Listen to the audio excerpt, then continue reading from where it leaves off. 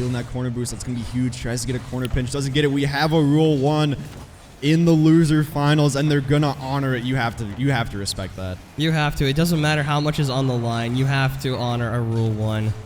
Bean Chalupa with a great shot on net. That's going to be a floater. Robo's there to try to follow it up. B. Crawford gets another one. Robo gets a nice touch. Version 2 is going to take time to collect. Drewski with a bump. He gets it. It's a shot. Oh, but a good save by MJ. That post just was the downfall there. Yeah, and the Rule 1 is not in effect anymore. I'm not sure who broke it, but karma might be coming into play. Bepper with a big boom. Can he read it off the corner? He opts for the boost steal, and Drewski's going to get a good clear. That one's a little dangerous, but it's going to be a little wide as MJ goes screaming back. It's a good pinch off the corner. Needs a good 50 here. Robo will get the best of it. Robo goes up in the air. Can he get something? He will not. B. Crawford pass over to MJ. MJ throws it back on the wall, but no one's there. He does get full boost going up in the air. Can he get a 50? He doesn't. Chalupa throws it down. That one's back out mid. It's a free ball for Bepper. Can he get around Robo? He doesn't. Robo with the stonewall defense coming in deep from his own half. But that one's up in the air. Crawford shot on. That's going to be wide. And Chalupa taking the collection here in the midfield. MJ gets the better of him with that 50. Drewski picks up the full boost, but MJ gets around him as well. But Robo's on the wall to clear it out. Hardstuck Inc. with some great defense coming out, but version 2 has just this relentless pressure. And you got to wonder, how long can Hardstuck hang on with this relentless pressure coming out of V2? As time ticks away, Robo's going to clear that down towards version 2's net. B. Crawford's going to get a nice clear, and we're probably looking at overtime here, although MJ has controlled the ball. What can he do? That's up in the air. It's going to be floating out. B. Crawford's up. Dr. Pepper's there, and we have overtime, game 1. Yeah, a huge demo from version 2 on Chalupa at the end. Gave them the opportunity for the 0-second goal, but that ceiling took all the momentum out of the ball, and that is tough. Robo a little bit awkward here. Hardstuck needs to get the ball out of their half. Chalupa will collect and get the full boost. He's going to go off the wall, but Bepper is waiting for him. Just going to pop the ball up high in mid. Robo with a good pop as well. B. Crawford reads it well, and he's going for the shot. Is that going to be in? It's not. Chalupa with the big clear out. That's going to buy some time here for this Hardstuck defense as Dr. Pepper's going to put that back in. Chalupa with a miss. Drewski's up on the wall. Gets a nice 50 out, but that's there for MJ. MJ misses the open net. Oh, man, he's going to want to look back at it. If they lose this, he's going to want that one back. Yeah, that is a hard one, but he throws it a little wide. But it might not matter. They still have the pressure. MJ once again keeping it on. Chalupa with a good control touch around. Gets a good 50 and the demo. MJ takes a hard 90 and gets back on the ball. He's going for a ceiling shot. He gets the hit, but it's going to be a little wide. And Chalupa with a 50 with Crawford. That will stay in the Hardstuck half. Robo needs a big clear. He'll get one pass over to Chalupa. That one is in version 2's half. Crawford and MJ double commit. They get a little bit of a clear here. Robo doesn't get the touch. Chalupa hard turn. Dr. Bepper reads the control touch and will get the better of him on that 50. Now a high pop. MJ fighting for that mid boost with the Hardstuck defender. Everything's a little awkward over here. Drewski will get a pass over to Chalupa. He's a little low on boost. Opts to boom it there. Did he get a pass out mid? He does not. Bepper with a great read. Doesn't get the pinch, though, off the wall that he wanted. Drewski with the pass out, making Robo a little awkward. We have a one-on-one, one-on-two here. And the flick into the corner will collect for version 2. B. Crawford shot on, doesn't go in. Chalupa with a decent clear. Dr. Bepper out in the mid, trying to keep the pressure on. Drewski needs a big boom, and he will get one. And this might be Hardstuck's chance to go. Yeah, Hardstuck showing some great pressure here. Bean Chalupa misses as Robo's going to charge. Get up, double commit by Hardstuck. This net is open. MJ is going to try to put this in the corners. Bean Chalupa is back for the save. This is going to be sitting on Hardstuck's half here. Drewski misses the touch. Bean Chalupa is there, though. He's going to get a nice boom clear. B. Crawford and MJ are both back. B. Crawford collects in his own corner. Gets a nice 50 pass. Bean Chalupa pops it out. MJ's up. Low boost, though. Drewski, Bean Chalupa with a great demo. And he's going to go off the ceiling here. Tries to do something, but misses. Robo with a touch off the backboard. Can Drewski follow up? Oh my gosh, another great demo on B. Crawford. Drewski's in the corner. It is middle. It is wide open. This ball is still dangerous for Hardstuck, or for version 2. Bean Chalupa off the wall. Gets a nice touch. Robo's there. B. Crawford pops it up. That ball is in the air floating down. MJ is going to collect in the corner. Drewski there to get a nice 50. That's going to be straight up. And version 2, a great defensive stand. Yeah, but they need to get back on defense again. Dr. Bepper takes the 50. The net's open for a little bit, but Hardstuck doesn't get it. Chalupa shot on. MJ is there for the clear into the corner.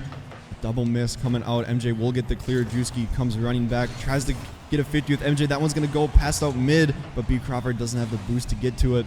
Chalupa collects the mid boost here. Can he get something going? He does get a demo. Drewski's coming in for the 50. That will go corner out into mid. Chalupa's up. Can he get the shot? He does not. It's a little high and wide. Now MJ going for another ceiling shot. Can he get it? He saves the flip. A good 50. That's still dangerous. Chalupa is up. So is Crawford. A 50 on the net. Dr. Pepper comes flying in, but Robo is there for the save.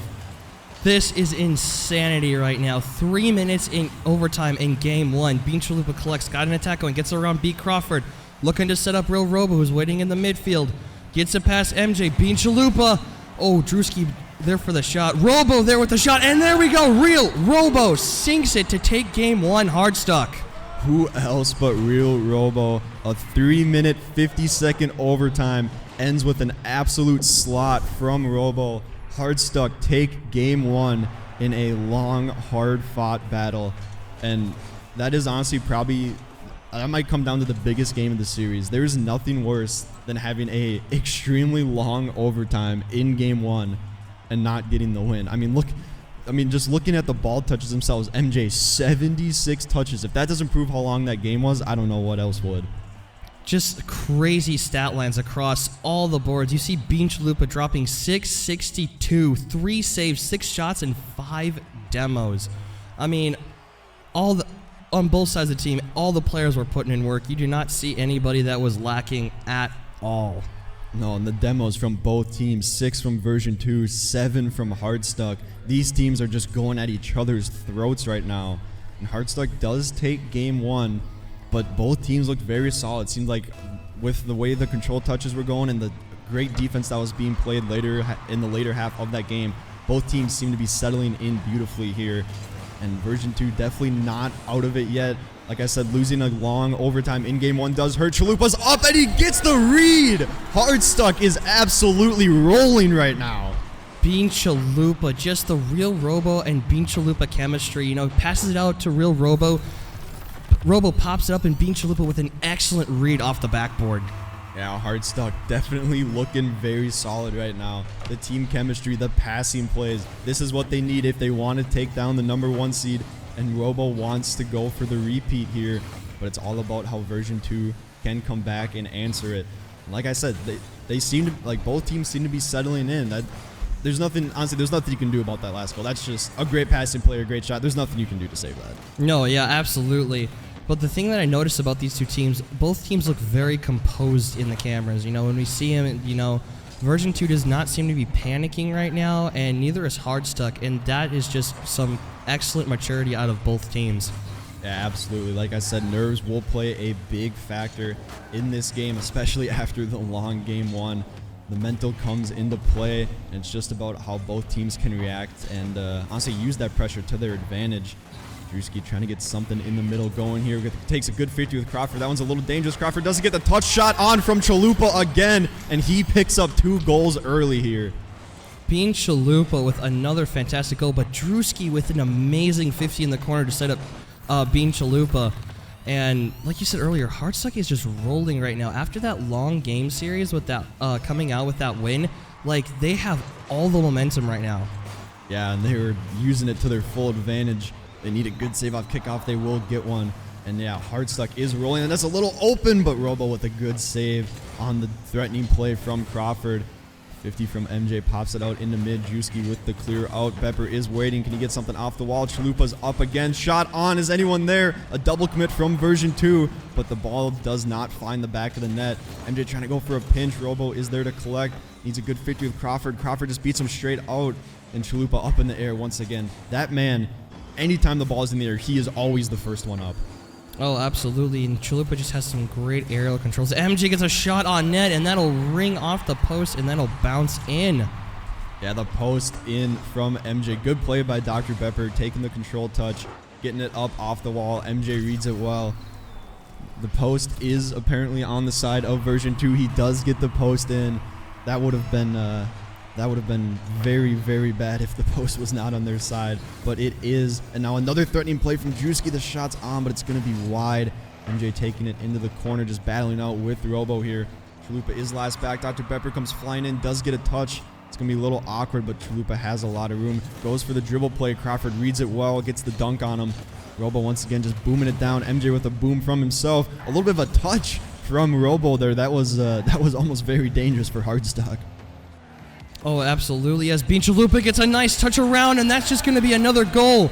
Bean Chalupa with an amazing solo play. Look at that man in the cams. He is so locked in right now. Picks up the hat trick in the first half of game 2. I mean, this dude is on another level. He woke up feeling dangerous this morning. Oh, 100%.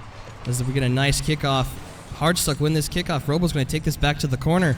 Dr. Pepper gets a good challenge. 50s it out. Bean Chalupa there once again, and a great save by B. Crawford. Version 2 is just like getting swarmed by the Hardstuck offense. Like, I don't think they know how to shut it down. Like, throughout this entire game, Hardstuck has seemed to have all the pressure.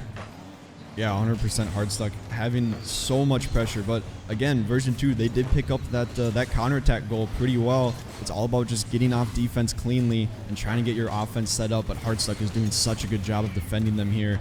Robo trying to get something going low on boost. Pepper's going to boom it out. Drewski is back in the net. He will get the save, but Crawford shot on as well. Good rotations, a double commit from Hardstuck, but MJ doesn't get the read. Now Robo flying into the corner here, gets a touch around. That's going to go back out into mid. Is anyone there? They are not. Dr. Pepper takes the 50 there with the Hardstuck member. That's going to be dangerous, but MJ with a good boom out. Robo safely back on defense. Needs a good touch. He will get one around. Gets one around Crawford as well. They've got the numbers here if he can get something, but Pepper with a beautiful 50 to save that counterattack. MJ with a nice touchdown. B. Crawford's going to bowl off this wall. B. Crawford with a great touch out. Robo's there to collect, though. Going to opt to grab the boost as Dr. Pepper's going to get a nice touch of Robo reads the wall and sends that down. B. Crawford's in the corner while Chalupa's challenging. Whiff by both. Drewski's there to follow up, and that's going to bounce mid. Miss by a bump by MJ. And this ball is going to be floating back to Hardstuck's half. Yeah, and one thing we haven't really seen here, that's an unfortunate miss. Drewski does get the touch. Robo's there for the save. Dr. Pepper gets a shot on another 50 with Chalupa in the corner.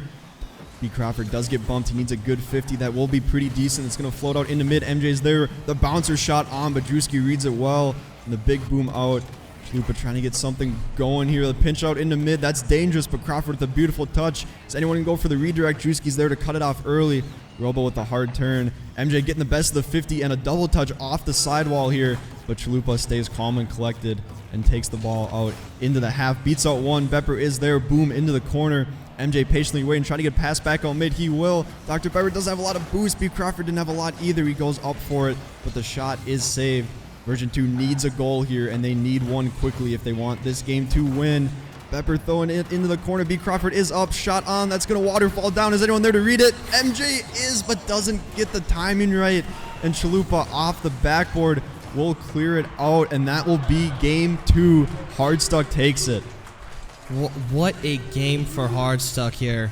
Just utterly dominance from them right now. Like, do not know what is going on right now with version 2. I mean, like, I haven't seen a lot out of B. Crawford, and I think that's one key that Hardstuck figured out. If they can shut down B. Crawford, they'll have some success. Yeah, and one thing I want to point out, we had a combined 13 demos in game 1 between the two teams. We see one single demo from Drewski in game 2, and maybe that's the difference maker. Version 2, you know, like I said, they picked up a lot of demos in game 1. They were trying to keep that pressure going.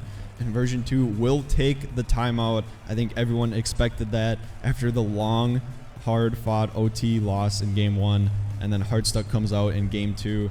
I mean, Hardstuck looking very dangerous right now. Oh, absolutely. And this is a smart timeout from version 2, you know. Taking a timeout, you know, you're down 2 games, you know, you don't seem to have a lot of momentum. You know, you're just trying to kind of figure out how to pick apart this Hardstuck team. And honestly, the defense and their offense has looked superb this series so far.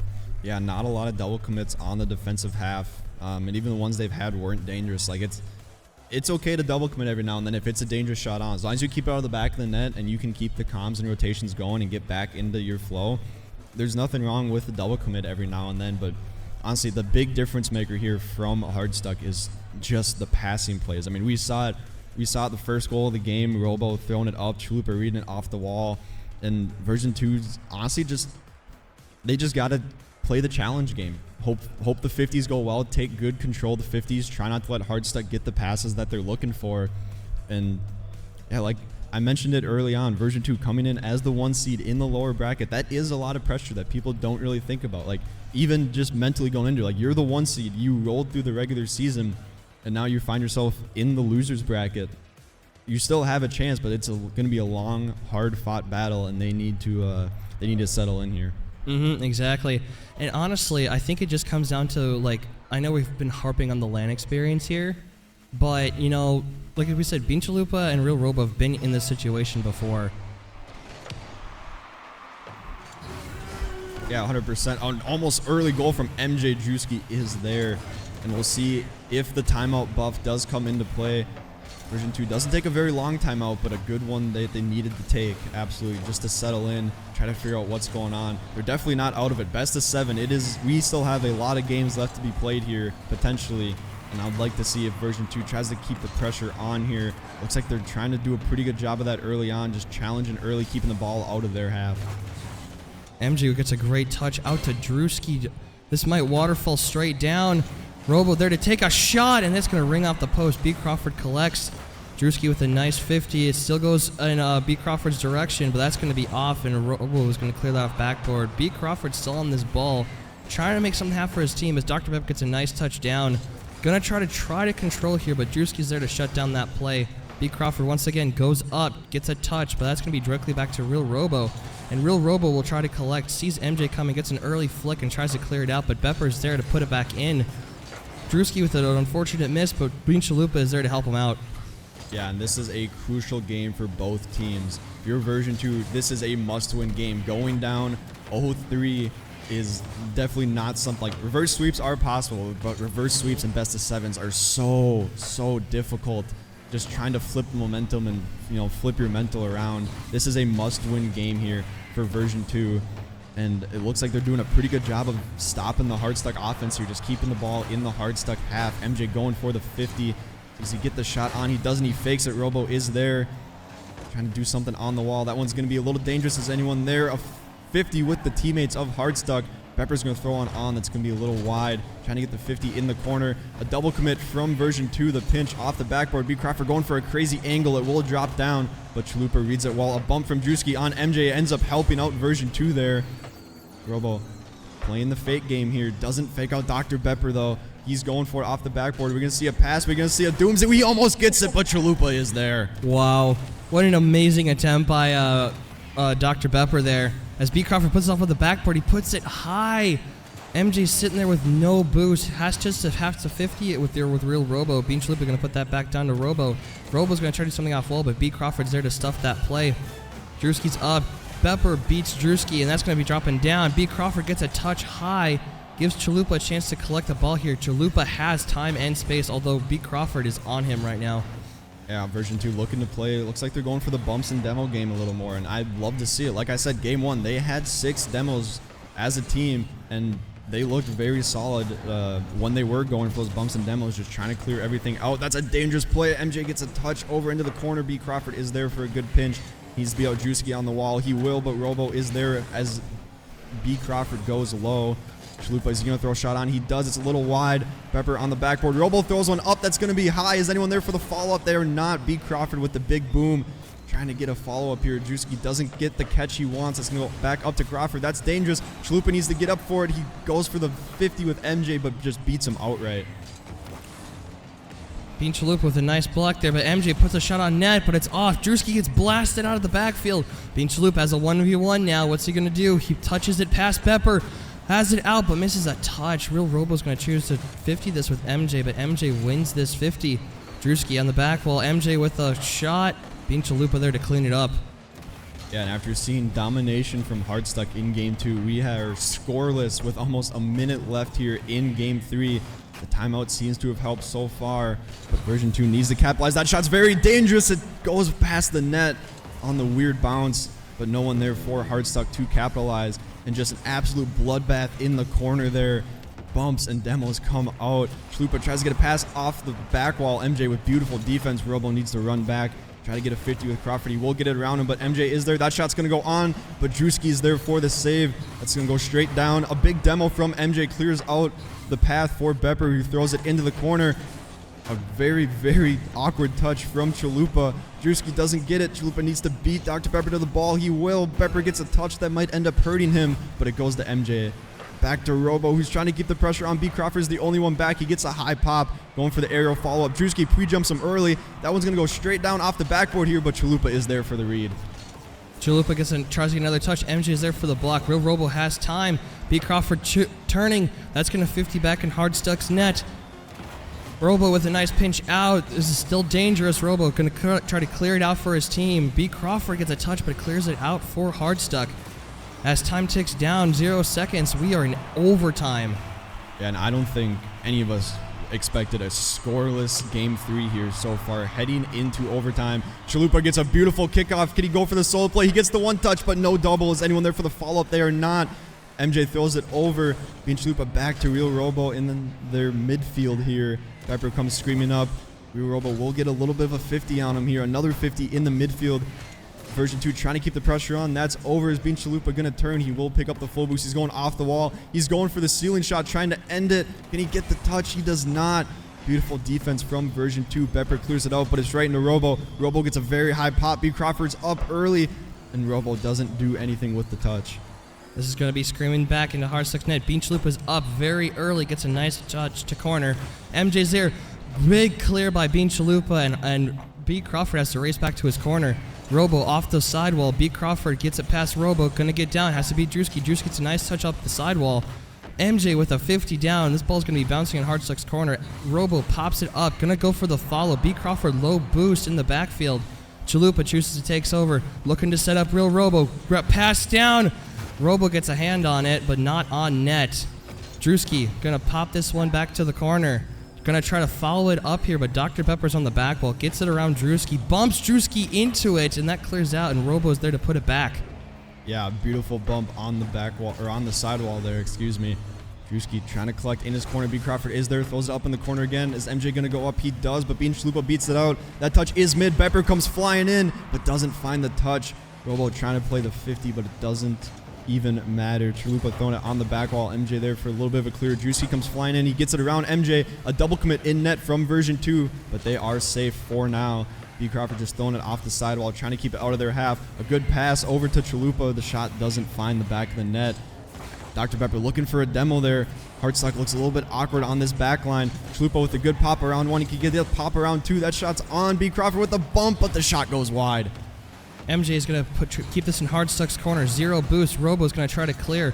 Dr. Pepper and B. Crawford both going back, giving Robo time and space. Drewski's there for the touch. That's 15 mid. Can Bean Chalupa finish? Oh, but great defense by MJ. Robo's going to go back up, going to put this back in the corner, going to pop it out, trying to buy time for his team. MJ is going to clear it out, but Bean Chalupa is there to collect. Gets a pop over. B. Crawford goes for the bump. Takes the boost, too. That's a good steal from Crawford. Crawford throws it into the corner. This is dangerous for Hardstuck. That one's going to find the back of the net. Version 2 with their first win of the series in a 2.5-minute overtime Game 3. A hard-fought battle after the timeout, and that is exactly what they needed in this series. Dude, what a series so far. I mean, this isn't even in for a grand finals. This is to get to grand finals. If this does not show how much both these teams want it, I don't know what else you could say. Yeah, absolutely. Like I said earlier, a must-win game for Version 2, and they do get the win, putting themselves in a great opportunity. Still down a game in the series, but it is... I'd rather be down 1 than be down 3. Oh, absolutely. I mean, being down 3 to get into the grand finals would just be, devastating for this team. But, Version 2 was able to stay composed in this 0-0 overtime game. And Version 2, was able to pull it out and take this game. Yeah, and we saw it yesterday in the first Div C match. We had a team down 3-1 and they came back, so nothing is out of question here. Version 2 picks up a very crucial game, and if they win this one, this series is going to get even crazier. Especially considering it was in another long overtime. These teams are just going at it right now, about as close as you can get, and they want it very badly. Absolutely. Dr. Pepper's going to get a booming clear back to Hardsuck's corner.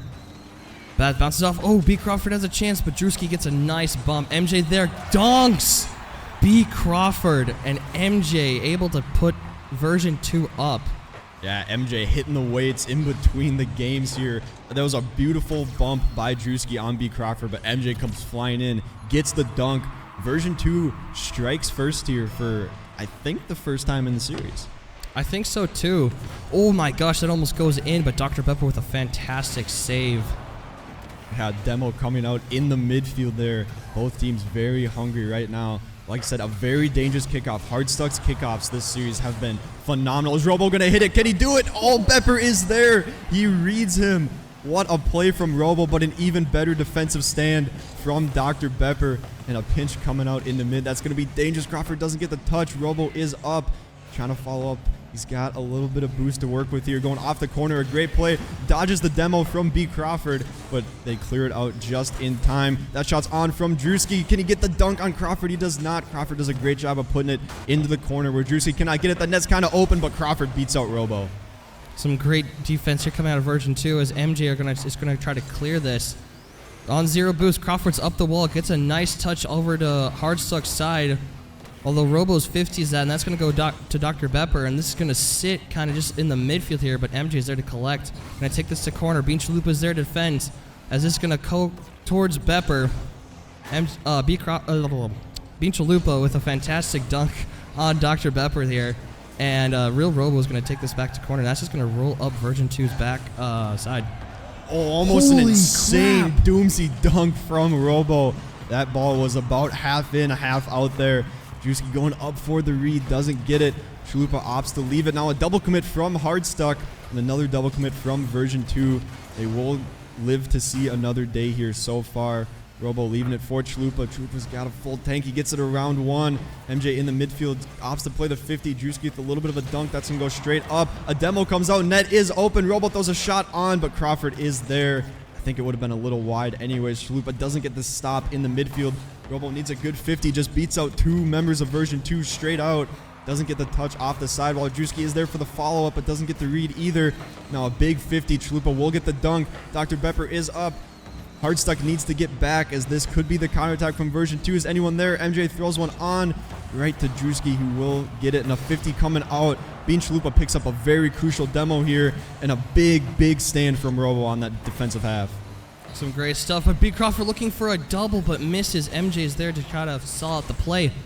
Robo has time, has space. Bean Chalupa takes over, going to put that to corner. Looking to set up Robo in the midfield. Robo gets a nice touch mid. Drewski's last back. MJ's on a 1-on-1 with 0 boost, though. Drewski with a nice touch. Robo's going to follow this up the wall. Going to get touch out, but B. Crawford's there to dunk him. Bean Chalupa off the backboard. That's going to be a little wide, but Drewski puts a shot on net. MJ is there to save it.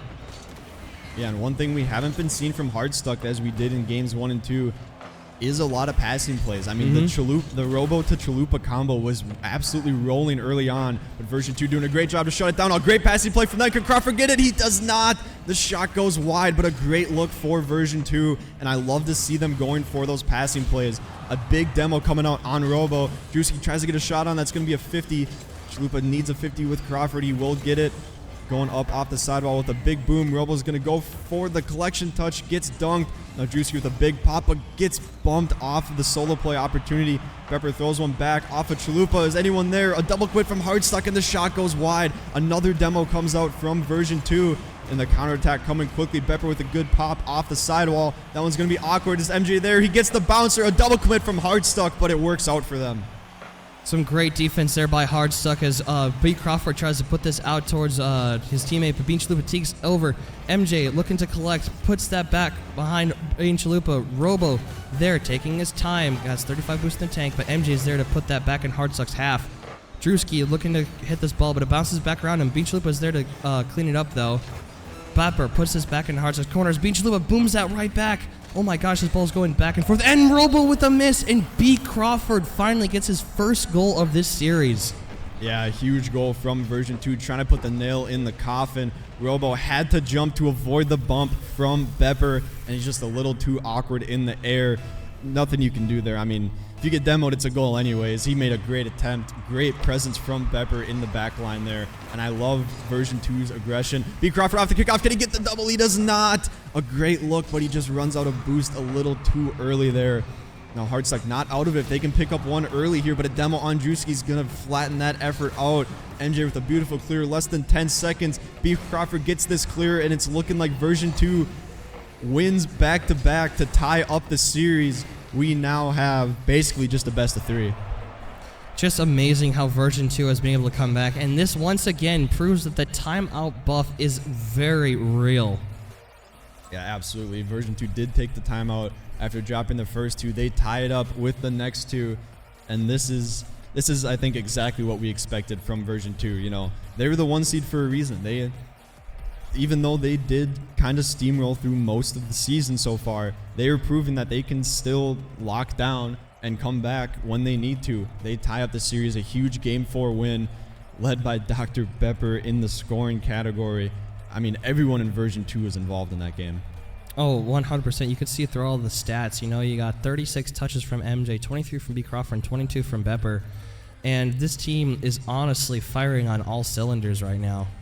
Yeah, absolutely. And the big thing is the demo category from version 2, picking up 4 demos as a team. And they were, honestly, most of the demos in that game that I saw were defensive demos. And I think defensive demos can be better than offensive demos sometimes. I mean, clearing out the pressure, it's such a great way, because also you demo that third man or you demo the second man, rotations get screwed up. Crawford trying to strike early. MJ trying to strike early as well. Chalupa is there.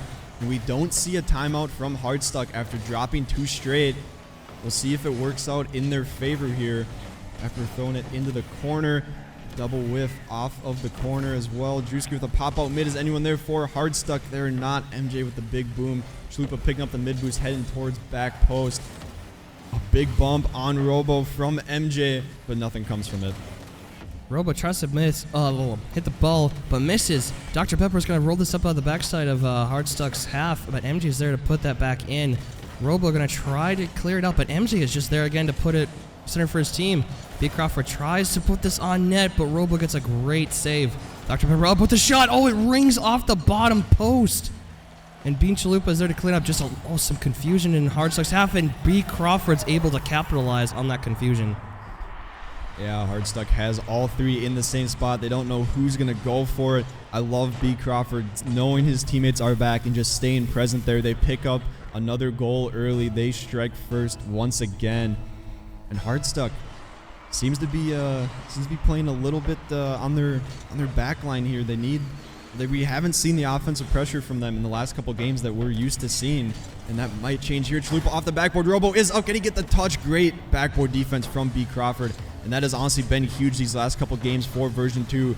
Their presence on the backboard, not letting anything go through as far as passing plays from Robo and Chalupa, has been absolutely huge to their success as of late. Absolutely. Dr. Pepper's going to go up this ball. Drewski gets a nice dunk on him. Bean Chalupa there for a shot, but B. Crawford's going to deny that. Just going to sit in version 2's half for a little bit. Robo looking to 50. Gets a nice pop out for his teammate. Drewski tries to get it past MJ, but MJ's there to pound that back into Hardstuck's half. B. Crawford up. Going to be off the back wall with Bean Chalupa with some great backboard defense. Gets there. Dr. Pepper tries to go for a touch. Misses. MJ tries to put it on net, but it's going to be off. Still some time here for Hardstuck as Drewski collects and tries to get it off the sidewall here. Trying to set up his teammates in the midfield. Bean Chalupa lurking, just waiting for that ball to come across. As Robo gets a nice touch around. Going to try to center, but B. Crawford puts that back into his corner. Yeah, and a threatening shot from Drewski will get cleared out from Bepper. Hardstuck still going for those back wall and sidewall passes that they have been, but version 2 is coming back and reading them beautifully here. Another dangerous scenario, but Drewski will clear out into the corner. Gets 50'd by B. Crawford, but that ball goes straight to Chalupa. Chalupa's up in the air. He does get a single touch. Rovo comes flying in. We'll take it into the corner. B. Crawford tries to get a big clear, but he gets bumped off the sidewall. MJ there. That one's going to go mid to Chalupa. The shot is on, but Bepper with great rotations. That net might just be open. Is anyone there? MJ is. He doesn't get it. That is unfortunate for version 2, and Hardstuck comes in with the clear. They're going to want that one back. Oh, man, that net was wide open, and MJ just gets a touch and just misses. Bean Chalupa there to collect in their corner. Gives Hardstuck a chance to come back as Drewski bumps MJ. All three version 2 members are in one corner right now, but that pumps out as Drewski puts that back off the back wall, looking for a demo. Dr. Pepper misses, gets demoed to boot, and B. Crawford's going to clear this out. It's going to bop middle.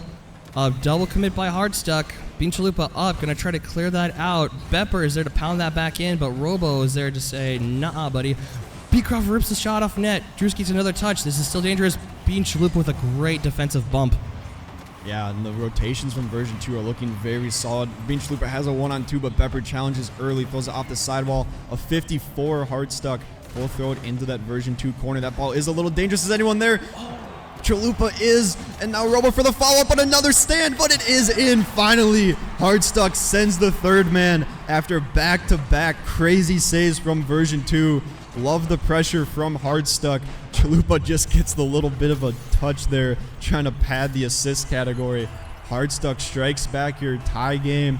A minute left. A very crucial game 5 for both teams, and a demo comes out early. This could be a good chance for Hardstuck. Robo doesn't have a lot of boost. We'll get bumped from Bepper. Crawford clearing it into the corner. Bean Chalupa dodges the bump. We'll get bumped on the sidewall, though, after the touch. A big boom from Robo. He's going to find the ball in that version 2 half.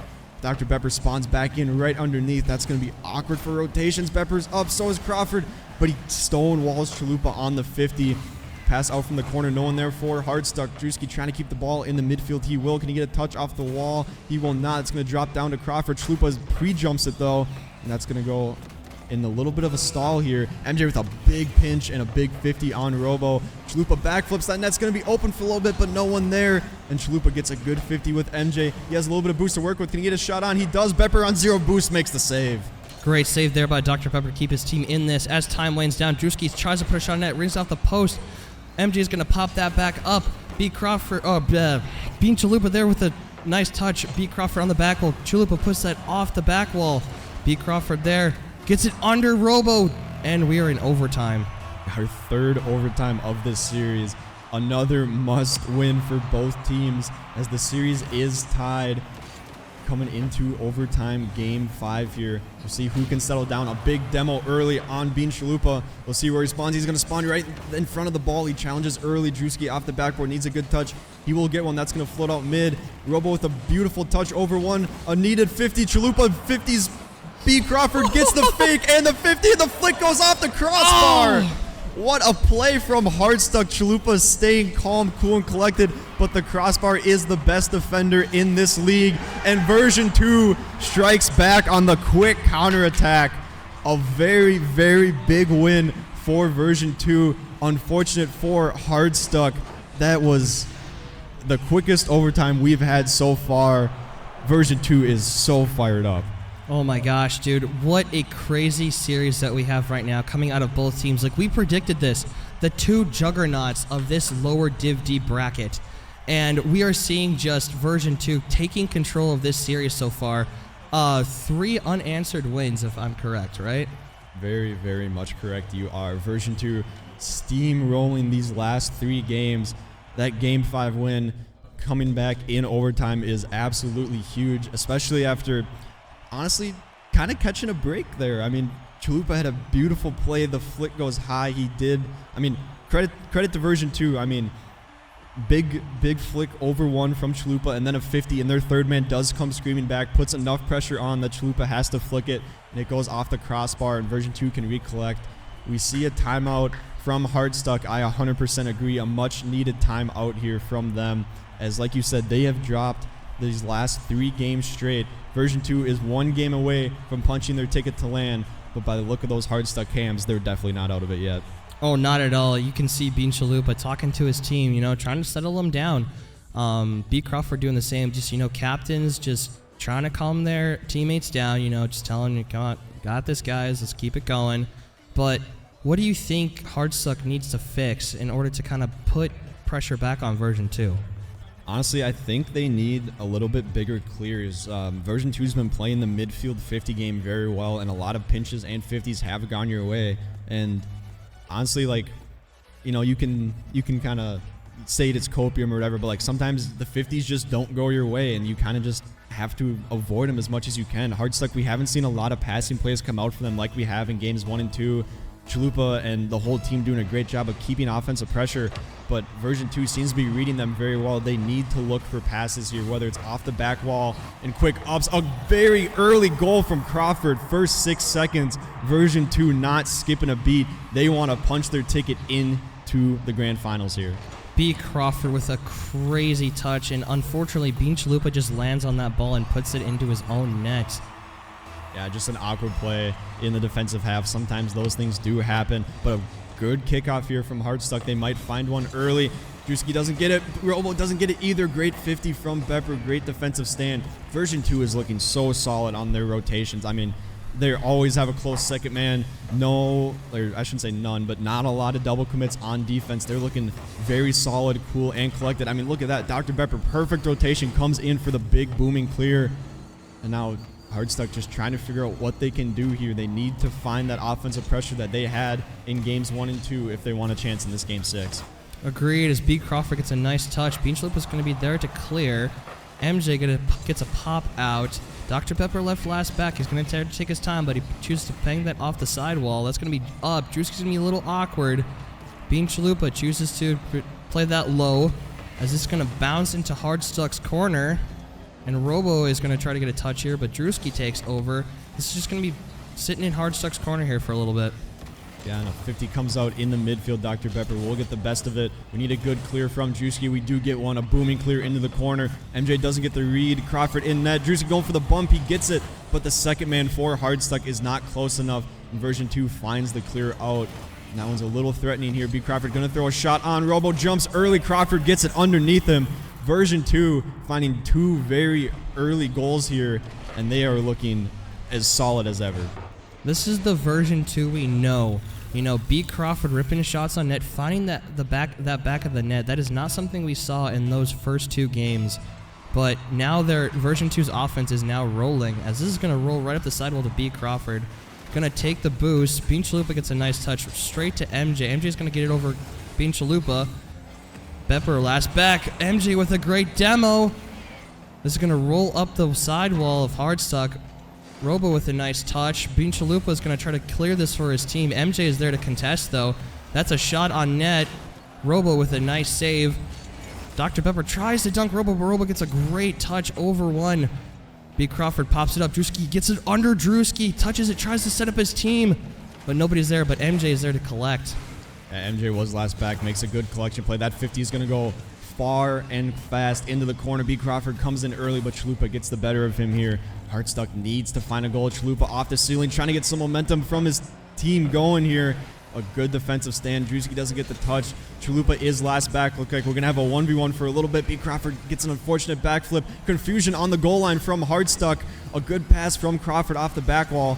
Robo tries to get a 50 with MJ. He doesn't find the pop. Chalupa going for that dribble play. He gets around one, gets around two, and Chalupa, the man himself.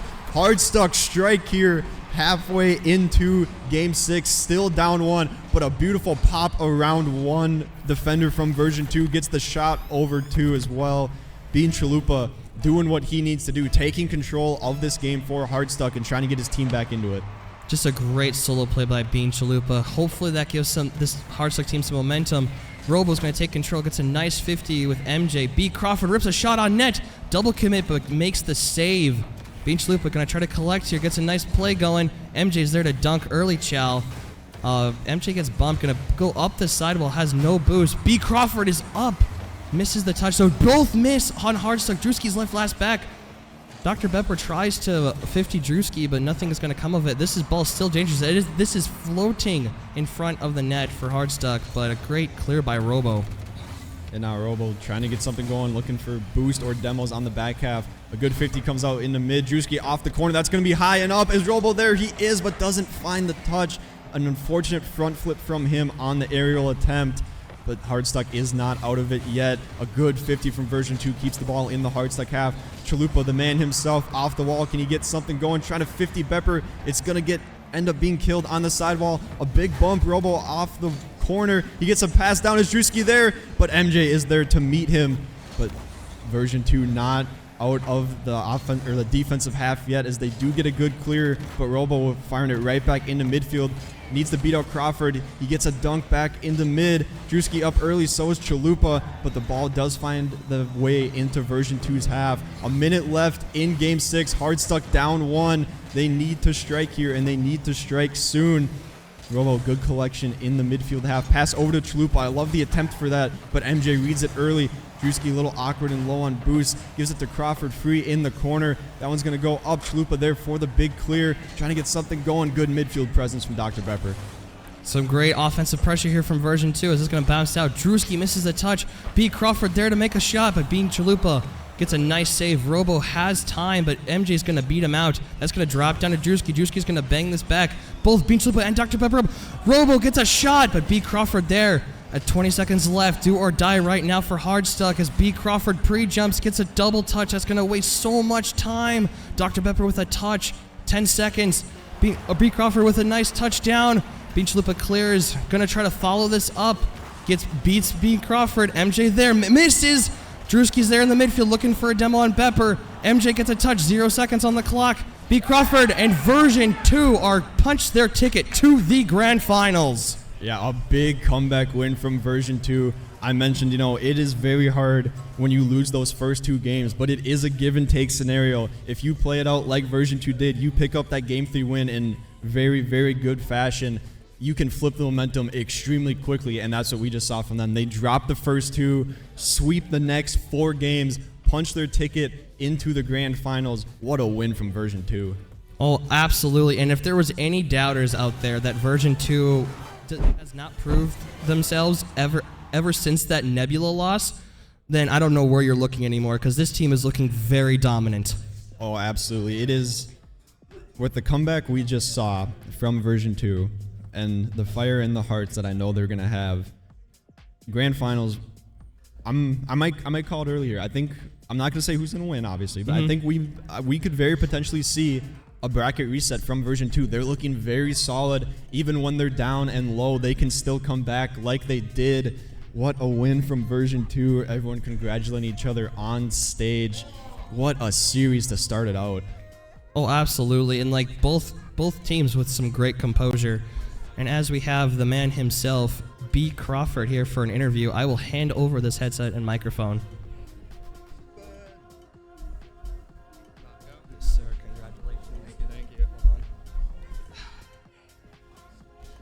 The man, the myth, the legend, the captain himself, B. Crawford. What's going on? First off, congratulations on making the grand finals. What a series that was. Yeah.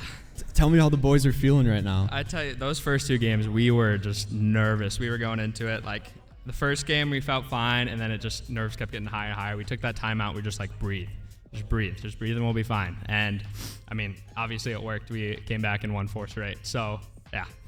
Yeah, I mentioned it early on, the nerves of being the 1 seed in the lower bracket, kind of feel like you have to prove something with yourself. And I think a long, 4-minute overtime in game 1 and then getting the loss is probably about the worst way to start it off. Yeah. I mean, you fight for damn near 10 minutes. Yeah. And so you said you were just taking the time out, just trying to stay calm, cool, and collected. Did you guys talk any strategy during that, or is it literally just boys, we just got to calm down and play our game? Yeah, I mean, the main focus was just to calm ourselves, get our heart rate down. I think I was at 150, 160 up there, I'm not going to lie. But we saw Bean was hitting some nice flicks, some nice dribbles on us, so we were like, we got to treat him like Isa and Jumbo. We got to shut him down in the midfield. If he flicks it over us, then there's someone back there. If he shut him down at the midfield, and we were like, if they want to win this game, we got to have Robo and Drewski beat us, not Bean Chalupa. And so that's what we went those last 4 games doing. Yeah, and it worked out extremely well for you. Like I said, winning the 4 straight games, what a momentum ride from you guys. You punch your ticket to grand finals. You're facing the Goons, but you do have to win 2 series straight, a potential 14 straight games coming in. Yeah, we do. It could be a long one. It could be a short one. Yeah. Tell me your thoughts about it. You ready to go for that? Oh, yeah, we're excited. I mean, the Goons have been kind of like our rival, or anyone's rival in Div D all year pretty much. But I know they're going to come out with good energy, and we're gonna fight back, we're gonna shut down MTX, let XLS beat us. Freak is we've noticed that he's easier to beat on the back line than some third man, so we can take advantage of that, and I'm sure they're listening to this, but it's fine. But yeah, no, we're ready for that game. I think it's at 3 p.m. tonight. Yeah, This depending afternoon, something like on that. rolling schedule. Yeah. Re-rolling schedule, yeah. So, yeah, we're ready. Well, once again, congratulations. We will be seeing you on stage in a couple short hours. What a win from you. Team's fired up. We're going to throw it to a quick intermission here, and we'll be back with Div C action, sleepers versus high rollers. Sounds like a fun one.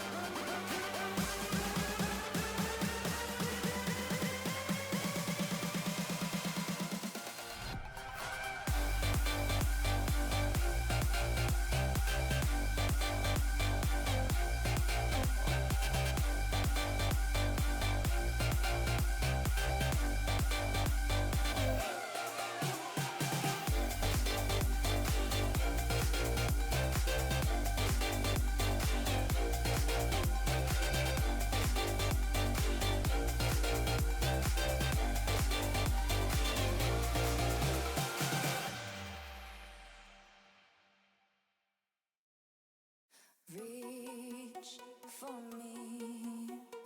There is a beautiful electricity. It sings and hums in our fingertips. And maybe I'm not the same as everyone else around me.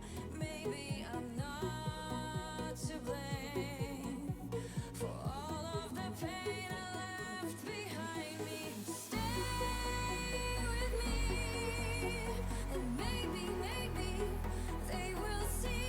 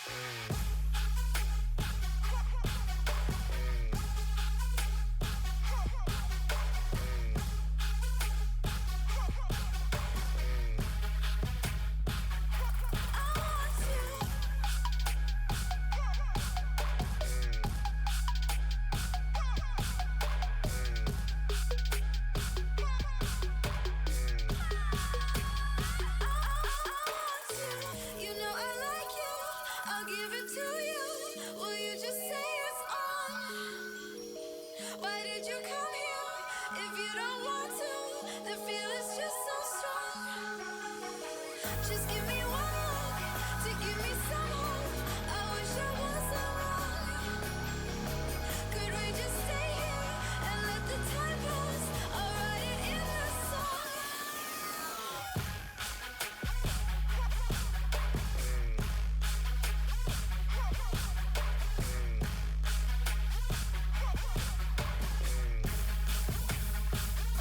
I want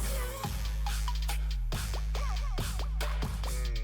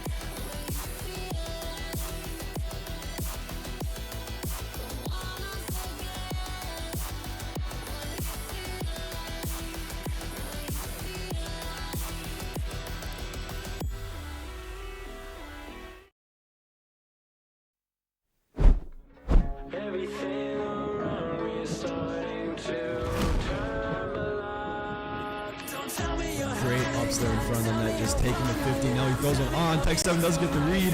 Complex get a shot on. He does top corner. Complex coast to coast from the save to the goal on the other end. And gets a shot off in the meantime. Is that on net off the post? crossbar, Chalupa's beats there. Chalupa. It's in the net. Chalupa. We are in golden goal territory. Sui now trying to go for a solo play, but it's going the other way. Marty now gets it around one. Can he find a touch? We see misses, and that's going in. Lasky with 2 seconds left takes the lead.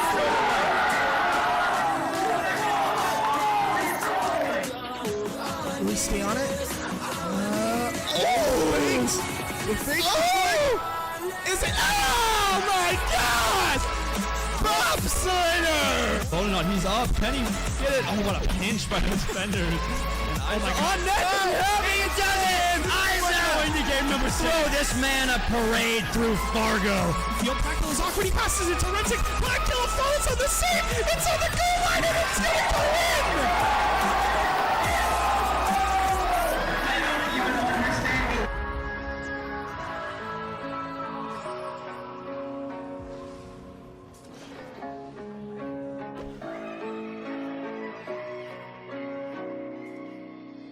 Now Dusty a little bit awkward. Gets a nice touch. That's a great pass. Mitch. What a pass by Dusty. Great presence, great comms. What a play by Resurgence. Yeah, I was hoping that Cargo Space might have been able to. Oh, right here. It's open. Legendary. That's legendary. Ties up the But no one is really there for distortion as Isa is actually able to reach it in time in 58. Green guy off the corner. That's a nasty angle. That is a gross solo play.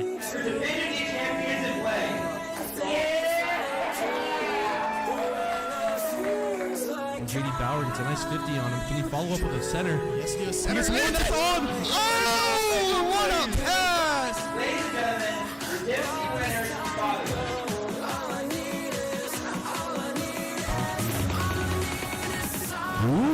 And here the fake comes out from Dorm. Oh my god.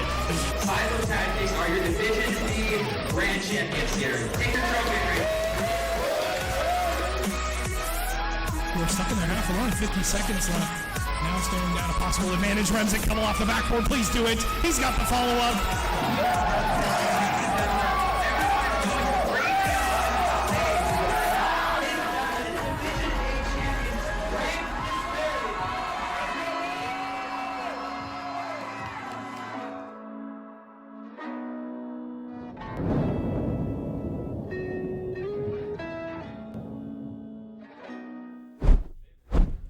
All right, ladies and gentlemen, welcome back. I was away for the morning. I had to edit a video for the Blazing Challenge, so this is my, I get to kind of, take a little break and make my appearance here for a Div C matchup, losers finals between sleepers and high rollers here tonight. I'm in person now with Yellow Dog, one of our new casters. How are you feeling, man? Are you, how's casting on land been for you? It's been great so far. Casted another 10:30 yesterday. It's a bit early for gamers, but regardless, it was a fun match and another fun match coming up today. Your rival's playing. He is indeed. Yeah, so I mean, this is gonna be a fun one. Nonetheless, we got like I said, sleepers and high rollers coming up. I do have a report that one of the members on sleepers did partake in the Blazing Challenge last night, so he's he's feeling it. He's feeling it. We'll just say that. But so we're gonna do what we can when we can get started here. But I don't know. Do we have any stats ready, or are we gonna chill? Okay, we do. Cool. So here's the Div C bracket. Not updated yet. So yesterday, Sleepers did defeat Archangels in the losers semifinals. They do progress to LAN Match Q, which is the losers finals. And then Noah's Ark defeated High Rollers yesterday, which sends High Rollers down to this match. So that's how those two teams meet up here. Is there anything that you're specifically looking for out of this match? Out of this match between Sleepers and High Rollers here, they've played in the regular season, and High Rollers did take that, I want to say, in 5 games, which it was a it was a best of 5. So Sleepers took them all the way here. But between these two matchups, they're very close. They have quite different play styles throughout the season, but as the seasons progress, they have gotten kind of a similar play style, honestly. Both these teams have changed. High Rollers, that being, they've gotten more aggressive. And Sleepers, they've honestly gotten a little bit more passive, which is, I think, a good thing for them. They were very aggressive early on. So these two teams match up very close to each other. Yeah, no, and it's kind of interesting to me seeing that. Sleepers and High Rollers, I'm pretty sure they fought for the #1 seed back and forth throughout all of the regular season. It was pretty much just those two teams that were, really fighting for that #1 spot. I think for a few weeks there was High Rollers, a couple weeks it was Sleepers. It was pretty much these two teams. So it's pretty interesting to find these teams in the losers bracket, and especially seeing Noah's Ark. What is that from? Sorry, I don't know if you can hear that on stream, but it's going crazy here on LAN. But yeah, Noah's Ark making it to the grand finals is insane to me. Like no shade or no nothing to the players on Noah's Ark, but I never would have expected it was that team that was going to make it to grand finals through the winners bracket. Yeah, I have been pretty close on my prediction, but I had Noah's Ark getting swept out of playoffs, actually. I had them going 0-2, but they've proved me wrong. They haven't dropped a single series yet. As you see, they went 4-1 against Pizza Rats, 4-2 against Sleepers, who's playing today, and then they took High Rollers to Game 7 yesterday, coming back from 3-1, which is insane. Being able to do that on LAN in playoffs is, a big task.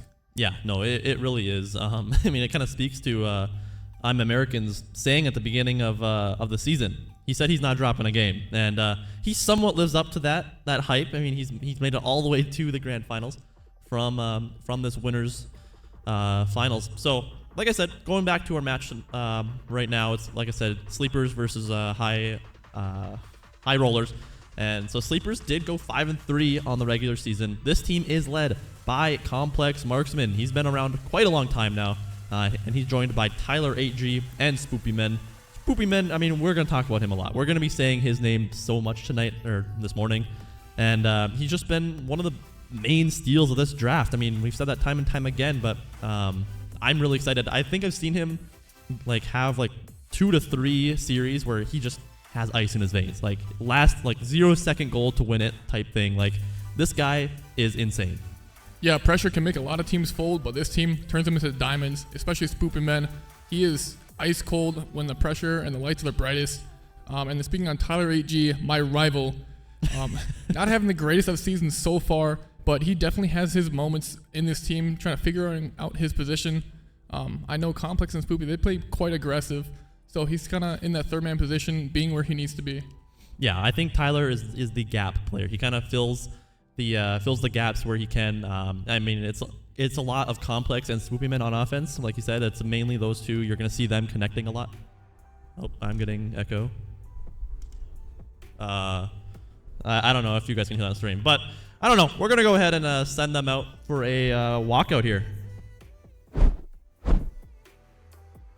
Introducing the #1 seed looking to punch their way into the grand finals. Ladies and gentlemen, give it up for Sleepers! Was lost. Was lost. Hey. So I took a different path. Different path. Hey. All in my head, all I hear is the devil talking. Hey. Look at my soul, what you see?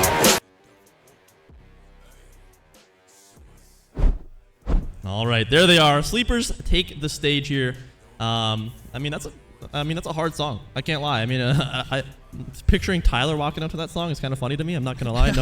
No offense there, Tyler, but nonetheless, this team, that Sleepers team, is on a roll no matter what. Will they roll over High Rollers though? That's gonna be the main question. Yeah, this High Rollers team led by Tech 7 and Steve here, especially on the offensive end. Tech 7, like I said earlier, has transitioned into a more offensive player within this team. He played way more defensive in the early season, being one of the leaders in the saves category. Still leading his team in saves currently. And then Steve, being that number 2, scoring more goals than the 2 of his teammates here. Yeah, he's just a great second man. Keeps a great presence in that midfield. Yeah, no, I mean, this combination between Tech and Steve is dominant. I mean, Oreo Man, like I said, he's kind of like the I don't want to say equivalent, but he's kind of like Tyler. That's his position in on this team. You know, Tech and Steve, they do a lot of the offensive work, and Oreo does a lot of the third man, fill in the gaps type position. And we're gonna see that here this morning. But Tech 7, I mean, he's one of those players that, I mean, I could have seen him going, you know, in the later rounds of Div B. He's that caliber of player. He's shown time and time again that he really has what it takes to lead a team, and I mean he's doing it. I mean this season, I mean he's led this team to an absolutely fantastic season. But I think we are ready to have these guys walk out onto the stage. Let's welcome in High Rollers. Introducing the second seed with their team captain, Tech 7. Everybody give it up for High Rollers! Never show this pain you'll never know. If only you could see just how lonely and how cold and frostbit I'll become. My back's against the wall when push come to shove. I just stand up and scream, come on. Man, it feels like these walls are closing in.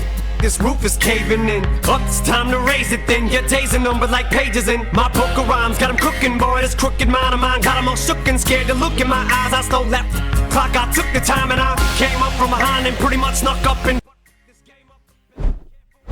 There they are. Well, both teams now on the stage, set for this losers final matchup here in Fargo, North Dakota, home of NDSU. I mean, it's going to be a blast. I mean, both of these teams, their lives are on the line now. I mean, since they are in the losers bracket, both of them have lost once in the playoffs, and they can only afford one more series before their season's done. And whoever wins this one is going to progress their way to the grand finals. Yeah, it's easy to say that this is the most important matchup either of these teams have had all season. It's a win or go home. And if you win, you go to the grand finals here and get a chance at the chip here. I know both these teams really want to get there. Yep, definitely. That's kind of how the double elimination bracket works. I mean, you start. I mean, everything is high stakes, but it increasingly gets more and more as you work your way down the bracket. Just the stakes continue to get higher. I would love to see a like a heart rate monitor of these guys. Like, I want to see just how many nerves are affecting these guys, because, like I said, as the stakes get higher and higher, I mean, the nerves kick in more and more. Yeah, I'm sure if you put one on a Spoopy, it would just be. Yeah, it would not change. Yeah, he's got ice in his veins. But as soon as you put one on Tyler on kickoff, it's gonna spike. I'm wondering if you're gonna see a Tyler kickoff special today. Yeah, he's pointing at us. He's like, "I got you." But I also did the same thing. That's why we're rivals. One thing I mentioned is I want to know if we're gonna have like a tactical potty break timeout. That's kind of what I'm maybe looking for. I don't know. Maybe we might be good, but like I said, we did have some players that ate some spicy wings last night, so they might be paying the price today. And I saw a couple of people wondering why we did that. It was actually a sub goal, so we hit the sub goal. Some people had to. We basically paid for some people to go in pain and eat some hot wings. Unfortunately, a couple of the actual players ended up doing it themselves. So I don't know if that's going to affect anything, but as we're looking, as we're looking to get into the game here, I got to ask you, what's going to be your prediction for this one? Prediction. I think this one's gonna go. I think it's gonna go Game 7 here. I think in Game 7, especially, Spoopy Man's gonna just show up and show out. I think Sleeper's gonna take this one in 7. All right. Well, I gotta go High Rollers then. I think High Rollers. I mean, I can't remember. Do you remember what the result was in the regular season between these boys? I think it was 3-2 in favor of High Rollers. Okay. Well, then I'm gonna say 7 in favor of High Rollers. I mean, this is the number 1 and number 2 seeds facing off here in losers finals. Already 20 seconds in to Game 1. Yeah, Tyler gonna try to take this one upfield, but shut down very fast by Tech 7. Complex gonna put it back in the orange half. They're just booming this ball back and forth right now. Not one team has touched the ball 2 times in a row, but Spoopy gets a pass on mid. Tyler can't find the shot on net. Complex also can't find the shot. This one's still mid. Tyler off the sidewall, can't find the shot. And early pressure coming out from Sleepers, but can't capitalize. Yeah, now Spoopy out of his own corner. I mean, this Sleepers team, you mentioned it, they've started to change their playstyle a little bit. Complex and Spoopy are the main aggressors on this team, but they have started to slow down a little bit and control the ball a bit more, which is definitely a good sign as Steve pops this up into the midfield here. Spoopy Man's going to rip a shot. It might go off the backboard. Tech is trying to read it. It's free for a second. Spoopy tries to get a shot on, but ends up putting it into the corner. Yeah, a lot of pressure for the Sleepers team. This High Rollers team needs to get off their back foot here, just constantly peppering that backboard. They're kind of lucky that a shot hasn't found the net yet, but they're going to try to get this ball in the blue half for the first time. Steve going to rip a shot on net, back post, and this top corner for Steve. That's a good shot coming from Steve to start the scoring off here between these two teams. And that's just a pass to himself, basically, and he places that perfectly top right. Yeah, great play by Steve, beating out one, giving himself some open space. And yeah, as you said, just ripping that shot. Neither defender being able to get to that one. Yep, off the kickoff here, Steve's. He's, like you said, we saw in the stats, he led through the regular season, his entire team in goals per game, and he is a former Division C champion. Division 2, I believe, or not Division 2, Season 2 of DCRL. He did win the whole thing. So he also has some line experience as Tyler AG rips a shot. So that's a good save coming out from High Rollers. They're going to try and transfer over to offense here. Steve doesn't have much boost. He's going for a bump, finds it, also gets the boost here on Spoopy Man. It's important to note that Big Blue Giant is actually Spoopy Man. And he's going to try and continue this ball. Complex leaves it for him. He's going to try and get this midfield. Tyler's there for a shot, but ends up placing it wide left. Yeah, not great shooting coming out from this Sleepers team so far. They've had a lot of good looks, but just have not been able to capitalize. This is going to be another good look here, dropping down for Tyler. And Tyler puts a cherry bomb to the top left. There we go. Tyler getting the scoring started for the Sleepers. That's a great 50 from Complex. Goes straight up to the ceiling, bounces down, and Tyler with a great shot to tie this game up. Yeah, great job getting that ball mid from Complex, and then Tyler just finishing that one off, beating the last defender in net. They're going to try to keep this momentum off the kickoff here. Complex is going to hit this ball towards Tyler. Tyler can't find the touch off the wall, but Complex follows up. This one's going back mid for Spoopy with the shot. Saved by Tech 7. That was a great opportunity. Spoopy, he's so dangerous in those positions, and that's just a great save all around. Tyler comes in, tries to rip a shot off. He should have a follow-up. He's going to bank it off the backboard. Tech's trying to get up, put a hand up, as I think it was Complex, or actually a Spoopy Man, was there for the shot, places it wide left, and now it looks like High Roller is going to try and get on offense. Double commits galore come out, but it doesn't matter, as Complex is going to get his first goal of the series. Yeah, double commit coming out from here from Steve and Oreo Man. Oreo Man wanted to take that to the wall, but Steve had other vision here and just gives the ball to the blue half, and nobody's back there for High Rollers. Yeah, a couple of double commits in a row, but ends up working out for Sleepers. They're going to go up, find their first lead of the series, and Complex going to put this over to this orange side, rips a shot on, denied by Oreo Man. That's going all the way down, and Tyler can't get the save. I don't know if he had enough boost to get back for that. But nonetheless, that's a great read and pinch by Oreo Man. Yeah, that ball's coming out so fast towards the blue half and towards the net. That's honestly a harder save than you might think. And my rival not being able to get the save there. All right, tied up 2-2. 2 minutes left. Complex going up off this sidewall here. He's going to try and get this midfield. Banks it perfectly off the backboard. Tyler a little bit slow to it, but it doesn't matter. He beats out Steve. And Oreo Man's going to drop this down low. Complex had a shot opportunity, but not enough power on it or placement. Spoopyman's going to come in here and try and center this ball. He's just being annoying right now. His ball's bouncing around back and forth in this corner. And we talked a lot. I mean, this is going to be a common scheme for the Sleepers team and for High Rollers for that matter. And a lot of Div C teams like to just boom the ball. And controlling the ball is such a huge thing in threes. You know, it makes your opponents guess. It just adds this whole new element that's really hard to combat. So if you can just control a ball when you can, I think that's going to be really advantageous for both of these teams. Yeah, both these teams are pretty aggressive, and they do their best when they're being aggressive and putting a lot of shots on target, but they put shots on target in different ways. Steve and Tech, they like to control the ball, and they do best when they're controlling the ball. But this blue team, the Sleepers team, likes to throw these passes. I know Spoopy likes to sit up field and go for these redirects. So yeah, just different types of pressure from these two teams. And a demo from Tech. That's a great demo coming up from Tech, and an open net for Oreo Man. I was just about to comment on the lack of demo plays and bump and aggression and disruption happening, but that's a great demo from Tech to remove the goalkeeper in net, and High Rollers get a great goal from that. And like I said, Tyler he's kind of been one of those players. I think he was leading his team in demos, so he's kind of more that off the ball support player, whereas Complex and Spoopy are more the on ball, go for these crazy redirects as Complex banks it off the backboard. But 50 seconds to go here, and High Rollers have the lead. Yeah, Tyler trying to get this one over to Complex. Complex opts to go back towards the sidewall, gets a pinch off the sidewall. This one's open for a pass possibly. Steve gets the 50. Spoopy can't find the 50 off of Tech. Complex still is on this ball for, I swear, about 15 seconds straight now. He gets a pass out mid for Tyler. 3 people go missing. Steve bails out High Rollers. A lot of pressure coming out here from Sleepers.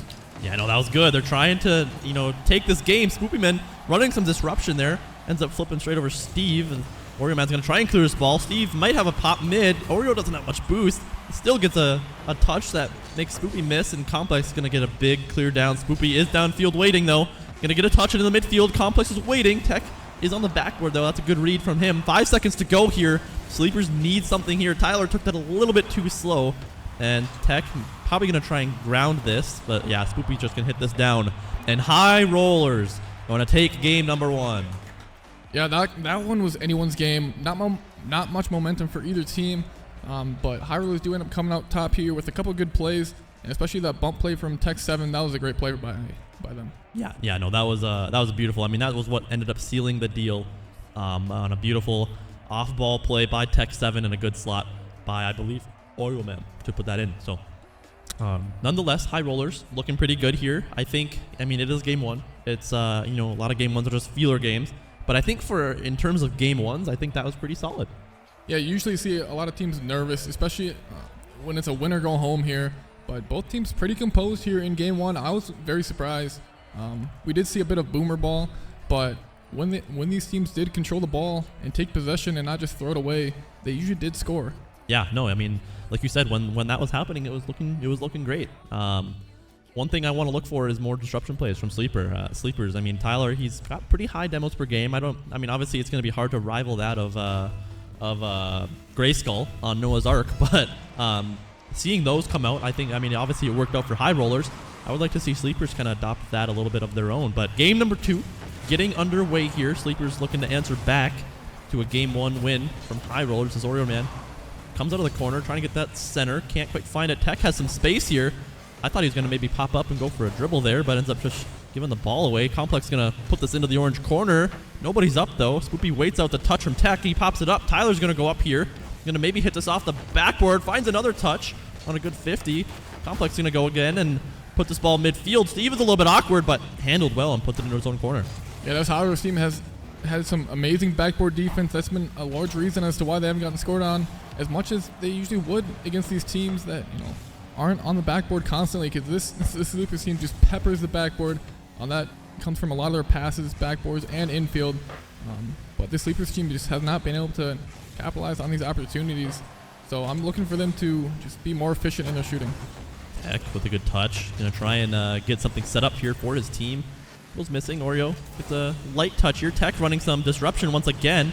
Ends up hitting his own teammate in the process as Spoopy's going to get a clear out, as he's going to get organized for an offensive push here. Complex should settle this ball, ends up flipping and goes missing. Oreo is going to be there for a shot, but denied by Tyler AG. Steve's going to come in from the midfield and try and get something going again. And I've seen that multiple times now from a lot of these players where they'll go for an initial touch. It won't work out the way they want, and they'll just stay on the ball, and it works out for them.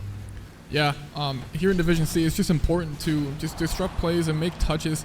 They don't have to be the best of touches, but just making solid touches and consistently touching the ball. This one's going out mid off Tyler, and Complex puts that one in the middle of the net. There we go. That's what you like to see if you're a Sleepers fan. That's a beautiful play and set up by Tyler 8G. Beats out Oreo Man on the defensive line. Steve no boost in the tank, and Complex was there for the capitalization.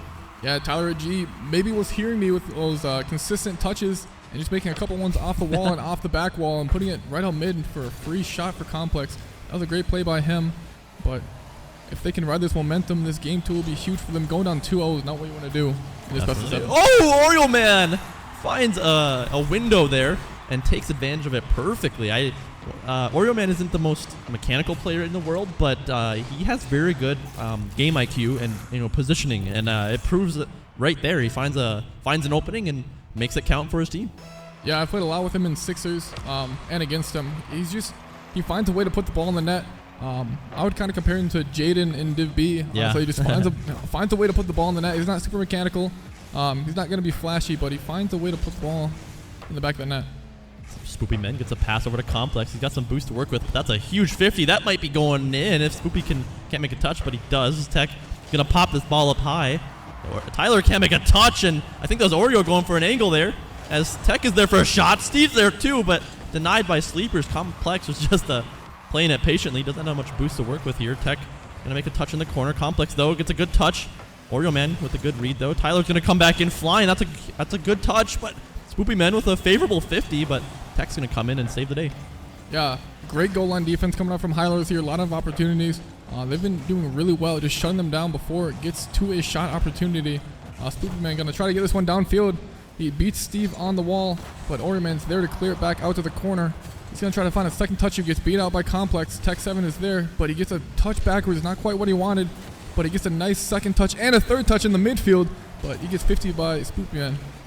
Oreo in his own corner here. Pops it down low. Spoopy gets a touch on it. Allows Complex to go. Spoopy's going to go again. This is the combination we've been looking for. That's the midfield, but Tyler a little bit hesitant. Playing that third man role that he's done all season. Complex going to go up off the wall. Tyler goes up for it. Finds a touch with Steve, and this ball going to find its way to the Sleepers side here. That's a good clear by Spoopy Men. There's nobody there from High Rollers, but Tech finally does find a way to get there. Tyler is the last man back. Might find a pass. I thought Tech was his teammate for a second from the way that camera was. But Complex gets a nice clear out here. Tech's going to corral this ball, but Spoopy's reading it all the way. And again, I'm seeing a lack of control. Tech, I'm normally used to seeing him. He's a very smart player and likes to control the ball. Oh, that's a mistake. Can Complex capitalize? Capitalize, and he can as Sleepers go up 2-1. Yeah, double commit coming out on the goal line here. Tech wanted to clear that one to the wall. Oreo Man puts that one out mid. Not quite what you want to do with that ball, especially if your teammate's not expecting you to do that and you can't follow up yourself. Complex, just a good job to be there and be ready for that. Yeah, oh, what are we seeing? Tyler kickoff! Oh boy, we see a double Tyler kickoff. I don't know exactly what happened. It almost kind of looked like High Rollers did that intentionally, and then like they were trying to fake kickoff. I'm not too sure what just happened, but anyways, High Rollers get a goal off of it. But I do want to finish my statement from before in saying that I'm used to seeing Tech control the ball, but I've seen him multiple times now just kind of giving the ball away, playing a little bit boomery. I can't tell if it's nerves or if it's a specific playstyle they're going for, but nonetheless, I mean, it's working out for him. They're tied up 2-2. Yeah, he might still be a little bit drowsy, I'm not going to lie. This is pretty late for a gamer to be up, 10 a.m. We don't wake up this early, we just stay up this late. Yep. Complex off the sidewall here. Tech 7 can't find the touch Oreo Man.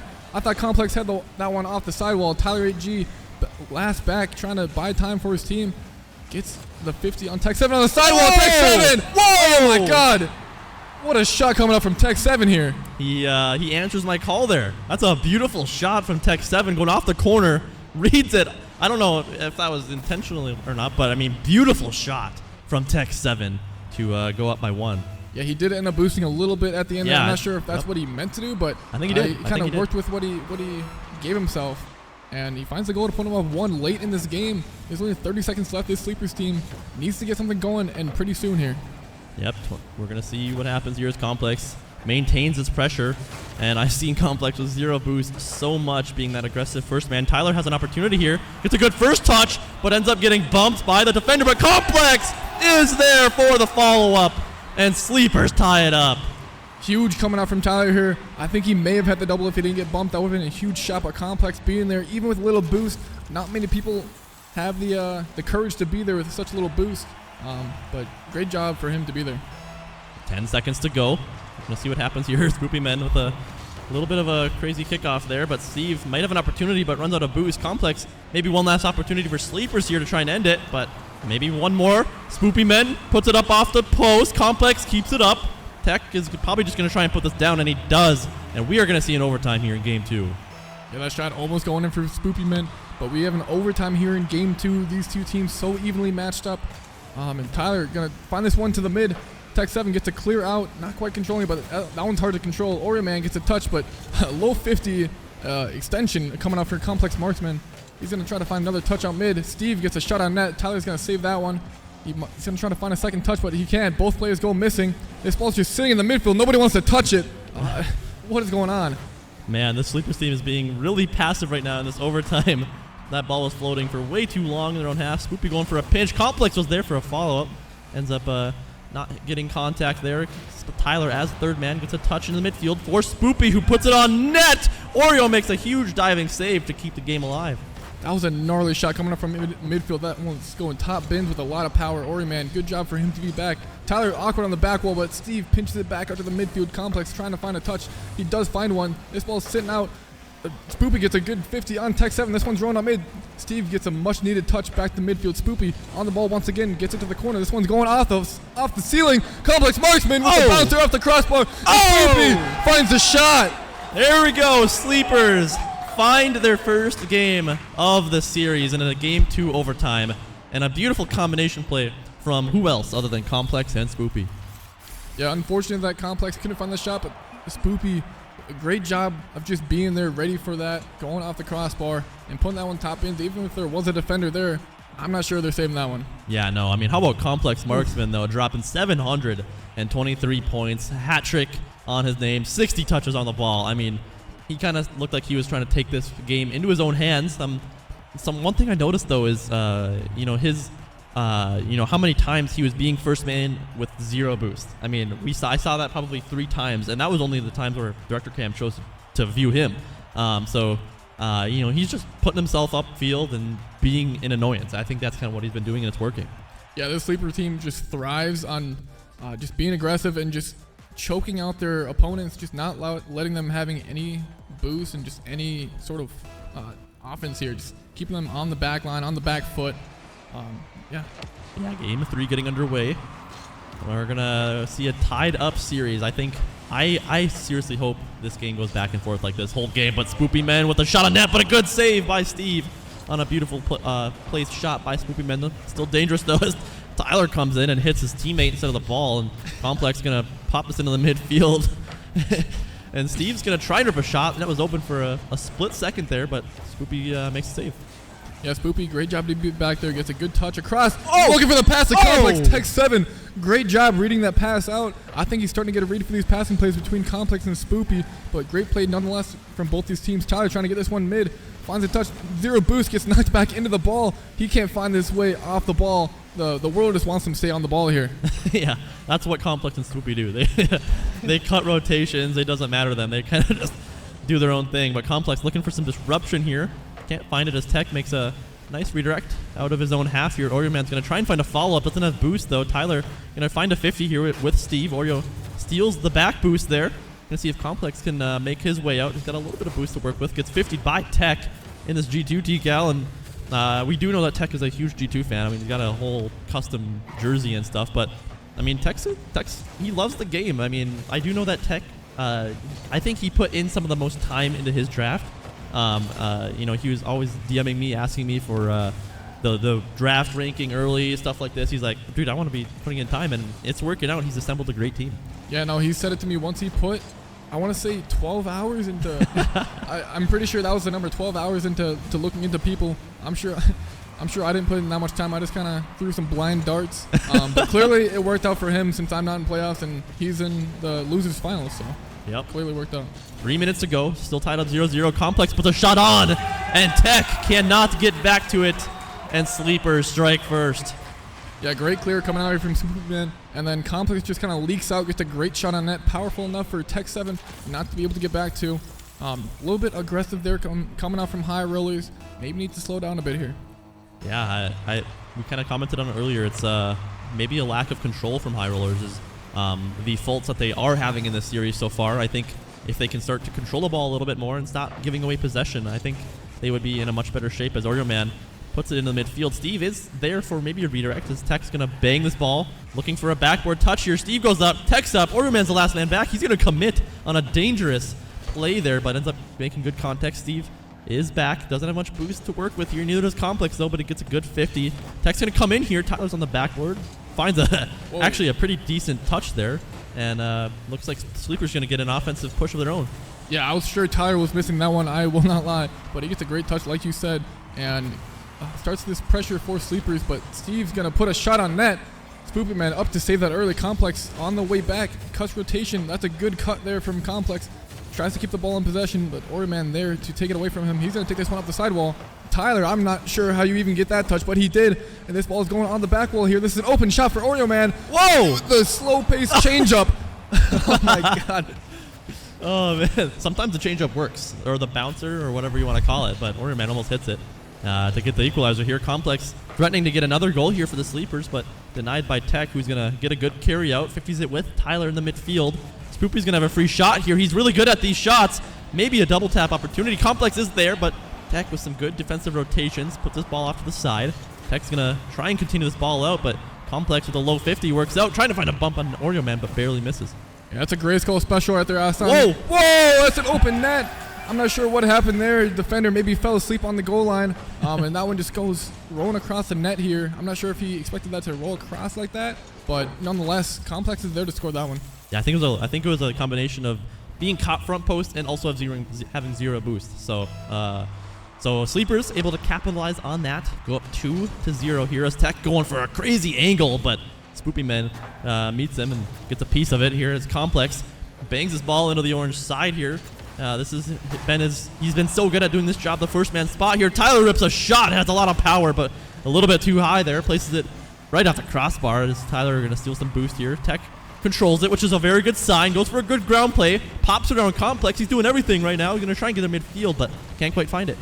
Yeah, Complex going to try to save this shot. Tyler there to make a diving save. He's going to stay on this one on the sidewall. Doesn't find the touch. Oreo Man there to capitalize on the miss. He's going to go for another 50. But Spoopy Man, great job to clear this one out and relieve the pressure. And there's just an almost open net. Steve cuts me off there. But he's going to pass this one mid. Nobody there. Tech 7. He's going to rip that one towards the blue half. Tyler there to cut it off. Spoopy keeps up the pressure here. 35 seconds to go. Sleepers have really stepped up their aggression, and it's really been strangling this High Rollers team so far, both in terms of boost and just overall possession. It's really been more one-sided this game. It shows in the scoreline. Still possible though. Complex was there for a follow-up. Places it a little bit too wide right. Spoopy gonna try and get this ball into the midfield. Tech denies that though, and they're gonna need something right now if they want any chance, as Tech can't find the 50 with Complex here. Oreo fakes out one, but there's not enough time to be dilly-dallying. I think this game will go to Sleepers as they get two back-to-back. Yeah, you mentioned it earlier. Just a suffocating game coming out from Sleepers here. I'm interested to see the shot count coming out from both these teams. Yeah, that's pretty much what I expected. 10-4. That describes this game perfectly. Just Sleepers suffocating this team. Just High Rollers not being able to get it out of their own half. Yeah, it's a kind of a combination. I mean, last game, I didn't comment on it, but Spoopy Men had 7 shots last game. And now it's Complex with pretty close to that with 5. And yeah, so I mean, it's crazy to see that aggression coming out from these from the Sleepers team. You talked about it pregame. I mean, just how aggressive this team can be. And I think now that we've kind of got into the swing of things here in this series, I think they're starting to find their groove against this High Rollers team, and maybe flip the script a little bit here, to what happened in the regular season. Yeah, after this timeout here, if there was a single game prediction, I would put a lot of boost on High Rollers here, if I'm being honest. I liked what I saw from Tech 7 at the end of the game there. When he starts controlling the ball and going for those dribble plays, they really do succeed. Every time I see him do that, they win the game. But he's just started getting into that at the end of the game. So I think they're going to come back here. Tech 7 taking a little bit of a nap here. Yeah, he puts his camera down. Yeah. That's definitely one way to spend the timeout. He's meditating. He's meditating. Yeah, he can hear me. But nonetheless, timeout does come out. High Rollers trying to stop this these chads. I mean, you can see Spoopy Man. He's feeling himself right now, saying hi to all the ladies. But I mean, he might be the most attractive person out on this screen right now. I don't really know, but but anyways, we're gonna see if Sleepers can maintain this pressure, or are, I mean, you kind of predicted high rollers, so maybe have a comeback here. Yeah, I definitely do think they're going to have this comeback here in this game 4. I'm definitely looking forward to it because it's really hard to come back 3-1 like the, what was it, LeBron and the Cavs? Yeah. But, yeah, I'm looking forward to a Game 7, so, yeah, I'm hoping that High Rollers wins this next game. Yep. Game number 4, after a timeout from High Rollers to try and stop any of this momentum that they do have, but it's starting out strong for Sleepers. As Tyler comes out of the gate here. Spoopy Man is the last man back. It's a good pop-up high around Tech 7. He's going to have a follow-up. He's going to ring this off the corner there. It's going to waterfall down as Tyler's being a little bit more aggressive, I'm noticing. That's a good attempt from him to try and get that ball midfield as Spoopy Man comes flying in. Steve with a huge clear, and already Sleepers are laying on the pressure. Yeah, not slowing down whatsoever since the timeout, especially since Tyler is being more aggressive. This one's floating in front of the net. Oreo Man, I thought he was own goaling. 2 people go missing. Tech 7 controlling this ball. Spoopy Man gets a good 50 off the backboard. 2 up. Steve gets a much needed touch. Complex putting this one off the sidewall. Tech 7's going to have the touch off the back wall. And this one's just going to be floating in midfield, but Spoopy shuts me up and puts it back to the corner, trying to find a pass mid here. Steve shuts that down. Yeah, they're going to carry this ball over into the Sleepers side. Tyler, a little bit of communication hesitance. Ends up being okay, though. Could have been dangerous, though, as Complex gets a good beat. There's a third man's going to come in late here, but it's okay. It's a huge low 50 from Complex. And we've seen him go for those time and time again, and it works so perfectly. He almost gets it working there. As Spoopy gets a pass to Tyler, who puts a shot on, but Tech should be able to control this ball, and that's something we've been looking for here. That's good control. Beats out 2. Can he get it around the last man? He does. This is going in the midfield, but lack of second man due to positioning and getting destroyed by Complex. Doesn't allow that ball to go in. Yeah, that was a great pass from Complex. Great job from Tech 7 to be able to shut that down. Tyler gets beat, going for the pass or shot. The Spoopy Man putting another one off the backboard. Nobody's up to contest this one. This one's going down. Spoopy can't find the angle. That was a tough one. But Complex still on this ball, faking out. Great composure coming up from him. He's going to take this one up the sidewall here, trying to find a pass. Does not get it past Tech 7. Tyler rips a pass off the backboard. Tech 7 there to shut it down. Spoopy Man just continuing this pressure for Sleepers. Yeah, it's kind of interesting. Based off of previous seasons, I've seen Complex. I've seen a lot of them. That's a huge disruption, but Steve is there.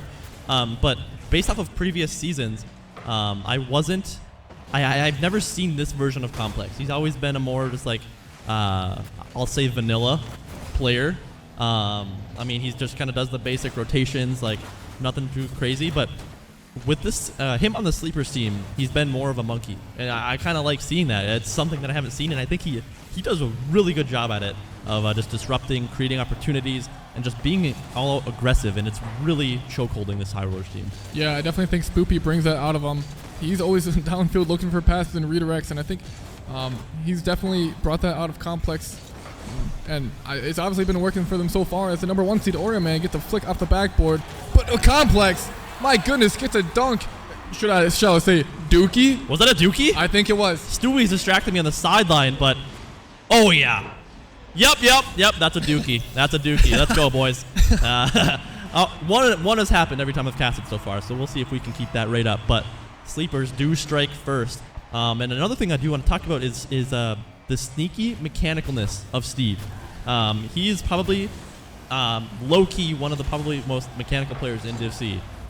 He doesn't really show it a lot, but I've seen him, playing in 6-mans and just private matches, just messing around.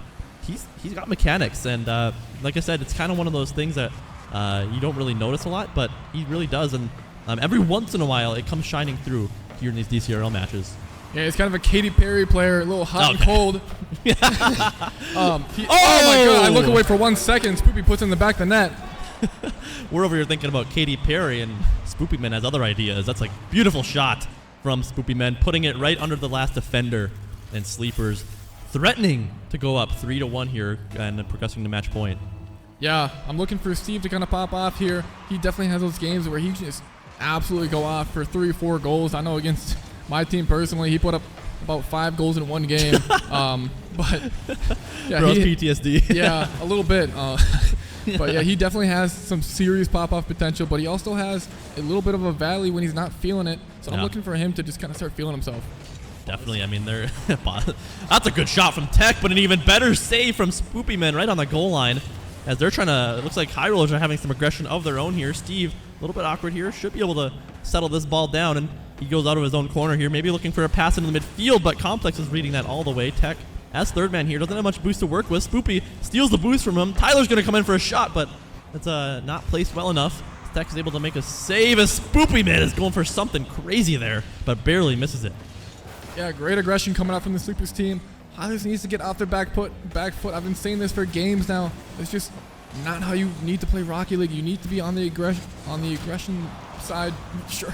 But Oreo Man will try to take this one. Shut down so early by the Sleepers team. Yeah, 30 seconds to go here. Sleepers, if they take this game, they will be on match point as Complex is just doing what he does best, being an annoying monkey on the front end here. Steve is looking to try and carry this ball out as Spoopyman finds a good 50. 15 seconds to go, and Sleepers are wasting so much time right now. And as this clock ticks down, it does look like Sleepers will take game number 4 here and progress to match point, but maybe one for the road. I'm not... maybe Steve is like, shut the hell up. Like, there's still game left here, buddy. 4 seconds. We're going to see what happens off this kickoff, and maybe the miracle happens. Yeah, Steve is always up so early on these passes. Whenever the camera switches, he's already hitting the ball before anyone else has even passed their second jump. But little Tyler kickoff coming out here from High Rollers. Man. With 1 second left, and they just secure their win there. Man, if only that happened the other way around, right? That's really what High Rollers needed. But unfortunately for them, it is Spoopyman on the kickoff there, and he hits the weight room. I mean, he proves it there, but he gets the one for the road, and that would have been huge for the High Rollers momentum. Even if they do lose this game, ending the game on a goal, whether or not they win or not, would have been huge. It almost gets spoken into existence there, but Tyler keeping it up. This game is pretty much unwinnable for High Rollers, but it does drop. Sleepers taking game number 4, progressing to match point. Yeah, well, I would have lost all my boost if there was a single game bet. Sleepers do end up taking this game 4, and they go up 3-1. It's going to be very tough for High Rollers. They were in the opposite position yesterday against Noah's Ark. They were up 3-1, and Noah's Ark didn't end up coming back. So, they got first-hand experience of what that feels like to be able to do, whether or not they're on the good side of it or not. Definitely not impossible, but it's tough to win 3 games in a row against this team. Yeah, it really is. And I would like to get a stat line of just like the percentage of series that were... yeah, I see you pointing at the shots here. Oh my gosh. 8 shots from Spoopy. I wonder how many shots he has this series. But one thing I want to mention was how many series did we see in the regular season that went to game 5?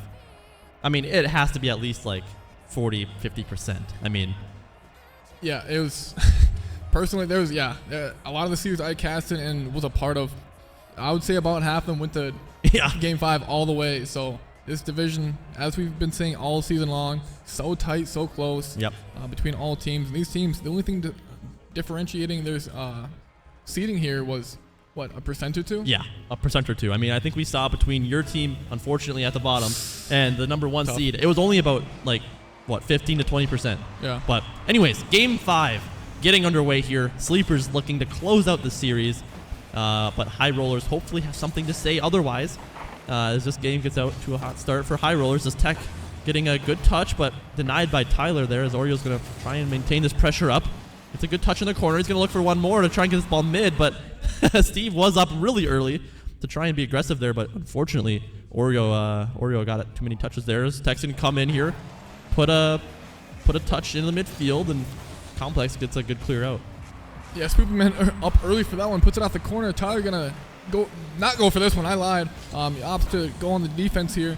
I guess a good play. He does get the save. Could have hurt him though. Steve got a great shot, but he did not end up getting that. Tyler with a pass out.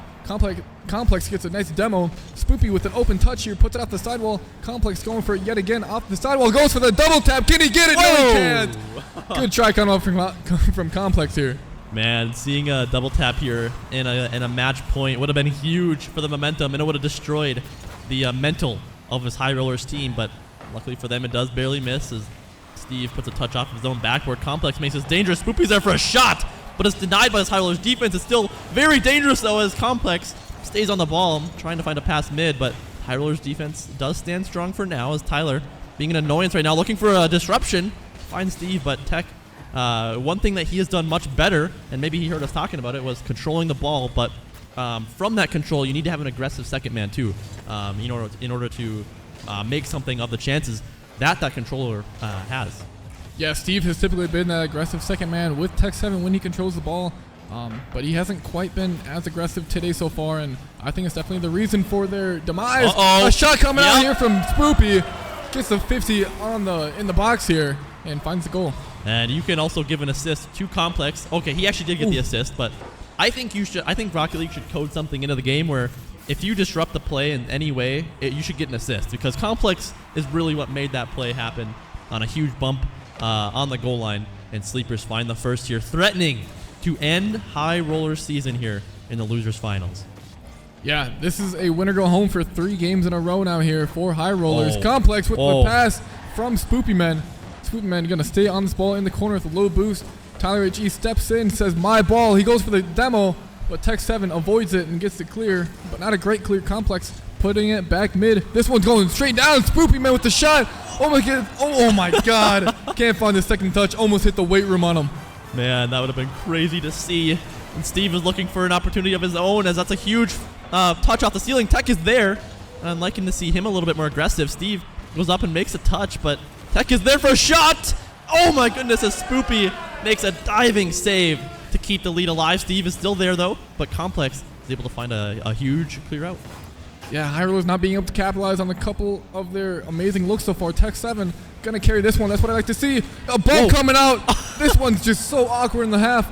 Oreo Man off the sidewall. Steve finished that one off. Steve striking here for High Rollers, and I'm noticing a difference in aggression coming from Tech himself.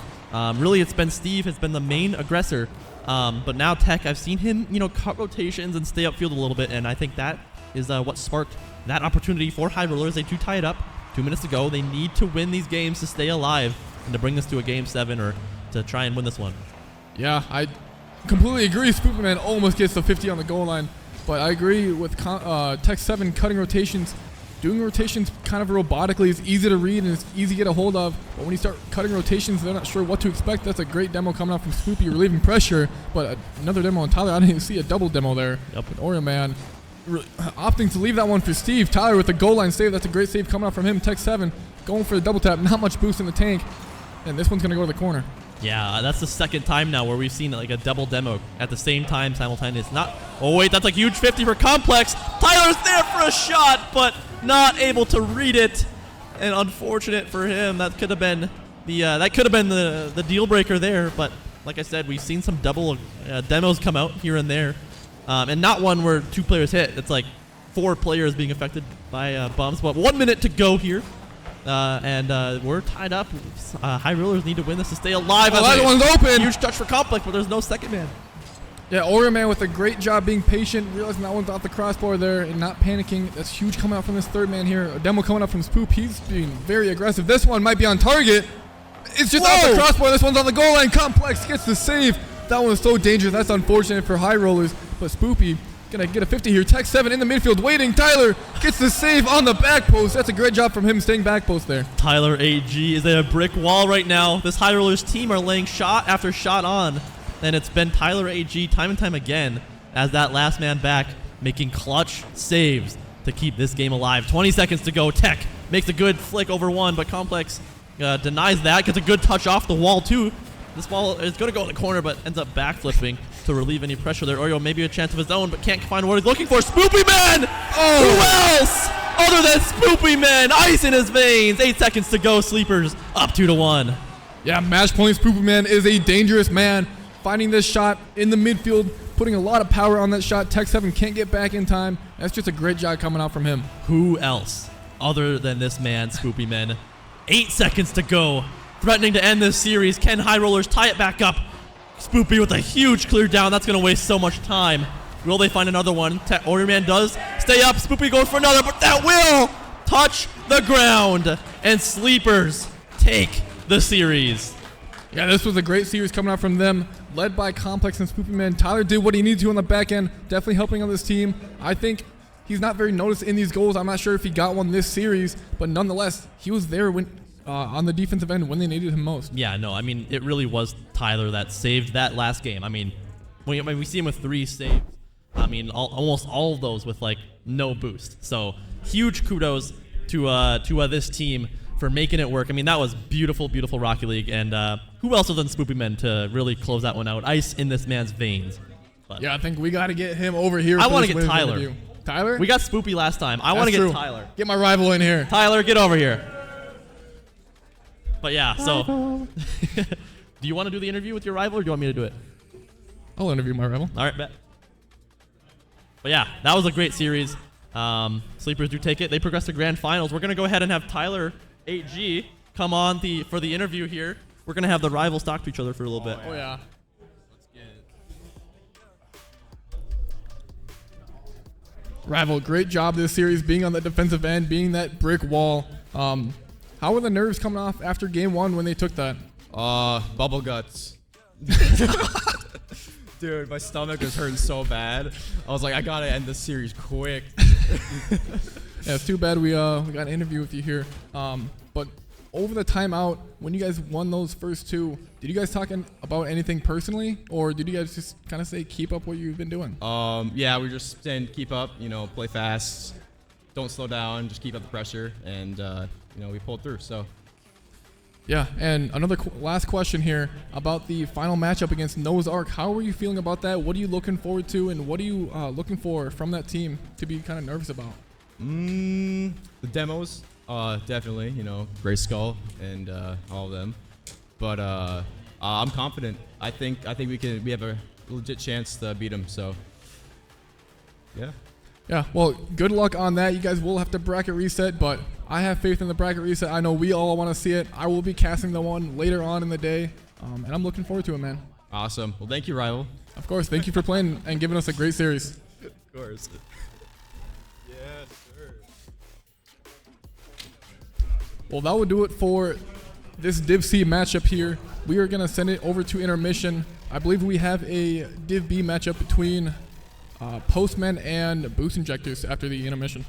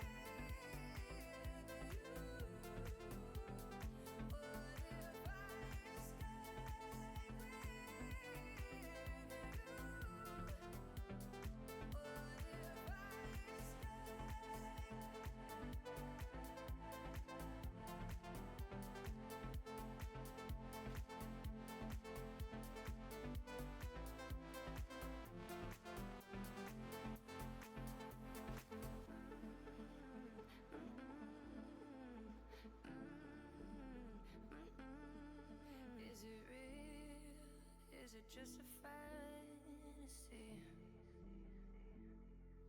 'cause the unknown's pulling me. We could leave this place, freedom ours to chase.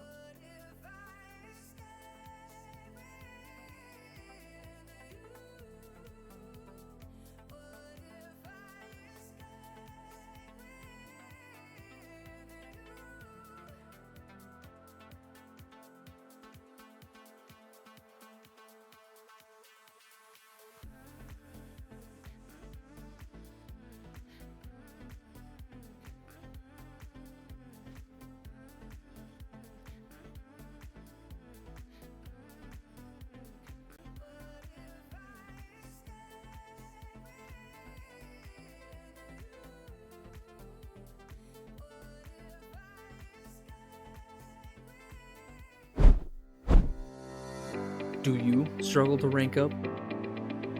Are you finding it hard to hit those banger flip resets? Well, I've got the product for you. It's called the Tool for Aerial Performance Enhancement. Ever since I've used this product, I'm playing with the likes of Zen, the Tira, Rise, and many more. With my product, you will never miss another open net, another flip reset. Heck, you'll never whiff the ball again. And as an added feature, you'll no longer have the ability to rage. He scored again. It worked. So what are you waiting for? Buy it today. Only 3 separate payments of $19.99 plus shipping and handling.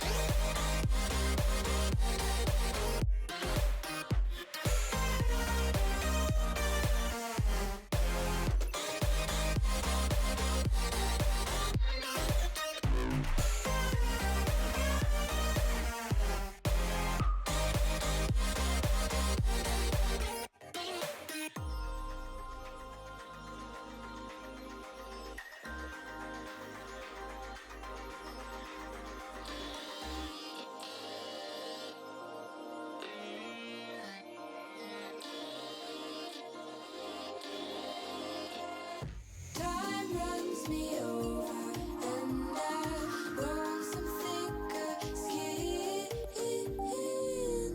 Learn to be skeptical of those with good intention. Why is it hard to love without hurting anyone? Are we still young? Are we still young? Are we still?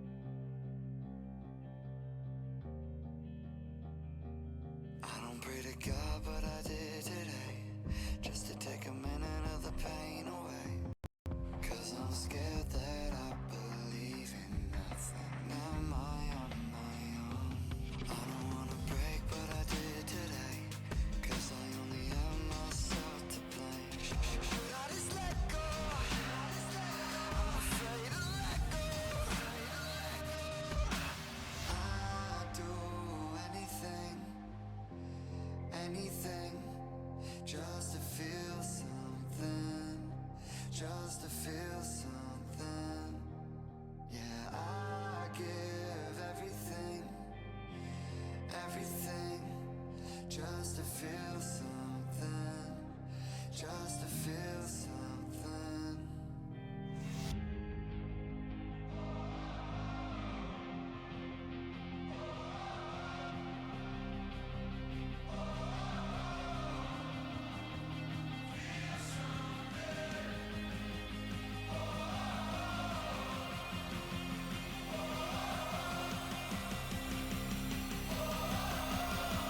Just let me feel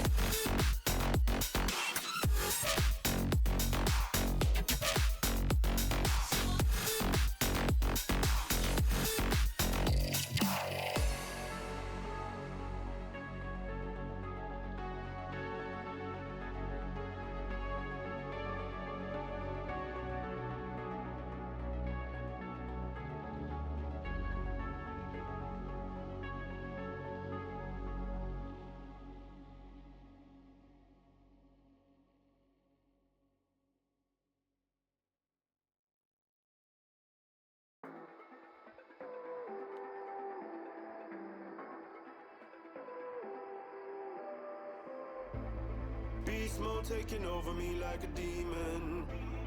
Wilding out, breaking boundaries for no reason.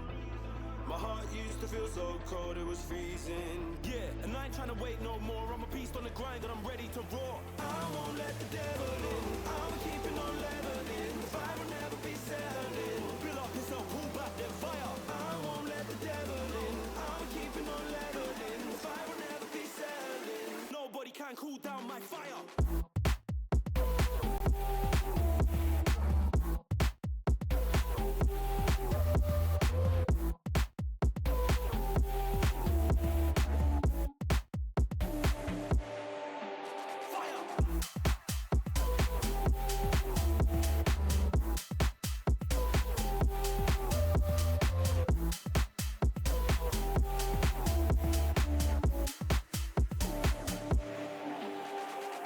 Lit the fuse, I'm ready to go. Lit the fuse, I'm ready to blow. I'ma go hard till I'm blowing smoke. Putting in the work till I'm 6 feet below. Lit the fuse, I'm ready to go.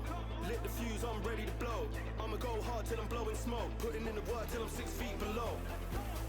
Beast mode taking over me like a demon. Wilding out, breaking boundaries for no reason. My heart used to feel so cold, it was freezing. Now it's burning hotter than the fires of hell. I won't let the devil in. I'm keeping on leveling. The fire will never be settling. Build up yourself, pull back that fire. I won't let the devil in. I'm keeping on leveling. The fire will never be settling. Build up yourself, cut back that fire.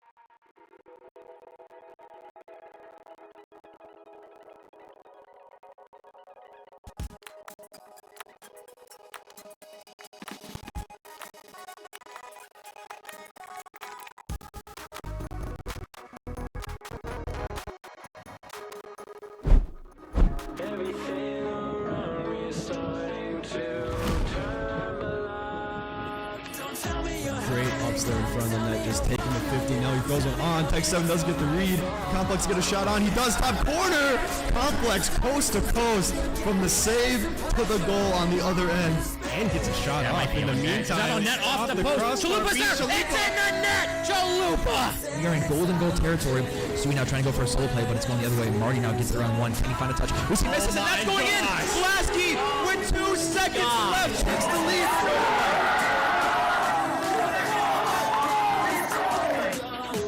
Can we stay on it?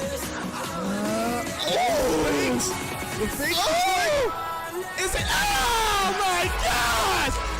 Bob Slider! Holding on, he's up. Can he get it? Oh, what a pinch by the defenders. On net! He does it! Going to game number 6. Throw this man a parade through Fargo. Field tackle is awkward. He passes it to Rensick. Black Kill falls on the save. It's on the goal line and it's going to go in!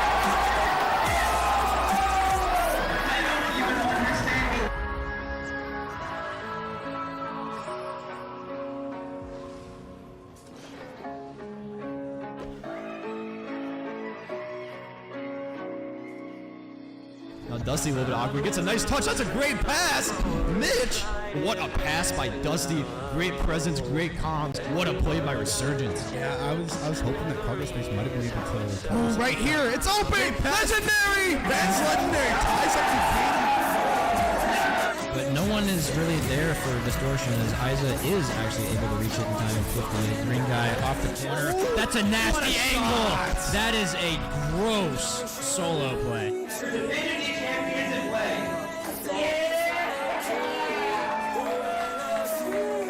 And JD Bauer gets a nice 50 on him. Can he follow up with a center? Yes, he is. Center. That's on. Oh, what a pass. Ladies and gentlemen, your Disney winners and fathers.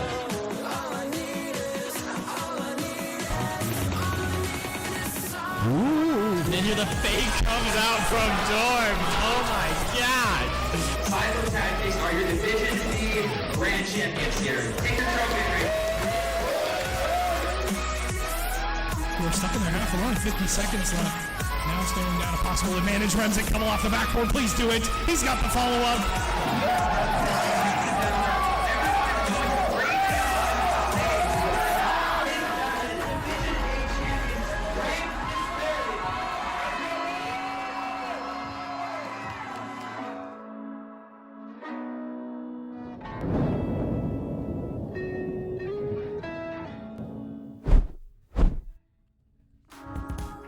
Hello and welcome back for some DCRL action. I am so excited to get in this. We are joined for this Div B lower bracket finals by Omega.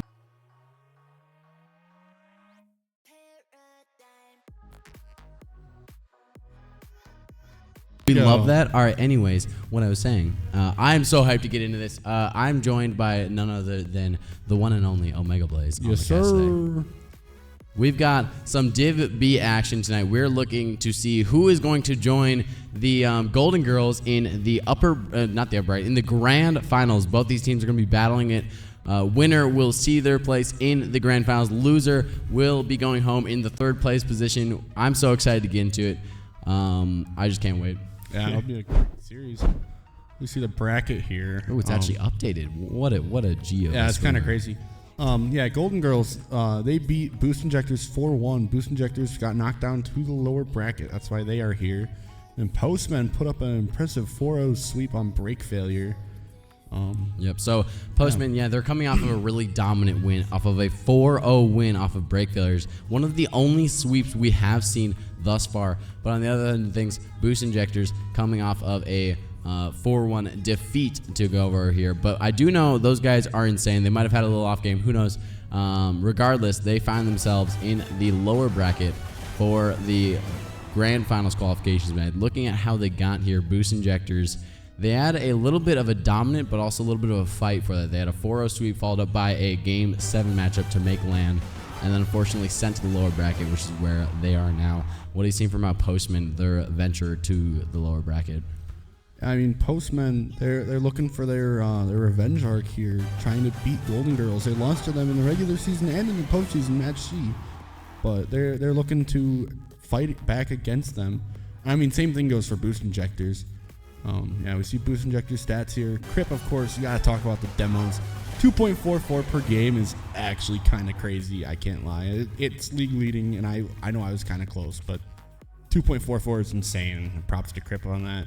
Yeah, he is definitely part of the reason why I am up there in most demoed games. This man can absolutely obliterate people off of the field, Cripify. And on top of that, one thing that goes unnoticed is his saves per game, 1.44 saves a game. He is an insane demon on defense. But you also got Katza and Ojin. They just do so well. Ojin is an insane third man, and Katza, holy crap. When this guy is feeling good, this guy can absolutely pop off. But enough talking about these guys, because these guys, I could go on all day about these guys. Let's get them onto the stage. Let's introduce the Boost Injectors.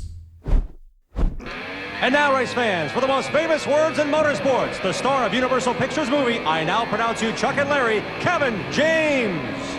I just got three things to say. God bless our troops. God bless America. And gentlemen, start your engine! Ladies and gentlemen, we are here, the Boost Injectors. Let's welcome them to the stage, led by Cripify, Katza, and Ocean 5. Will they take it and possess their way to the grand final?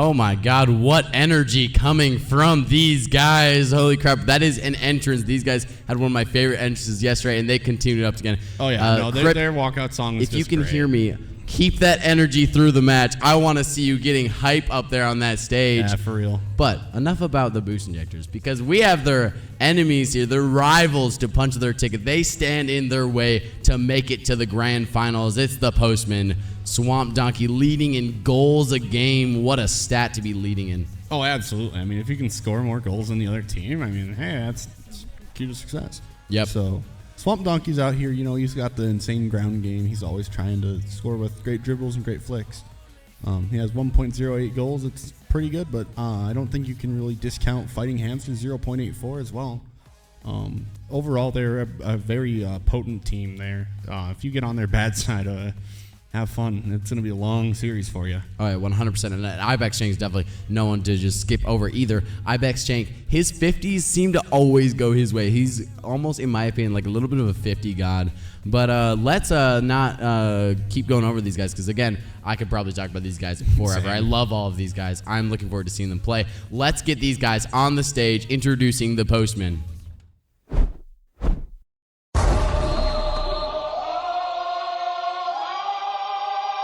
Ladies and gentlemen, welcome to the stage. Postman led by Swamp Donkey, joined by Ibex Shank, Fighting Hamster. They're going to battle boost injectors to make it to the grand final. Will they do it? We're going to find out right now.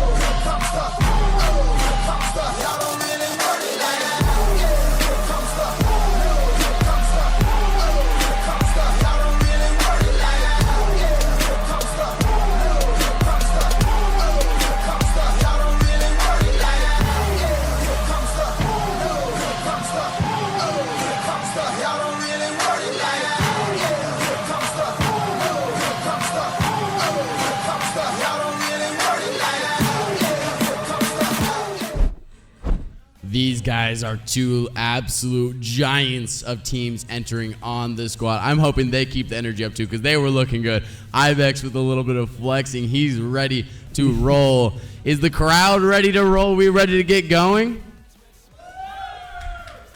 Little bit. It's a yes. That is definitely a yes. I am so excited for this matchup. Two Goliaths in a matchup. Both of these guys looking to, yet again, I reiterate the fact that they're looking to punch their ticket to the grand finals. Whoever there will need to make a bracket reset, which is an unfortunate position to be in, but is still definitely doable. Golden Girls looking to just lock it out. From what I heard from them, they're feeling pretty confident. Yeah. I asked them who they'd rather play out of this series, and there wasn't too much they said. They said they're just going to go out and dominate regardless. I'm looking forward to it. But that's not this current match. This match is Postman versus Boost Injectors. What do you got for a prediction for this matchup? I'm going to say Boost Injectors take it in 7. Ooh, Boost Injectors in 7. That is a good prediction. I always like a 7 game series. 7 games. I mean, hey, maybe Game 7 overtime? Game 7 overtime would be absolutely baller. Let's hope for that content. I'm going to have to also predict Boost Injectors. Unfortunately, I did drop a good amount of boost on them, so boost for the Boost Injectors. They better not take it. 100%. But I'm going to have to go Boost Injectors in 6 instead. I think, although Postmen are really, really good, I think this one doesn't see 7. I think it's a little bit back and forth right off the rip, but then I think Boost Injectors get a little bit of a break, and then they take it in 6. But regardless, it's going to be a close matchup, and I think the deciding factor of this entire matchup is going to be the energy, because I know that's something that was a little low yesterday seeing from Boost Injectors. That could have contributed to why they had the loss. I need to see more energy from them. They looked a little down the entire series, and I think if they can get energized on stage, they are unstoppable. Oh yeah, for sure. It'll be a tough match for both teams, so these teams are both very good. I mean, you're fighting for third place, loser takes third place. You're fighting to go to grand finals. It's going to be an absolute battle. What do you think we need to see from the Postmen if they want to take it today? I think we just need to see some pretty good teamwork. Passing plays. Swamp Donkey, he's gonna score with his ground game, but if Ibex Shank and Fighting Hamster can get involved, it'll be a really tough team to stop. If they can get the ball rolling, I don't think Boost Injectors kind of stopping them. Yep, and as we get into this one, this first kickoff is crucial. Instant aggression coming out from the Boost Injectors, as right off the rip, they have the immediate offense, but it's going to be sent the other way by Postman. Swamp Donkey putting it a long way, Katza trying to carry it on himself. Like I said, a lot of how this game is going to go is determined on whether or not Katza can pop off, because I know what we talked about a lot is whether or not, because Katza, he has a deciding factor. He can go for those clips. He can go for those different shots, and whether or not they hit, regardless, it's going to put them into a dangerous position. So I'm looking to see him come alive too. All of the players I'm looking to see them come alive, but he is one especially you need to keep your eye on, as a huge fake comes out from Swamp Donkey. What a fake to get her going. Almost had a goal there, but we are still scoreless about a minute into this match. I don't know what in the world we saw in the bottom right corner there, but we'll see Katza. He's trying to read Swamp Donkey, gets it around one. Gets a great 50. It could have been on net, but not quite. Zelda Poggers 201. What a username. You got the Steam players playing on Epic, so you'll have some interesting usernames here. Fighting Hamster hits it out to Swamp Donkey, who's out mid, but Ogun gets the 50. And that one's just going to roll in. I thought Swamp Donkey might have been a defender for boost injectors, but... I did see that too. I was a little confused when he was coming out of his net. I thought that was a defender. I'm like, oh, an unfortunate side flip. But wait a minute, that's Swamp Donkey just trying to get out of the way, maybe bump someone. But Postmen do open up with the first goal of the game. They have the early aggression. First goal is a huge advantage towards the team, because now you're feeling good, you're feeling fired up, you're ready to get into this match. And we still have yet to see boost injectors have really any threatening possession on this ball, but we'll see if we can get into it. Maybe Katza trying to go for a little bit of a play here, but he's 50'd off the ball. There's Ojin to try to get something going. He can't quite find it. They're denied by Fighting Hamster, but now Swamp on the push. Denied by Criplify. Crip's going to try to maintain with the ball. It's sent mid. Shot does not come out. A little bit wide on the touch, but now we're going to be going the other way towards Postman's goal. Yeah, okay. I kind of didn't quite catch what happened here. I thought I was fine. I didn't think that was going to be scored. I thought that was going to be saved away, but a shot comes out from Fighting Hamster, and unfortunately, I think Katza faked out Crip. Yeah, I think Crip thought Katza had it. Katza. Goodness. I think he thought he had it, and he just left it, and unfortunately, he did not quite have the touch, and it does result in Postman in a 2-goal lead. Still yet to see boost injectors come alive yet. Yeah, it's a little unfortunate, but it's a game one. I say this literally every time. It's a feeler game. It's not the first game it lands for both of these teams, which is good, but as we see a shot from Katza, he's going to put one back, and boost injectors are only down one. It's still anybody's game. Yeah, an unfortunate touch coming from Ibex. He looks like he was trying to clear it out. Swamp tried to just free jump it, maybe just put a hand up, but unfortunately Katza saw him and just said, all right, I'm just going to play it low. He plays it low, and it's a little bouncer into the net, and boost injectors have come alive in this series. Oh, Swamp Donkey gets a great 50 out mid. Ibex is there. He puts a shot on net, and it goes in. What a shot coming out from Ibex Shank. Just the Katza trying to clear it out. It gets 50'd up backboard, and Ibex perfectly arrow rolls around to get the perfect angle on his car to get enough speed on it to get it past into the net. And now we have it back to a 2-goal lead for Postman. Yeah, Postman, they seem to want this 2-goal lead. Almost a fake kickoff. A pass from Crip to Katza to Ogun 5, and it just barely misses the net. It was off the post. You hate to see it. That was almost the passing play of the century. The fake kickoff to get it up to the wall where Katz is sitting, and then Ojin just there for the shot, but unfortunately it goes a little wide, and we're still stuck at a 2-goal deficit in this series. Yeah, Postmen are on their side of the half now. Well, that didn't make sense, but Swamp Donkey is trying to hit it away. Ogun's going to get it around one. This one might be out mid, but Fighting Hamster there with a great, powerful clear. Ibex with a shot on net. It's just a little bit wide left. They were certainly looking for another goal there. The 50s from Postman have been insane. Every single 50 seems to be going their way, especially I mentioned earlier with Ibex being able to do that. They're going for the passing play yet again. This time Ojin to Katza, but Katza can't quite connect on that. But the 50s are coming from them, and they seem to almost be favored for every single one, and it's definitely working out as they're back on the blue half yet again with Swamp trying to make some magic. Denied by Crip. Crip just said, nope, we're not going to let you dribble. We know what you're going to do with that ball. We're just going to shut you down before you get the chance. Yeah, but I'm really liking the passing plays I'm seeing from boost injectors. They got the field vision. If they can make a few of them convert, and right there past Ogun 5, you hate to see it wide left, but if they keep these passing plays up, eventually a few of them are going to fall, and they're going to go in the back of the net, catch Postman off guard. I think that's one of the most powerful ways to score in this game, just the passing plays.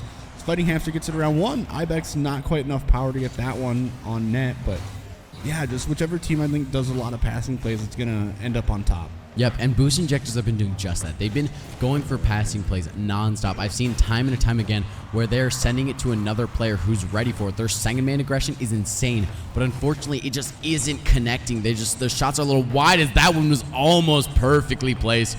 Just a little bit high. That crossbar was one of the best defenders in the match. But it always is. It does stay a 2-goal deficit, 1-3 in favor of Postman. What a shot, 1-4 coming out. Swamp Donkey absolutely just going up for that and just slamming it in. He's just cherry picking a little bit, and they did not see him, and he just slams it in the net. Yeah, I'm not sure if that one was going in or not. Swamp Donkey just wanted to secure it, which I totally understand. But yeah, Postman, they're kind of running away with this game. 4 goals. They're a pretty potent team. We said that, but one thing I haven't really seen a lot of. We've mentioned Crip and his demos. I don't think I've really seen any from him. Yeah, and I think that needs to come out a little bit more. One thing I like to see, kind of off-topic note, is the Hunters from Ibex tank. We were talking about it yesterday, and he said he'd bring it out, and I love to see that. A great shot coming out. Sorry, I got off track. Katza, what a shot. Banger into the top shelf, hits the crossbar, and in off of a pass from Ojin 5. What a shot coming in to get a 2-goal deficit. That shot just looks kind of interesting. They were so close on the save, couldn't quite get it, but I do want to highlight that pass from Ogun 5. It was such a great pass right to him. Those are the types of plays that Boost Injectors has to keep up along with the midfield passes. They're just trying to clear it out right now, maybe get one for the road. Great bump from Crip, and that one's not going to go in. Oh my goodness. Yep, and unfortunately that is it for the game 1. It does go in favor of the Postman, and they secure game number 1 of 4 that they need in order to secure their spot in the grand finals. Looking at the stats, Fighting Hamster coming alive for the Postman. For sure, yeah. 452 points, 2 goals, 4 shots. Yeah, they had a lot more pressure this game. Boost Injectors, they kind of ramped up the pressure at the end, but 1 demo from Katza, 1 demo from Ibex Shank. Want to see more demos from Boost Injectors for sure. 100%. And when your third man is the one that's popping off, it does lead to a really dominant team fashion. Like Fighting Hamster being the one that's MVP of that match is huge for them if we can update the score. Sweet. We have 1-0 favoring the Postman. Boost Injectors looking to respond quickly before this becomes a 2-game deficit. Yep. We'll see what Swamp Donkey does here. He hits it straight up with a 50 from Boost Injectors. Ball is on Postman's half. Fighting Hamster going to try to get it clear. Crip gets a back pass. Ogun decides to back off. I think that's probably the smarter play there. Kind of booms it out to Fighting Hamster, and we have Katza just trying to follow up the ball. Gets back to it. Crip's going to try to control this. Maybe do something cool, but Ibex is there with a great 50. You said it earlier. All the 50s seem to go his way, and that one certainly did too. Yep, and what a boomer coming from Ibex to relieve some pressure. Crip is going to be able to control this in the corner. Gets a great demo. Those demos are starting to come alive, and I love to see it. Fighting Hamster are going to lob it up, but there's Ojin to shut him down, and it's back into the orange midfield. Katza trying to do something. He doesn't have much boost to work with. Taps it over to Ojin. Ojin going to try to push it into the corner, but is shut down by Swamp Donkey, and now we're going back to the blue half. Yeah, I saw another demo there from Crip as well. He's seeming to kind of get back to his bread and butter. Everybody knows him as the demo guy. Well, maybe Grayskull would be the only other guy that gets more demos than him. But that's kind of his main play style, and I'm starting to see it come to fruition a bit. We saw the bump play to try to get the 3rd goal at the end of last game. Didn't quite work out, but I'm liking the pressure that I'm seeing from Boost Injectors. Maybe not quite this game yet, but Crip is going to try to prove me wrong, get this one mid, but Ibex is there with a great clear.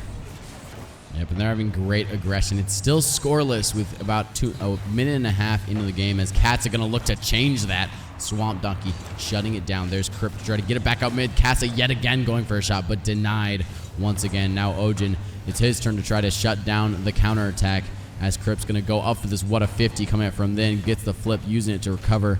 Ojin pushes into the corner. Swamp there to shut it down yet again. Swamp has been doing insane on defense to keep this anywhere near harm's way. He's been trying to keep it out of there, and it's been working well for them. They've been saving almost everything as that one's gonna float mid. Is anyone there? No, not quite, but now Ibex is there to keep it up.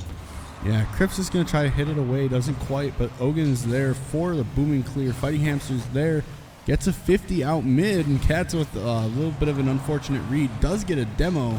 Let's see what Crip can do. He tries to take this one, pass it mid off the wall, but Fighting Hamster showing that amazing backboard defense that you always see from him.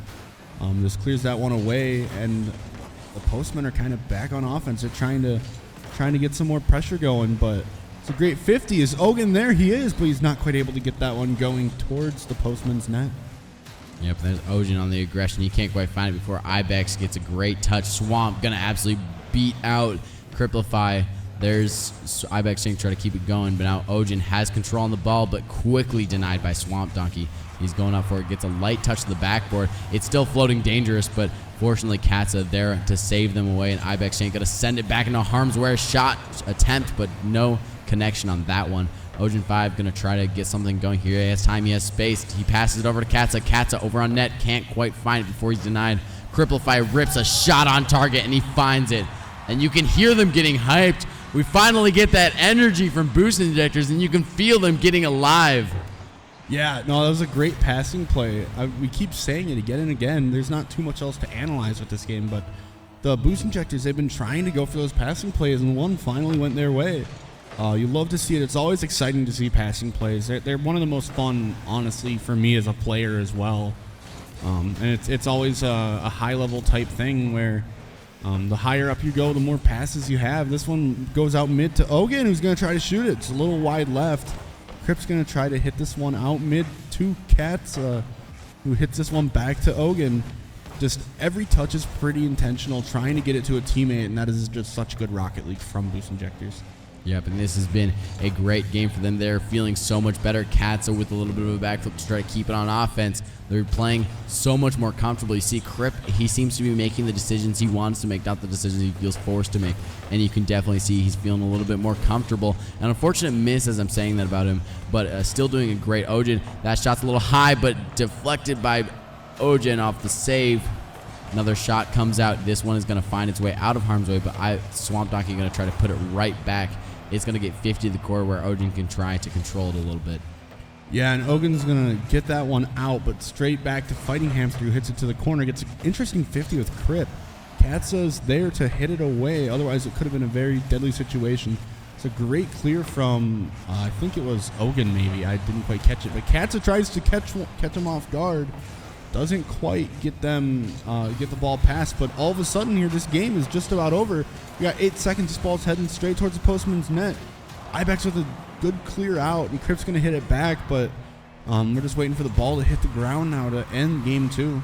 Yep, and Postman's going to do everything they can to keep it up, but there's Crip to shut it down. And we have game 2 going to boost injectors. Ladies and gentlemen, we have a series on our hands.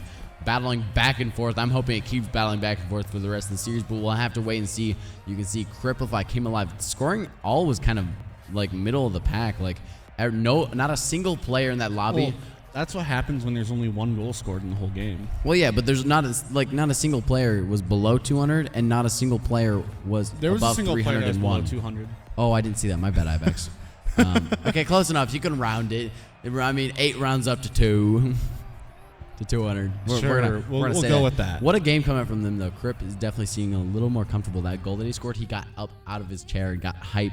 I'm loving to see that. That's what they need in order to secure this win here, and that is what they're doing right now. They're getting hype, getting excited as we get into game number 3. Yeah, both teams had 5 shots as well, so it was a pretty even game as far as shots go. I know that's not always the best indicator of team pressure, but it certainly is a indicator of team pressure, and both had 5. So it's a pretty even game. Boost injectors were just the one that was able to sink the ball into the back of the net. But Postmen are trying to be aggressive right away. Hamster getting a 50 out to the corner. Swamp Donkey's there, tries to get it mid, but Ogun is there to clear it away. Swamp Donkey's just being a nuisance, hitting it again. He's getting a bunch of touches. He's racking them up. Fighting Hamster's going to get the clear. It's just him and Ogun 5 right now. Can he score it? Gets it top right, and he does. What a goal coming out from Fighting Hamster to have that amount of patience to wait until just the right moment when it comes in view of the goal and then shoot it to the right where Ogun cannot reach it. I think if you shot anywhere left, Ogun gets that save. He found the perfect placement, and he shot it, and Postmen get the lead in game number 3. Yeah, they couldn't score last game, but just 39 seconds in, they have their first goal of this game, so It's looking promising. And Swamp Donkey's trying to get another one on that, but Crip is there with a great save. Ibex is going to hit this one back mid. This one's going to go out to the right side. Ogun's going to beat Fighting Hamster. Swamp Donkey's just going to boom it away out to Crip. We'll see who follows this one. Ibex hits it around Katza, and the ball is just kind of sitting here. Fighting Hamster's going to hit it out to Ogun, who's going to try to control it, but very little boost. It's kind of unfortunate. There's not too much you can do when you don't have a whole lot of boost.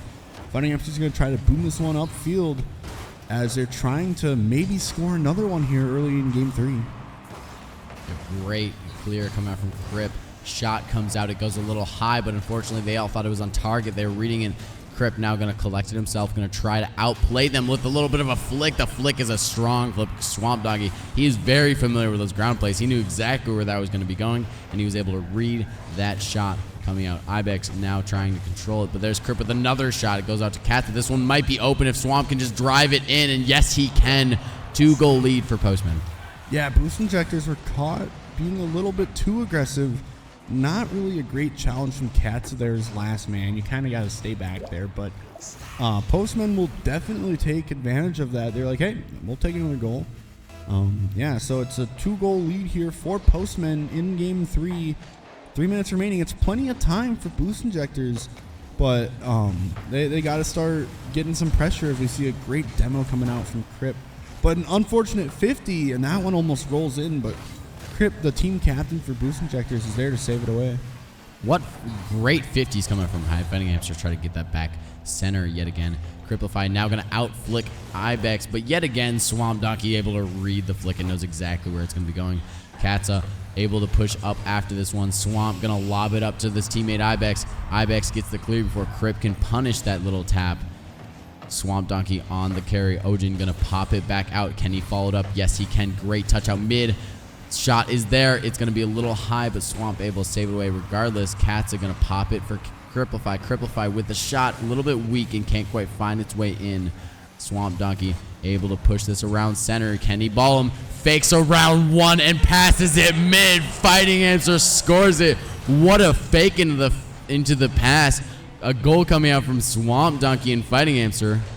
Oh my. That's that a is nasty dirty. fake from Swamp Donkey. Somebody yells, "Don't do that to me." What a great commentary on that. 3-goal lead coming from Postman. And can boost injectors reply? There's still 2 minutes left. They can definitely still get back into this one, but it is looking a little down right about now. Can Crip get there in time? Yes, he does. Ojin able to push it out to the side. Fighting Hamster now able to send it mid to someone. Is someone there? Not quite. Yeah, we'll see what Katza can do. He's trying to just control the ball. Gets it. I thought he was going to opt to go for the corner boost, but he went around it. And Ogun just a shot a little bit offline here. Ibex no boost. Beats out one. Katz is just trying to keep the pressure. The ball seems to be on the Postman's half for a lot of the game here, but just the overcommits from boost injectors has kind of killed him. And this is kind of what I was saying before in the game. Before like we got in the game, I was talking about the thing with boost injectors is their defense is like a brick wall. They are insane at keeping the ball out of their net. When they are on their defense, when they have that rotation already set in stone, you're not going to score on them. But the counterattacks are lethal. They can be caught up so much, both because their demo plays, also just because of overcommits in general. They have a problem with a little bit of overcommits. I know when we played them, almost all of our goals were because of counterattacks, and that thus far Postmen have been doing amazing on counterattacks. And I think if they just patch up that little hole in their defense, then they can definitely be an unstoppable team. Absolutely, but this one, it's starting to look a little bit like a do or die game 3 here. 3 goals, 50 seconds, it's doable, but it is a pretty big ask, at least if you ask me. Ogun's there for the 50, it's out to Crip, tries to get the shot on net, but Swamp Donkey with some great defense there. He's going to try to get this one mid. Ibex is there, puts a shot on net, but a great save from Crip. I didn't even see Crip there. I thought that one was already in I the didn't net. either. Crip, yet again, apparently their players can just teleport in net because he just absolutely teleported there and was able to get the save. Unfortunately, there's only 20 seconds left, so the save might not have done too much because it doesn't matter if you lose by 1 or 4. A loss is a loss, and with the time ticking down, it is looking like game 3 is going to be going to Postman as they might look to put in another one for the road. Not quite and we'll have a 2-1 lead for Postman. I was going to say, at this point, at least if you're boost injectors, it'd be nice to get one in the net, get a little bit of momentum going into game 4, but looks like that's not going to happen with a great bump from Swamp Donkey to ensure that the ball does not end up in their net. Postman take a 2-1 lead in this series. Yep, and now this is dangerous for boost injectors because the next match, yeah, you can tie it up still. But if Postmen get the next match, they will be on triple match point if they can just secure this one. Look at the score, though. A little bit of voice crack. My voice is slightly dead from yesterday. Score. Yes, but anyways, Swamp Donkey absolutely pulling up nearly more points than both of his teammates combined. Not quite there, but actually, not quite. I did the math. Crip was 6 saves, though. I mean, that's pretty insane. Swamp Donkey had 4. Just seems like it was the 2 guys on defense, the 2 captains, Crip and Swamp Donkey. Yeah, it felt 10 out of 12 saves. Yeah, they both did amazing. But like we mentioned earlier, Crip is just a genius on defense. He can place it really well. He can save every ball. He can make sure not only can he save the ball really well, but he can also put it where it needs to go. And the Swamp Donkey on the other hand thinks 50 touches. Holy good sir. Absolutely just carrying and just dominating that previous match, getting Postmen their 2-1 lead. I would like to see Katza and Ibex step up a little bit and help out their captains a little bit. I think this is definitely the battle of the second mans because, in my opinion, Crip and Swamp are both evenly matched in Crip's ability and just their different aspects. I think their second and third man need to help out a little bit to secure some more wins. For sure. It's always helpful when the captain doesn't have to play his best to get a win, but see what happens here for boost injectors. It's a great touch away from Fighting Hamster. Catches here, tries to get a shot on net. This one's going to be a little high as a great 50 from Fighting Hamster, keeping that one away from their half. Catch is going to get caught a little bit awkward here in that shot from Fighting Hamster. Doesn't quite find the net, and Ogun's there for a good clear. Yep, we are still scoreless a minute into this match. Crip going to try to change that, sends it mid for someone. No one quite there. It's cleared away quite quickly, but there's Fighting Hamster to lob that one across, but Crip with a great save. Racking up those saves on the board. Doesn't quite find its way in. There's Ojin to clear it out. Sends it over to Crip. Crip back to Ojin. Ojin sends it back. Tries to get a little bit of 50. Can't quite get it. Fighting there. Shut down. Now we're going the other way. A little bit of a counterattack opportunity coming from Postman. Crip going to try to control this one. Get it back on offense. Denied by Swamp Donkey. Yeah. Katza here trying to get another touch back towards the net. Not quite. This one's going to 50 out mid. Swamp Donkey's going to try to maybe control it. Booms it away, but goes for the touch. Can he get the ceiling shot? Hits it around 1. It's a pass out mid. Nobody's there from the Postman. Crip's going to try to control this. Gets a bit of a double tap there. Ogun's just going to hit this one back out mid to Crip. This ball's just flying around everywhere. Swamp Donkey's going to get it around 1 out to Ibex. He's going to try to hit this one out mid. Can Swamp Donkey get a hit towards net? He can, but it's not quite powerful enough. Yep, 100% this Fighting Hamster to deny them. Ibex gets a great 50. It's sent into the corner. Fighting Hamster going to pinch it out for Swamp. Swamp on an air dribble. Can't quite get the touch before he's denied by Ojin. There's Crip to send it across to the backboard. Can anybody read it before Ojin? Yes, they can. Denied by Fighting Hamster, I believe. There's Katza to try to get it back center. It isn't quite finding its way there until Ojin going to get a great touch out to Criplify, but it's 50 and it's going to be still dangerous. Ojin for the shot. Can't quite find it. Now Katza has an opportunity to send it up the field. Is anyone there? There's Swamp Donkey carrying with Ibox, but Katza going to send it back to danger. Can Criplify finish it off? He tries sending it low. It does not quite work, and now Fighting Hamster tries to get it sent on offense. Yeah, it's a great 50 from Fighting Hamster, kind of keeping the ball out midfield because the boost injectors were caught not in their own half, like they were overcommitted. It almost works out for a goal for Postman, but it not quite. Oh, that would have been a great touch from Katza if he was able to get that one towards the net. He's going to try to pass this one out mid to his teammates. Fighting Hamster passes to Swamp Donkey. That one, I thought it was on net. Oh, my goodness. Ogun's going to try to just control it, get it out. Ibex with a great demo. Fighting Hamster hits it into Crip, who's going to try to clear it out. Gets an unfortunate miss here, but things have seemed to slow down a little bit. Swamp Donkey's going to try to control it. Gets it around 1. Takes it 50 with Katza, and Crip's there to boom it away. Yep, and that one's going to be on target, but saved away by Ibex. Now Katza trying to push it. Ojin's by himself in a 1v1. Ibex gets the beat. Can they get it around to the goal in time? A little bit of a miss, but Fighting Hamster there to what shoot. A save from denied Crip. by Crip. What a diving save coming out from Criplify. Now he has a chance to convert on the other end of things. What a shot from Crip. Holy, I can't swear. What a shot coming from Cripplify. Did you say holy Shrek? I was about to say holy, but that shot, Man. an absolute ringer The from bar the down sky. ski from Bar Crip. down Oh ski. my goodness, what a shot. What a shot coming out. Just an absolute clanger to hit it top shelf and bar down in. Ojin now trying to push it. If that doesn't get Crip energized, I don't know what will, because that was a glorious shot coming. The angle on that is insane. Those shots can be even harder than like most double taps, to be honest. Yeah, the angle, he was so high up on the ball, managed to get it down with the bar down. Man, that was a great shot. It puts the boost injectors up by 1. There's a minute remaining here in this game 4. As we said earlier, it's a very important game for boost injectors to win. So they're looking to just kind of take this one, maybe reset a little bit, and kind of get their head back in the game, and they'll be able to do that. Crip gets a great demo. This 50 is a little bit bad for. Oh no! I was gonna say it was a little bad for boost injectors, and then this one just rolls in with a great touch from Fighting Hamster. Yeah, what a shot coming from the midfield. Unfortunately, no one was there, and like I mentioned several times, it's the counterattacks that are gonna catch out boost injectors in this match. It's gonna be the battle between the pass and clip dominance of boost injectors and the battle of the counterattacks from Postman in this matchup. What a that shot. one almost found the net. Oh my goodness. These guys are saying, we're just going to play everything on target no matter where the ball is and just hope it goes in. That one was just barely off target, but to be fair, that's a really hard angle to hit. So a little bit of a double commit there. Ibex going to try to push it out. A shot comes out. There's the demo, but unfortunately, Fighting Hamster going to get the touch that the boost injectors wanted and send it to the side. Crip there to push it out. Katza goes for the touch, but denied by Ibex. Katza's on the wall, going to try to get it centered to someone. Gets beat out by Fighting Hamster. There's Crip to try to send it. Katza might have possession here if it's a lucky bounce. That's a very unfortunate bounce. And we see overtime in match number 4. Yeah, he opts to put it down. Honestly, smart play. We'll take it. But Crip almost tries to get a quick one there, Skies, but Ogan's going to hit it out to the right corner of Postman's half. This one's going to be up in the air. Fighting Hamster and Crip. Fighting Hamster gets the beat. Ogan's going to boom this one back to the net. Looking maybe for a waterfall. It does waterfall, but Ibex is there with a great touch.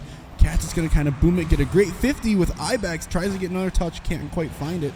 Crip, kind of the last man back. Okay, I guess Ogan 5's back, but anytime the postmen get a quick counterattack, it always scares me a little bit that boost injectors might just not have anyone back, and I'd hate to see another overcommit goal from the postmen. Yep, shot comes out from Swamp Dog, but denied by Ojin. Another shot coming from Ibex, but denied once again from this dominance of a defense from boost injectors. Crip going to go after it. There's Ojin to try to keep it in the corner. Gonna maybe push out. He has time. He has space. Can he do anything with it? He's low boost though. Gets a touch up to Katza. It 50s. This one's gonna be dangerous. Katza trying to get it mid. Can't quite find it. Crip gonna send it mid yet again. It's denied once again by Fighting Hamster.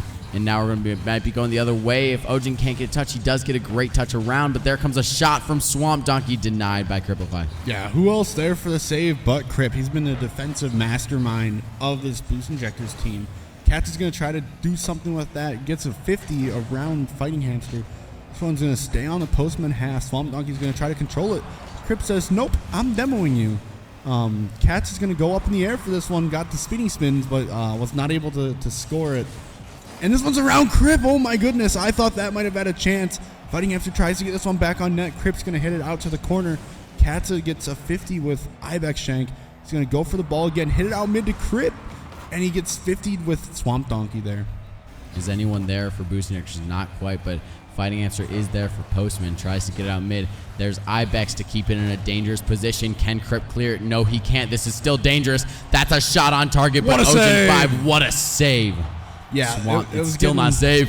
It was getting a little bit scary there for the boost injectors. It's like these awkward looking saves. It's always the toughest, but they've been getting them still. And this one might go towards the net for boost injectors. Crip with an unfortunate miss there. Ogan's gonna try to keep this one in the postman's half. He does. A great clear Fighting Hamster to Ibex. I think that's what it was. Ibex gonna hit this one out mid, but a great clear from Katza. We're just seeing a lot of clears. I mean, somebody's going to get a goal here at some point. We're 3 minutes into overtime.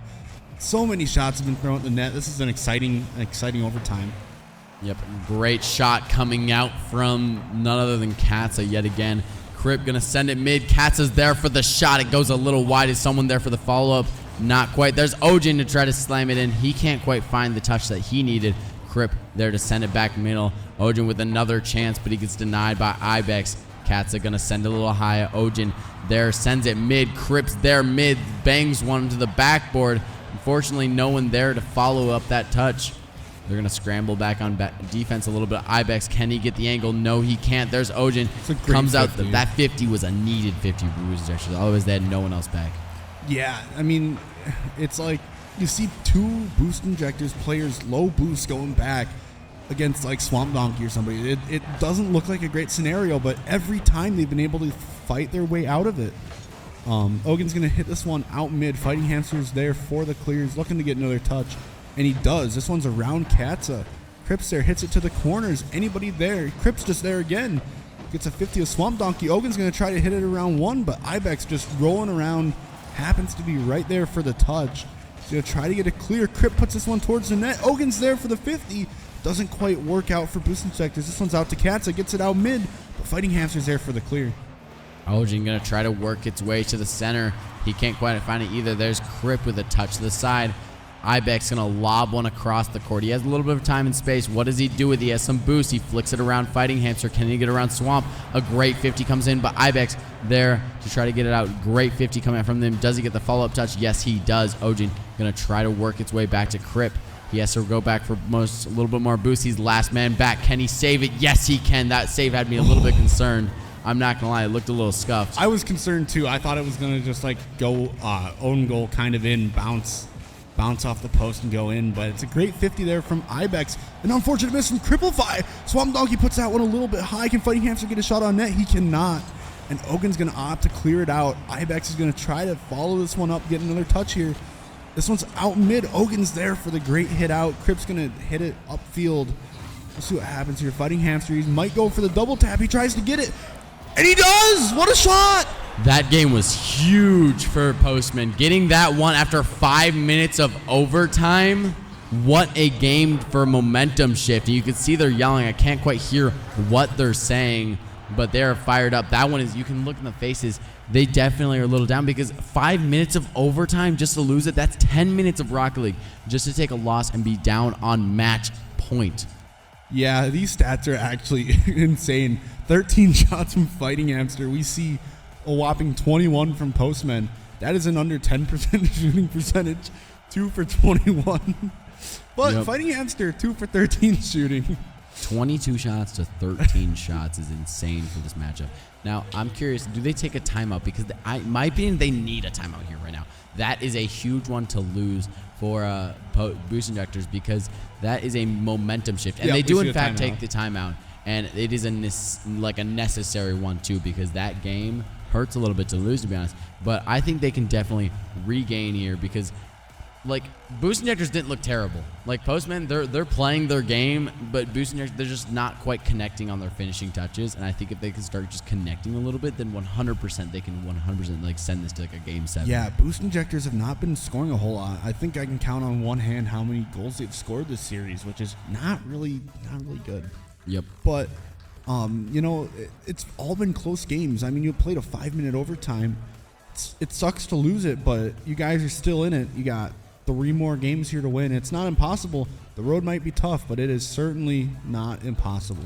100%. Those guys, they need to get hyped a little bit. They looking a little down on the cans, which, to be fair, they are down on match point, on elimination out of After this a 5-minute overtime, After a that was 5-minute overtime. exhausting. Yes, that is So exhausting. that's They fair, needed but- that timeout. Yeah. But I think honestly they just need their energy back. I think that's what they need, and then they can definitely get back into the series. Yeah. I'm looking to see how they bounce back after this timeout. Typically, it does help the team that takes the timeout. But, you know, you just got to take it one game at a time. Just focus on this game 5, win it. Focus on game 6, win it. Focus on game 7. Yep. You can't think too far ahead in the series. You got to take it game by game, and you got to make every moment count. 100%. And I think I really want to see Game 7. I really want to see Boost Injectors bounce back from this, and I want to see Game 7 Hopefully, game 7 overtime. That'd be cool if we got like that long of an overtime in a game 7. Yeah, 5-minute overtime. Yeah, go do that again, you guys, real quick. I mean, we basically saw a game 5 already. I mean, this is the actual game 5, but we saw a 10-minute game 4. So, I mean, theoretically it's game 6, but series-wise it's game 5. And Swamp Donkey's trying to get this one started out. Gets a 50 around Ogun. This one's a passing play. Can Ogun connect? He cannot. Ibex is going to try to clear this one out. Katza gets it around 1. Gets a great touch out mid. And that's on. Oh, my goodness. Shot I didn't think that was going on. We need to see a little energy coming from that because that was an amazing shot coming out from them. A huge ringer from the corner. Top shelf. That is unsavable. And we do see Boost Injectors get the goal up with their life on the line in this tournament. That's exactly what I wanted to see from them. And I'm going to be honest, that shot from the angle that we saw spectating, it didn't look like it was going to go in. It's so hard to tell with the depth perception. And they're going to get another one here. Katza's putting the team on his back right away. Oh, yeah. 2 goals, 27 seconds. They are getting hyped. Cripplify getting out of his chair. You can hear the screaming coming out, and that's what we needed, the energy to be coming alive here. Cripplify getting energetic. Katza and Ojin feeling good. We love to see this 2-goal lead 30 seconds in. Yeah, it's exactly what they need here. Fighting Hamster's going to try to throw this one towards their net. Swamp Donkey's going to get this one out mid. He's going to look for the follow-up, but Crip is there for a great clear. Ibex gets the hit back mid, though. Ogun 5 with a bit of an interesting touch there. Fighting Hamster's going to try to get this one on net. Cannot. As Katza, he's been the highlight player so far this game 5. He's been everywhere for Boost Injectors. I'm curious to see what he does the rest of the game. This one looks a little unfortunate, but Katza there for the save. Man, he really is everywhere. Yeah, I was a little bit worried with that save because it looked like he was going to be slightly too late and going to own goal it. But, it works out. A great play coming from Ojin coming out. Katza gets a needed clear. Fighting Hamster going to try to collect. He booms it to the backboard. There's Crip to try to do something with it. He's going to work its way out of the field. Great touch coming out there. There's Swamp Donkey to keep it going onto the blue side, but Katza there to shut them down. Yeah, Fighting Hamster's going to hit that one around the backboard. And Ogun's there, the great demo. I didn't see who demoed, but the net was cleared out, and Boost Injector's up 3. This is exactly what they needed. Yeah, Katza with the great demo. Yeah, what a play from just both Ojin and Katza. Because Katza, he set up the shot and then went for the demo, diming up his teammate Ojin. Ojin was a great second man aggression and being there, being ready to take the shot, and he did just that. We have the 3-goal lead coming from Boost Injectors. Not the first one, but the first 3-goal lead for Boost Injectors. The most lead we've seen from them thus far is a 1-goal lead. No, we saw a 2-goal lead, but this is huge for them to have. Yeah, I gotta say this. A timeout I think really helped. They're coming out like a completely new team here after the timeout, and it's certainly what they needed. But yeah, 3 goals here. It's a great lead. They still have to win 2 more games after this one if they win this one. So road's certainly not over, but it's looking a little bit more hopeful for them. Crip with a great demo. This net might be wide open for Crip. Swamp Donkey with a great clear. Can Ibex redirect this? He opts not to. And Katza with a great diving save. Katza is insane on defense. He can just keep it out of his net even when you think it's already in the net. Ibex trying to get something going. With those two defending Katza and both Cripplify on defense, they're both on fire right now, and there's just no stopping them right now. Absolutely. There's a little bit of a stoppage there in pressure from Boost Injectors. There's a bit of space, but Crip's going to try to hit this one out. Ogun with a bit of an unfortunate double commit. Katz is going to hit this one out to Ibex, who's going to hit it up to Crip. Ogun tries to get a shot on net. Swamp Donkey's there for the 50, but Katza there for the beat, and they all back off. That's not really what you want to see, but it's better to be on defense than overcommit if you're Boost Injectors, I would say. 100%. Ojin going to leave that for Katza to try to put it backward. He can find it, but he can't quite find the follow-up touch. There's Crip. A little bit of a double commit coming out from him. There's Ojin to recover for the double commit, make up for it, and then get a great touch. It goes backwards off the sidewall and then uses a half flip to get it. What a pass. And then Cripplify absolutely punishing the top left corner of the net. What a pass into a great shot coming out from Cripplify. Yeah, I can hear Crip scream from all the way over here. Man, he's really starting to get hype. He is, and I would energetic. be too. A 4-0 lead here, game 5, right after that 10-minute game. I mean, what's not to like about it? I'd be hyped too. he is getting energetic, and we love to see it coming out from him. That's the man that we need to see. I know I said earlier yesterday, I said the 3 people that'd be amazing on a team together would be like Bob Slinger and Cripplify, and I don't remember who the third one was, but he is a hype man for sure on land, and we have yet to see it, but now he is coming up on land, and it is definitely amazing. It is part of the reason why I think that these guys are starting to become so down, is because they're coming alive, and that is what we need to see. They're feeling comfortable, which is what they needed. Absolutely. As Swamp Donkey's going to try to punish them, gets this one on net, but Boost Injectors are able to clear it away. Cats is going to hit this one out mid. It's a little high. Can Ogun get a shot? He decides not to go for it. Swamp Donkey tries to get a flip, completely misses it, but this one's going to be a little bit wide of the net. Crip's going to clear it out. Fighting Hamsters is just going to drop it mid. Cats is there. I'm really liking the aggression from Boost Injectors. They're everywhere this game. I mean, of course, they have a 4-goal lead right now, but yeah, their offense has been absolutely insane. Yep, this team has been absolutely phenomenal throughout this new game. The timeout that Boost Injectors took has severely helped them. Ojin gonna try to go for a cherry pick. Crip gets the demo. These guys are coming alive. They're using the demos. They're using everything they got. They're just throwing everything at the net, and it's been working. They have a 4-goal lead, and with that, this game is over pretty much. I don't think I can cast or curse that into existence, but maybe no. if it was K-Tool. Maybe if it was K-Tool. Who knows? He might be able to cast or curse that. But yeah, Cats is trying to get one for the road. Postmen are going to block it. Crip gets a good demo here. We'll see what happens. The ball might just hit the ground, but Ogun's trying to get one for the road, and he does. What a shot! What a shot coming out from Ojin. Huge goal coming out. Now we have a 5-goal lead, and you can hear Crip getting loud, and Swamp, like he takes the headset off. I think I don't know. That was a pretty dominant win coming out from Boost Injectors. What a game coming out.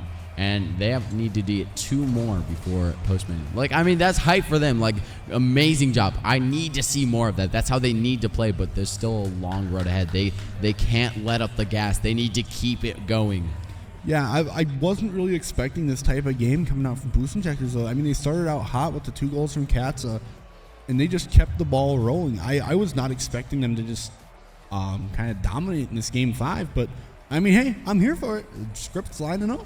You know, that was one name we mentioned earlier was Katza. He needed to pop off, and he did just that, bro. Really pulled up to the stat line, 575 points, 6 shots. He has come alive. And like I was saying, he doesn't need to score on every single attempt he takes, but if he takes those attempts, he's going to push them into dangerous positions, and he's been doing just that. He's been getting aggressive on offense and been doing insane. And it shows right there on the stat line his contribution because he did a great job that match.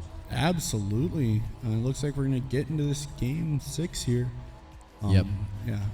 They're all feeling amazing and feeling great. And hopefully they can keep it going and send us to a Game 7. And hopefully at least we get the Game 7. Because honestly, win or lose for whichever team, I love to see Game 7s. I know I predicted a Game 6, but I would still love to see a Game 7. I mean, it's day 2 of LAN. Game 7s are always going to be hype, whether it's grand finals, loser finals, whatever it is. Game 7s, especially Game 7 overtimes, are hype. But we got to hope that Boost Injectors can get there. If they can keep the momentum that they had, they'll be well on their way. But so far, this ball is just kind of booming around both sides. Fighting Hamster's going to try to hit this one towards the Boost Injectors net. Ogun with a great clear. He's going to boom this one all the way out to Swamp Donkey. Crip just goes for the 50. Katz is up. Can he get one? He cannot. It's a great save from Ibex. Yep, the shot coming out from Swamp Donkey denied by Cripplify. Cripplify going to try to keep it going, but he's quickly shut down by Fighting Hamster. Sent over to Ojin. Ojin going to try to do some magic with it. Quickly shut down by Ibex. They're just trying to get out of their half. Cats are going to boom it up the field. Definitely a lot less scoring than last game. I know last game we already had 2 goals at this point, I'm pretty sure. And a little bit more chill, calm, and collected gameplay coming out from them. Cripplify going to send it up to the sidewall. Goes for a follow-up touch. Can't quite find it, but there's Cats at a follow-up. Yeah, it's a great recovery there from Katza to go for that ball. You know, an unfortunate miss, it's always a little bit rough, but when you have somebody there to follow up, it's like it never happened. As you see Crip just getting another unfortunate miss, and Katz is there to save him again. Ibex is going to hit this one out to the corner. It's around Katza. Postman catching Boost Injectors maybe just a little bit off guard, but Crip is there on defense. Great transition. We keep saying it. He's always everywhere on defense as well. It's a great touchdown from Swamp Donkey. Can Fighting Hamster get a shot on net? He can, but it's saved. And Ibex is there for the follow-up, and Postman take this lead early on in Game 6. What a shot coming out from Ibex Shank. Fighting Hamster tries to get an unfortunate block by Ojin. He just had to put a hand up. He needed just that. He put a hand up, but unfortunately the ball deflects off his car, going straight into danger, and Ibex able to beat out the last defender to get the first goal for the match point of Postman. Yeah, Swamp Donkey's just going to roll up the wall a little bit there. It's a double commit from both Crip and Katza. Ogun's there, can't quite get the shot on net. It's a good demo, but this one looks to roll in here. And Fighting Hamster puts the second one on the scoreboard for Postman. Yep, lives on the line for Boost Injectors. They need to come alive again in this game if they want to stay alive in this tournament, because this is their last life. They don't have another chance. If Postman take this game, it goes to Postman, and they will punch their ticket into Grand Finals. But on the other end, Postman, they just need to hold for about 3 minutes, and then they can secure their spot in the Division B Grand Finals as they're looking to make another one and make it 3. Yeah, Swamp Donkey's going to punish the Boost Injectors again. Overcommitted. Both Crip and Katza were up, and he just hit the ball over the last man for Boost Injectors. It's a great play from Swamp Donkey. It's a ground play. It's always what you come to expect from him. But, yeah, this is not looking too great for Boost Injectors. Postmen are kind of doing what Boost Injectors did last game. Yeah, I'm pretty sure Swamp just likes to have his tires glued to the ground. He just basically exists on the floor and tries to just absolutely ball everyone. He can still make some ground plays. Don't get me wrong. He almost had a painted shot earlier, but a great showing from the Postmen as they are 3 goals up. They just need to maintain that for the next half of the game, and they can secure their spot in the Grand Finals. Yeah, Crip's going to try to control this one. Ibex gets a good touch out mid. Ogun's going to try to get a 50 with Ibex. Crip's just going to opt to boom this one out. This one's going to go straight to the ceiling. It's a 50 between Fighting Hamster and Ogun. Fighting Hamster getting the follow-up, but Swamp Donkey there with a double commit. Ibex is last back, but he's cool, calm, collected. Gets the clear out. Katz is going to, in a 1v1 with Fighting Hamster, gets it around him, and that one's going to find the net. And Katza finds Boost Injector's first goal with a beautiful outplay around the last defender. Gets a beautiful last touch to both get it on target and around Fighting Hamster. Unfortunately, Swamp Donkey could not get back to that, and we have a 2-goal deficit, no longer a 3-goal deficit for Boost Injectors. Yeah, I mean, it's still anybody's game here. Boost Injectors are bringing a little bit of hope back as Ogun's going to boom this one out towards mid. Crip seems to be a little bit faked out by that. Crip with a great demo on Swamp Donkey. Katza hits this one up. Can he do a double tap? And he gets it! My. What a shot from Katza! Katza, holy crap, pop off, because what a double tap coming out from him. Perfectly slams up the backboard, rolls his car upside down, and slams it into the bottom right corner of the net. To say, as far as I know, I think he had, might have been a flip reset, but it was some sort of like mega mechanical play on land last time. I mean, Ogun's trying to get that goal, but Katza just seems to be able to hit these insanely mechanical shots at land. Ogun's going to try to get this one in the net. It's a little high, and Fighting Hamster's there for the save.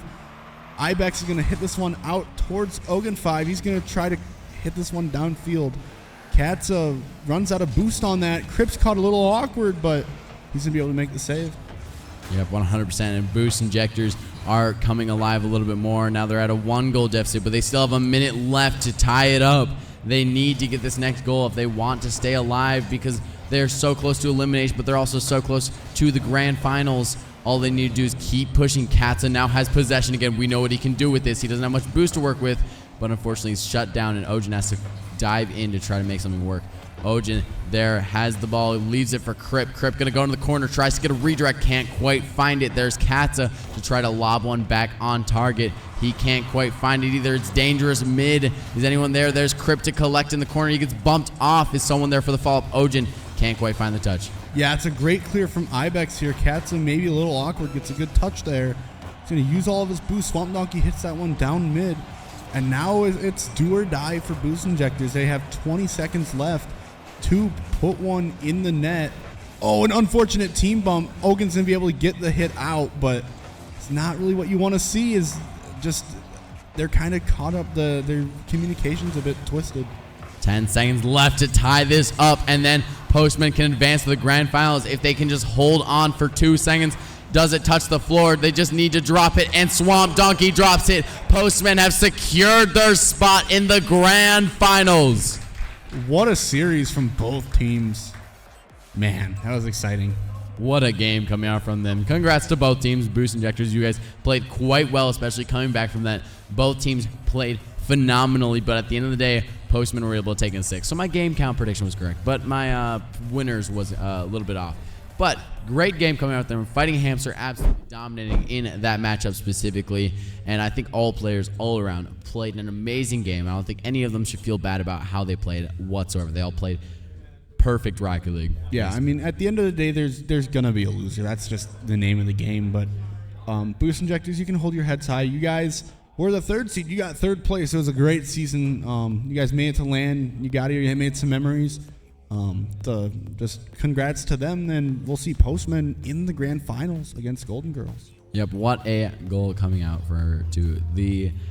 some beautiful clips coming out from Katza and some just great goals. But we're gonna see if we can get someone over here for a post match. I heard somebody say they want Ibex up here. Yeah, but, Ibex is right here. So. Oh, Ibex is here. Yo, let's go. Yeah, you basically want it like right up in my your mouth like this? like that, exactly. Just like this? Yeah, you're a natural. Anyways, congrats on the win. How does it feel? You punched your ticket to the grand finals. Dude, it feels great. We lost to these guys twice in the preseason, and it was going to be a tough one. We knew it was going to be a tough one, but it was super fun. Yeah, I wish I knew that before the match. That would have been good information to use as entertainment. But congrats on the matchup. What a game from y'all, you guys. I'm curious, was the car selection, did that input a little bit because of the Huntress we talked about yesterday? I mean, that's what I was rocking yesterday, so I rocked it again today, but maybe a little bit. A little bit. I'll take it. Congrats, regardless. How are you feeling going up against Golden Girls? Honestly, it's going to be a tough matchup again, just like this one was. It was close. We're just going to have to stay dialed in, honestly. We definitely have to clean up some stuff on the defensive rotations, I think was our biggest issue this game. And maybe connecting on the final touches to get stuff put in the back of the net. There's a couple of things that I was like, that should be in, but it wasn't quite in. If we get those cleaned up, I think we'll be in for a game. You guys are looking really, really strong. I can probably predict at least a bracket reset, so hopefully that can go your way. Hoping for the best for that.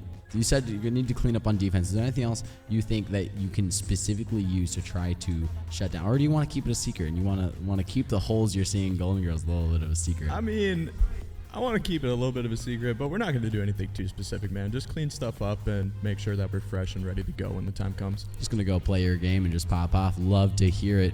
Well, congrats on the win. You played phenomenally. A great game from all 3 of you. Fighting Hamster and Swamp Donkey absolutely popping off, and you just did amazing too. We're commenting on your 50s. They're just insane.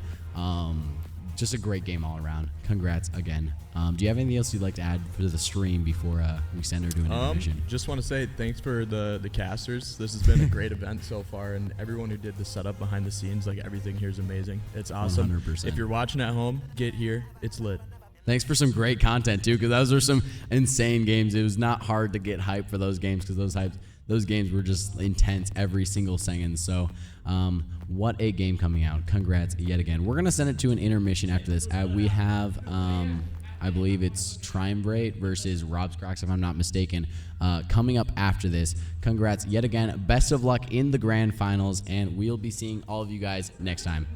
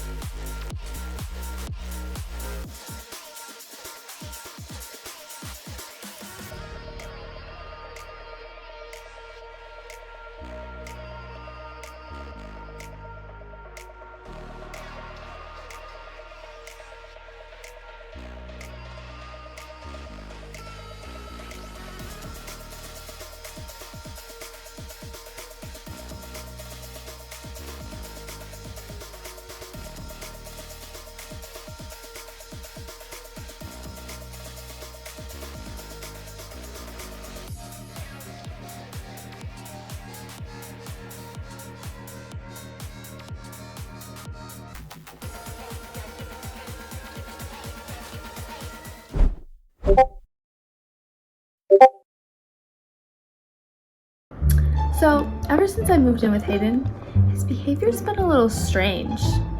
He keeps doing everything twice. It's really weird.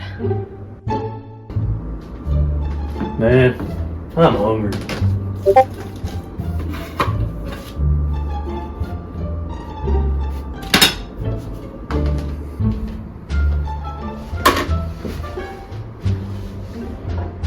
Man, I'm hungry.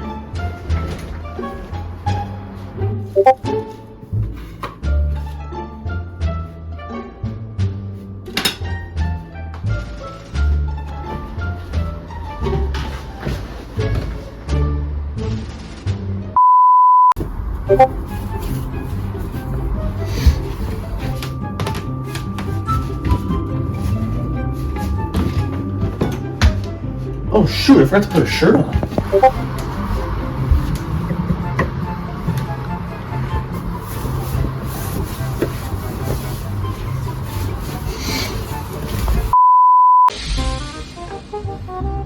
Whew, that dookie felt amazing.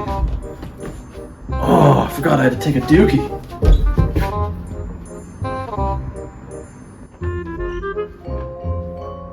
Whew, that dookie felt amazing.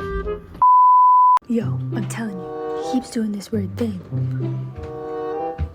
Hey, Hi. what's for dinner tonight? Tacos? Oh, word. Alright.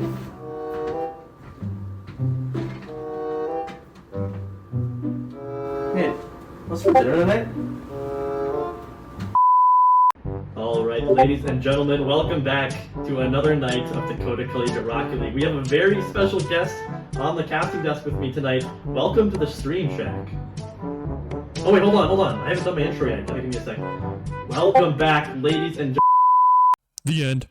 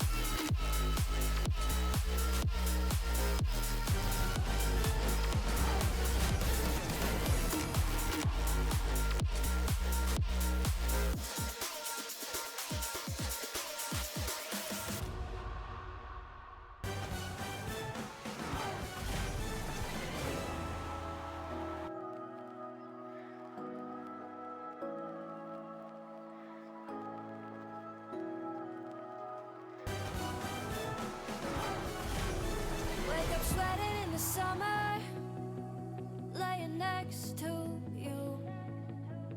Feel you in the covers, on me like a new tattoo.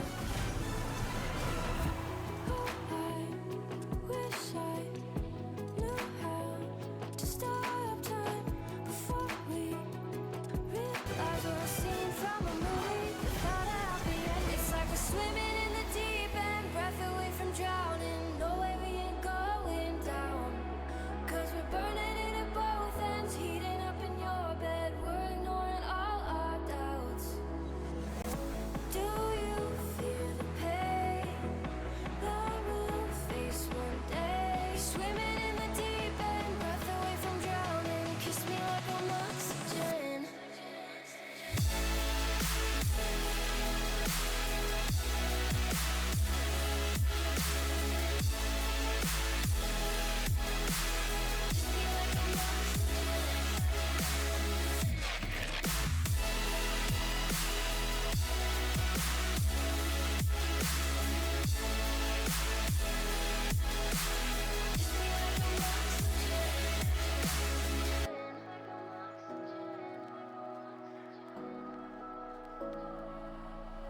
So good we were together, it's kinda hard to believe it. And when you say forever, do you even mean it? Oh, I wish I knew how to stop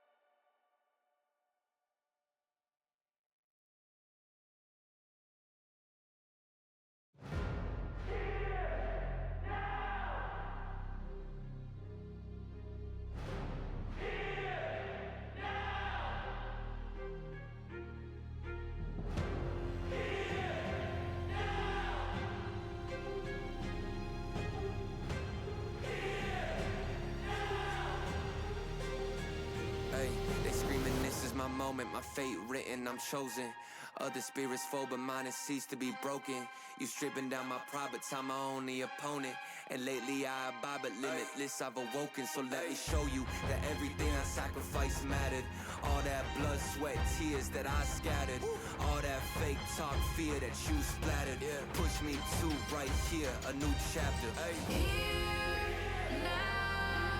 Waiting for the flag to fall here now, cutting through the rolling fog.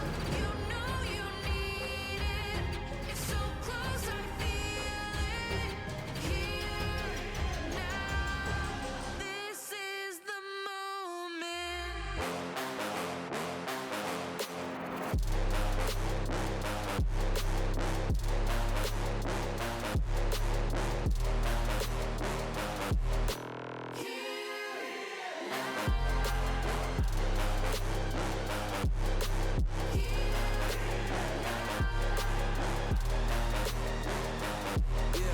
One too many times, the shots that y'all are taking.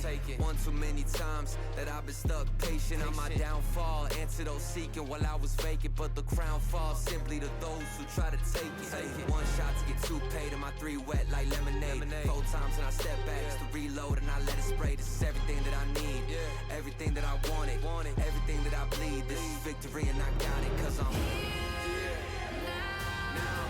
Waiting for the flag to fall here now, cutting through the rolling fog. You know you need it. It's so close, I feel it. Here now, this is the moment.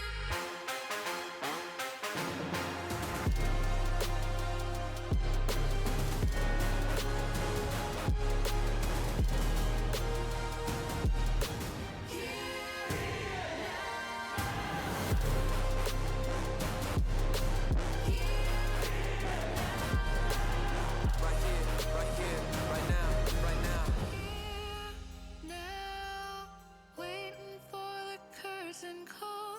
Here now, this is the moment.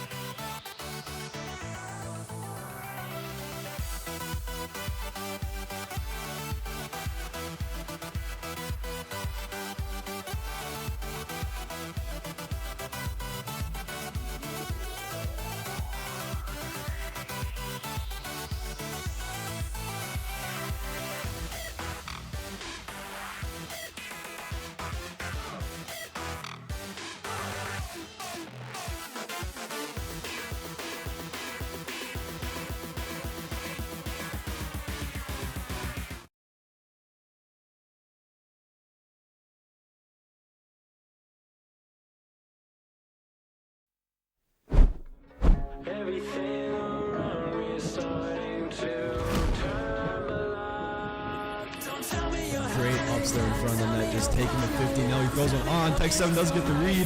Complex get a shot on. He does top corner. Complex coast to coast from the save to the goal on the other end. And gets a shot off in the meantime. Is that on net off the post? Chalupa's there. It's in the net. Chalupa. We are in golden goal territory. Sui now trying to go for a solo play, but it's going the other way. Marty now gets it around one. Can he find a touch? We see misses, and that's going in. Lasky with 2 seconds left takes the lead.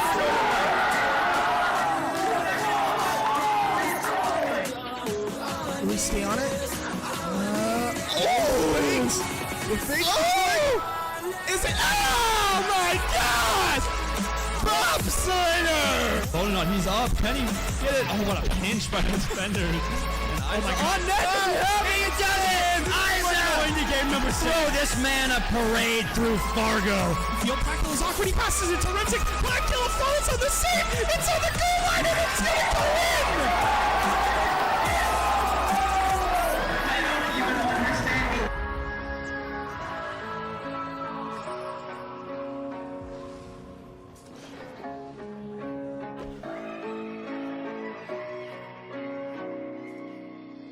Now Dusty a little bit awkward. Gets a nice touch. That's a great pass.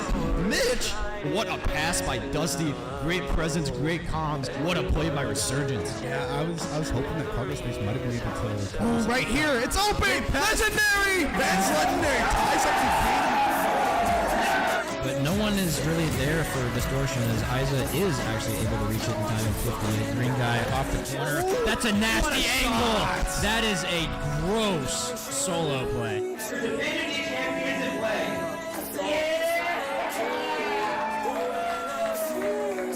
JD Bauer gets a nice 50 on him. Can he follow up with a center? Yes, he does. Center. One that's on. Oh, what a pass. Ladies and gentlemen, your Dipsy winners follow.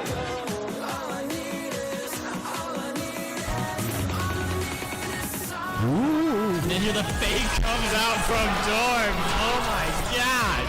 Silo Tactics are your Division lead grand champions here. Take your trophy.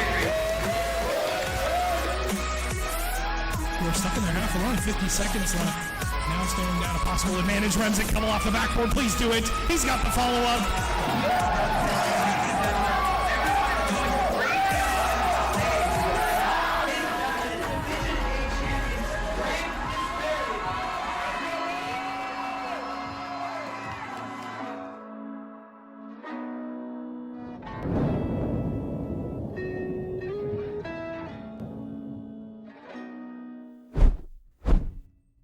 All right, ladies and gentlemen, we are back. Had a nice little time, a nice little intermission here. We've moved up the ladder. We had Div D, C, B, and now we've got the top of the list here in Div A.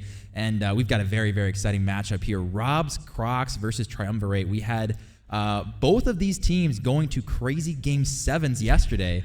And now we'll see who's going to have the ice on day 2 here at LAN.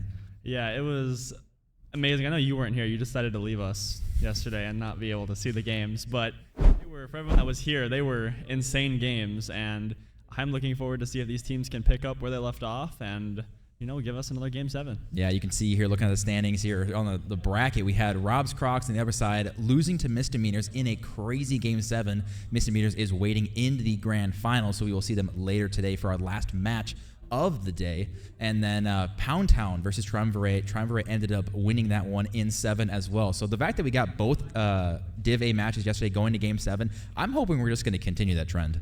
I think the only other game that went to Game 7 was Noah's Ark's match, which was also a legendary match. And that was Game 7 OT, wasn't it, too? That was a the crazy golden match. goal opportunity. So now you got very well-known players on both teams going in this, and one last ride for a lot of these players. So it's do or die now. Yeah, it's kind of sad. We were talking kind of behind the scenes. There's a lot of people who are going to be missing next season. Just like the way it works in terms of the numbers, we've got a lot of Div A players that are graduating.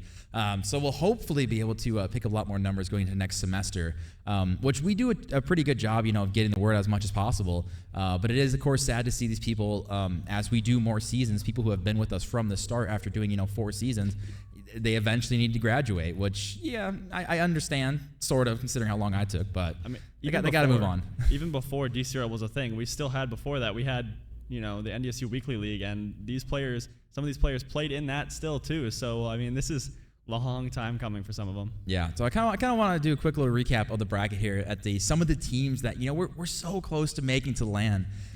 So we're kind of looking at the bottom here. We ended up that the 2 teams that didn't end up making it. You look at the Urbonauts, the Telecommuters, which Urbonauts, dude, they were so close to making a crazy bracket run. We talked about Nebula and Div D, who they ended up going 0-8, the last seed of Div D, and they made a crazy miraculous run to make LAN. Urbonauts were only 2 games away from making that exact same run, being 0-8 as well. Trying to pull the Lorem Ipsum off. I see Pumpkin in that chat watching. Almost pulled that run off. I mean, it's always fun to see a low seed, make it all the way. And I mean, we see that in this match, a 6 seed, Triumvirate. They're looking to make it happen. Yeah, you talk about seeds, and I'm looking at bad seeds who Triumvirate actually ended up beating to move on and land here. You look kind of backwards in bad seeds. They were close in a lot of series, but yeah, like they dropped to misdemeanors, which again made land, and then they lost to Triumvirate, made land. So you talk about kind of just a rough draw in the bracket. Obviously, you're not expecting to have to go against two teams who we look now on day 2. Like, hypothetically, if Triumvirate win this, you're telling me that, oh, yeah, the 2 teams we lost to, yeah, they're in the grand finals. Like, you can't feel that bad about that loss. No, I wouldn't at all. And the last team, Bulldozers, they didn't do too hot. I mean, it was just a run back of, the Dons from the last season, and unfortunately they couldn't make land like they did last season. So. Yeah. But now we get to focus on kind of the teams here tonight, starting off with Rob's Crocs, which I know we've kind of beating a dead horse here with the combination of Stewie and Painted Heart, but they have had now multiple seasons together. They ended up winning the first season of DCRL, and they're pretty dang close to doing their second win here on land.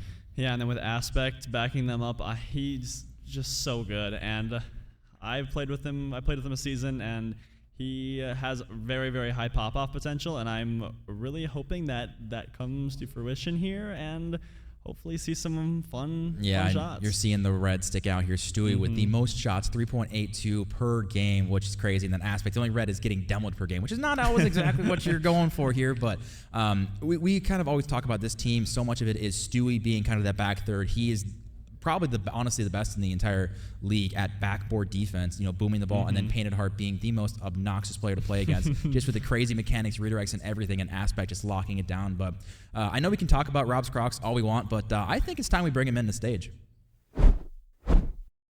And now, introducing on the blue side, your first seed. After making an upper bracket run, getting sent down misdemeanors, they're looking to punch their ticket to the grand finals. It's Stewie, Aspect, and Painted Heart with Rob's Crocs. I have to get right fair smack into the action. Here we go, look at this. Look at this. I'm gonna push it. I'm gonna push it to the limit. Danger, danger, danger. I jumped on a croc under the water. Whack, hip, hip, hip in the head. Scarred me head. Woo! I'm on top of the world. I'm gonna push it to the limit. Woo! I get to do the wildest things in the world. I'm gonna push it to the limit. You need to come with me. I wanna share it with you. Come with me. Share my wildlife with me. Woo! This is just such a special. What an intro song. They actually ended up changing it from yesterday because they realized how bad of a pick the first one is, so thankfully they changed it. So. I was waiting for one of them to look at you off that, but moving on to the team, their opponent, Triumvirate.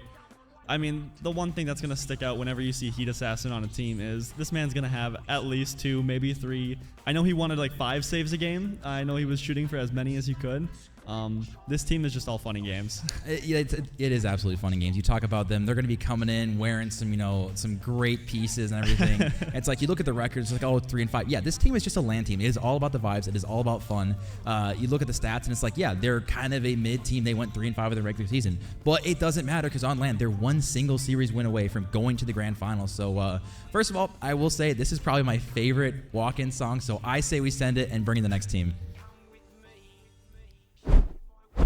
Now, introducing on the orange half, they were 6 seed, led by all certified cutie patooties, Heat Assassin, Blesky, and E-Crux. It's Triumvirate!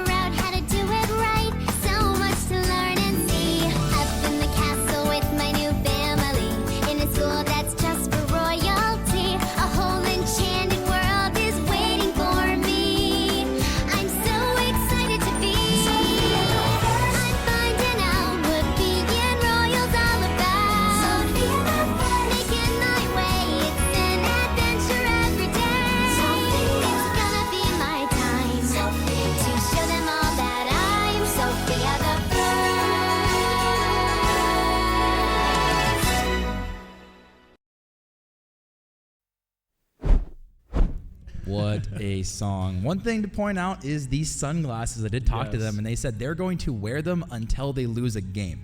So hypothetically, we might be seeing them on the entire time. Yeah, I also talked to Heat Assassin Robbie. He said he could not see anything. He could not see a thing. Oh, he changed it from yesterday. Oh, I talked to him about that. Yeah, he has different glasses than yesterday because he told could me not see anything. He could not see anything, and his crown kept falling off. So hopefully that doesn't fall off too much for him this time. We'll see if he is the true king, if it does stay this time or not.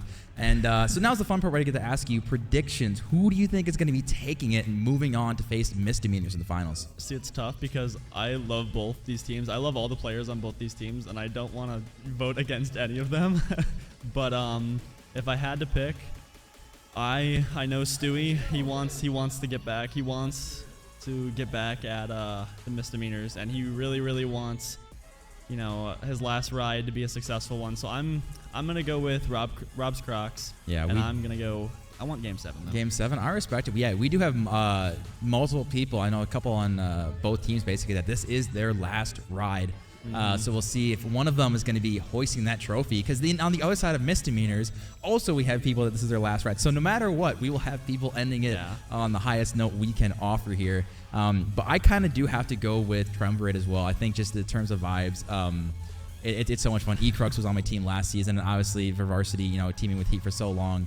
And I've personally seen Stewie have so much success in DCRL over the season. My dude, I don't think he's ever gotten outside of third. I might be wrong on that one, but I mean, he got fourth, I believe. Last. Did he have one? Okay, but yeah, he has won, and he's made land every single season. Like this dude knows how to pick his teams, and he has been so successful. Sometimes you might have to share.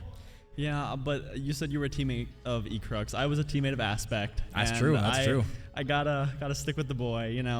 I want. So are you success, officially picking Rob's Crocs then? Yes, or? I said that. Okay. I Yeah, said Rob's Crocs in 6.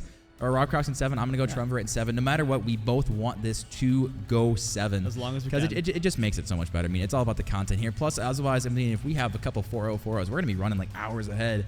And we got some hopeful bracket resets later today. All 4. All 4. You know what? If you, I was gonna say I'm going home. So yeah, you guys can be here till midnight. You be my guest. Have fun cleaning All up. 4. Yep. It'll be. I don't care which one wins after the bracket reset. Just give me at least 8 games. That'll be great. 8 games. I respect that one. It is going to be interesting to see, who kind of is going to be the pop-up person. Like obviously you call it, yeah, it's going to be Stewie. It's going to be, Heat. I'm expecting them to do exactly what they're doing, but who's going to be kind of the next person in line stepping up? Who about the supporting cast? Who's going to be the one that really, really drives them to victory here? Yeah, and I just heard Blasky, if he wins, he has to share cookies. So, Good. Blasky cookies? I wouldn't mind some cookies here, as both these teams, like we had mentioned, they do have a lot of LAN experience. Every single one of these players has played on LAN before DCRL has even existed. So it's going to be seeing who starts off early here. And again, I cannot stress enough, the combination of Painted, Harp, and Stewie, if that combo can get shut down, Rob's Crocs is really going to struggle on offense, but doing that is a heck of a lot easier said than done. But if there's one person that can do it, it's the defensive wizard himself, Heat Assassin.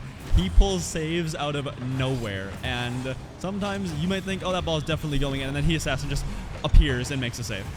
E-Crux now going to be hunted down from Stewie. At least I think it's Stewie. At least it's supposed to be Stewie, but Painted Harp now jumping up for that one. Heat Assassin now rocking. That is such a sexy looking car. So we see a little bit of double commit between him and Blasky. Going off the corner here. E-Crux now getting caught out. He's got 0 boost. Going to be a little awkward going back. Does turn on 0. Now 1v1 versus Stewie. Trying to get a pop over. He does get. It's going to be going off the backward. Painted does get a great read. And that's going to buy so much time for his team to get back. Yeah, now, Heat with a great 50 off of Painted. Stewie trying to go up, but E-Crux is going to be there. Doesn't quite get the touch he wants. Now Heat Assassin trying to get the double off the backboard. Sneaks it by Aspect. Is anybody there to finish it? Blasky puts it in, and Triumvirate already game 1. Yeah, you see Heat Assassin. That's such a crazy double angle. I think it really, really caught the defense off guard. Aspect didn't expect it, and Stewie didn't expect Aspect to miss, and then had it turn awkwardly in the net. And Triumvirate getting the lead in game 1 here. And again, we talk about the 1 seed versus the 6 seed. Again, Rob's Crocs, seeding-wise, should be winning this one. On paper, they do have the advantage, but Triumvirate, since starting in playoffs, have pretty much denied all odds. Yeah, and I know... Oh, that was a great that is passing dirty. play. We talked about, the Harp and Stewie combo, but you also cannot forget Aspect. Stewie controlling that with the dominance, passing it to Aspect, and just perfect placement in the bottom right corner. Beautiful. And you were saying...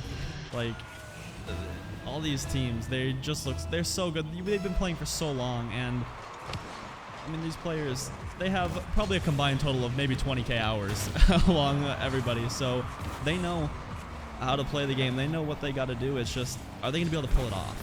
That is going to be a question that we will have to wait probably a couple games to see if we can get answered here.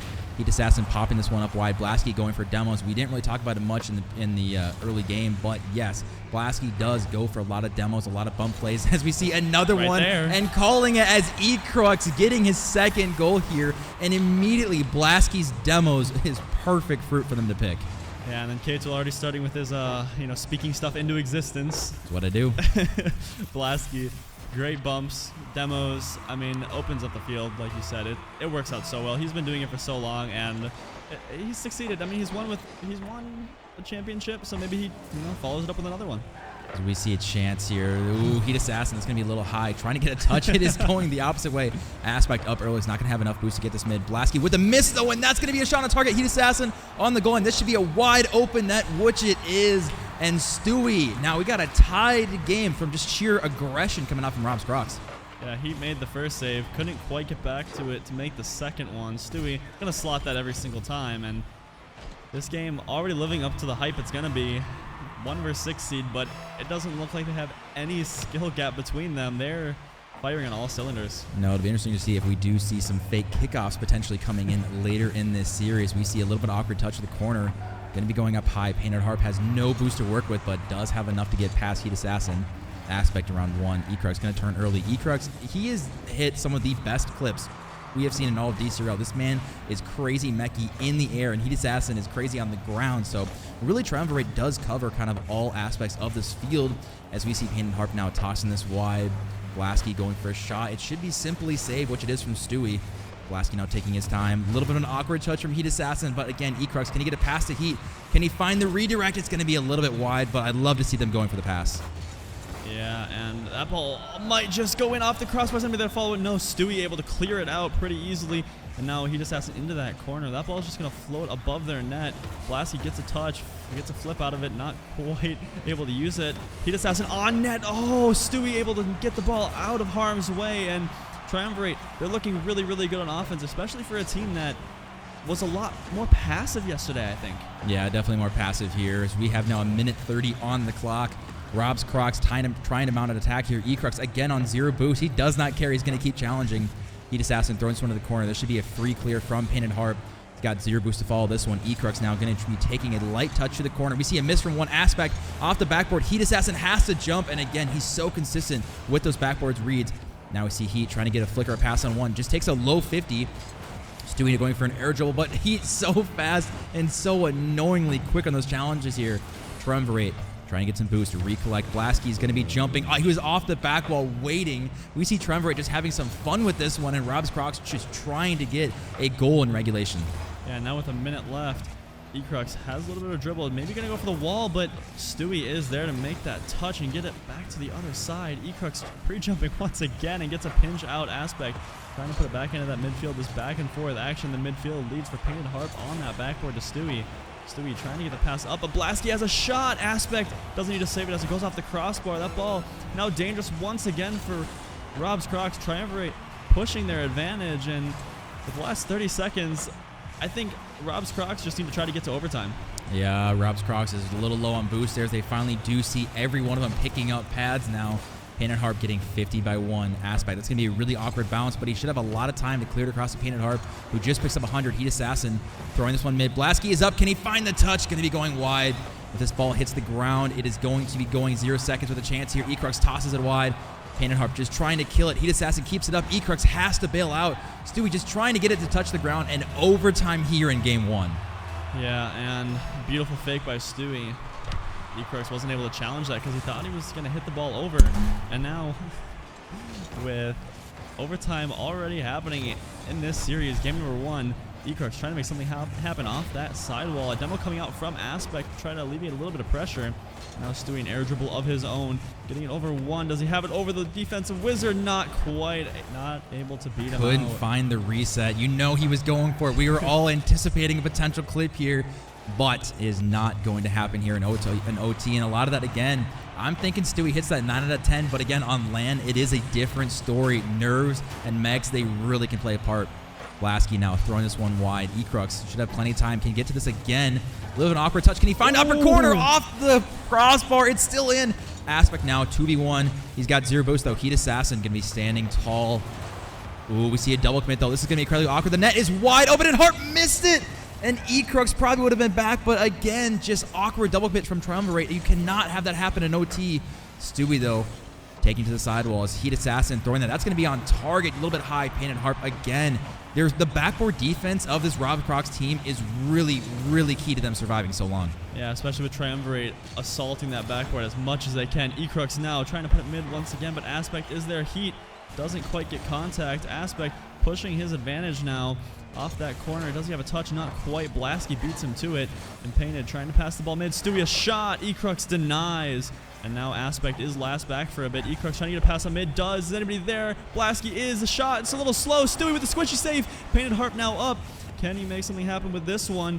He's just going to give it right to Heat Assassin. And I thought that could have been the end of it. Could have been the end almost. We see Ecrux trying to get a redirect of his own. Stewie, that is not a good touch though. Aspect though, able to bail him out. Heat Assassin going for potential Psycho, but not able to find the touch there. So we see Harp now getting 50 by Blaski. It's going to be going wide. Heat Assassin getting beat up by Aspect. A little bit of an awkward bounce in the corner, and that might be on target, and that's going to be it. Stewie reading the corner, stealing game 1 for Rob's Crocs. Yeah, and if this is how this series is going to go the entire way, I am 100% here for it. Beautiful shot coming out from Stewie, and I mean, that's just what you're going to expect from this entire series from Rob's Crocs is all those passes off the corner between, infield and, I mean, Stewie already dropping 885 points. That's typical Stewie, I guess. And the question is, do the sunglasses come off for a Triumvirate? They did say if they lost the game, they're going to take them off, but we'll see if they do stick to it. As, we see, like I said, Stewie dropping almost 900 points. That is such a good back-and-forth game. Honestly, I was expecting a little more sloppy play, being that it's game 1 on land, so much on the line, but these guys have come in locked and ready to play. Yeah, and also 6 saves coming out from Stewie. He was needed every second on that field, wherever he decided to be at that time, and he's just always in the right spot too. And looking to the other side, Ecrux 57 touches, Heat Assassin 56 touches. I mean, Triumvirate, they had most of the control in that game. They just let it slip away a little bit. Yeah, I can confirm the sunglasses have come off. So we'll see. Maybe that was the only thing holding Triumvirate back, but Rob's Crocs does not care, as they're going to be rocking game 1 win. Hopefully they'll be able to take a game 2, and that is not the start they needed. Triumvirate, it only took 6 seconds off kickoff. Yeah, that's not very characteristic from Rob's Crocs there. Normally they don't miss stuff like that, and the ball is just able to find its way in. 1 goal, 6 seconds, and at this pace we're going to have a couple goals in this game. I'm hoping we see more than just a couple here. Ecrux with a whiff. That was an open net, but obviously they cannot expect a defender to whiff in that situation. That shot's going to be on target. Can Hart find a touch? It's off the crossbar. Aspect now trying to air dribble, just buy some time. Can he get the reset over 1? Heat Assassin does not care, so he's going to give him enough space that's needed. Ecrux up for 1. Blaski in an awkward spot here. We're seeing so many players committing into this corner. Aspect now with 0 is going to throw this one to the other side. Blaski going to take his time. Painted Harp trying to find a pass mid. Ecrux and Blaski and Heat all in defense, trying to get a good clear here. And with this Triumvirate team up 1 goal, we'll see how aggressive they want to be in the first couple minutes, because they cannot seem to get out of their half. No, but a great touch from Heat, trying to alleviate a little bit of pressure, and then he is able to clear it out. But for how long? Not very long, with Stewie just instantly booming it back. Ecrux trying to take a little possession. Stewie not able to make contact with that, but Painted will be able to, and Heat able to clear that one out. Does he have another follow-up? Not quite. Blaski getting the demo on Painted, but the ball got over him, and now with Aspect able to take possession of that one, trying to beat Heat Assassin, not able to, but he gets beat by Stewie since he had no boost. Blaski gonna boom it away, and Triumvirate starting to get a little suffocated in their half. Yeah, you're seeing the third from Rob's Crocs playing exceptionally deep. Rob's Crocs, they're pretty much doing a 1-2 combo on offense, and it might work here. Can Stewie find the Doomsy? We see awkwardness, and it does find the way in the back of the net. I don't know how the madness worked out, but it does end up in a goal. I'm really surprised Stewie doesn't hit this first one. I don't know what happened there, but he does find it after he lands on the ground. We see all players on both teams pretty much laughing on that one, and you kind of have to laugh on just a weird goal like that, as we see Rob Crocs again. They took a game 1 and they do score again. Painted Harp trying to find a touch. Heat Assassin, though, again, backboard clears are going to be critical here from both teams in this game. Blasky now throwing this one off the corner. Stewie trying to look for the mid pass. It's a great idea, but no one was really there. Just a little bit of miscommunication here coming out from Rob Crocs. Yeah, and a touch out mid. Painted is there to 50. Heat Assassin. Painted now has a touch out mid. Stewie is there to make the shot. Not quite. A couple players go flying by that. A bump coming out. Does get the ball around a defender. And now Heat Assassin does clear to the other half. Doesn't. Oh, he missed the boost, but he does not get the touch off of Stewie. I thought he might have. It's just awkward, I think, for both these teams. Like, game 1 was much, I don't want to say more like structured and what I expected, but game 2 so far has been madness from both teams on both ends of the field here. Blasky going to get beat up by Aspect, who drops it down. Really no one. Ecrux taking his time. Goes for a low 50, and Aspect gets the demo on him, though. Stewie now, again, rocking the dominance. One thing we talked about is between Stewie and Painted Harp, both not rocking, quote-unquote normal cars. We also look at Heat Assassin, so we actually have half the field on very non-standard cars. I don't know if I've ever seen Heat Assassin in anything relating to an Octane or a Fennec. He's always in some weird... I think he owns every car in the game.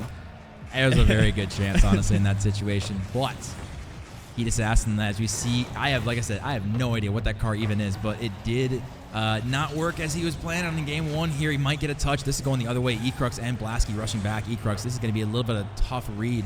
Does a pretty good job as Aspect and Painted Harp, a little bit crushed in the combo of the corner there. Heat Assassin, again, he doesn't have any boost to work with, going for a floor pinch, and it's going to go up and over Painted. Stewie now throwing this one mid. Blasky, I thought Painted was going to be going for a demo here, and the last couple minutes has been a little quiet from both teams.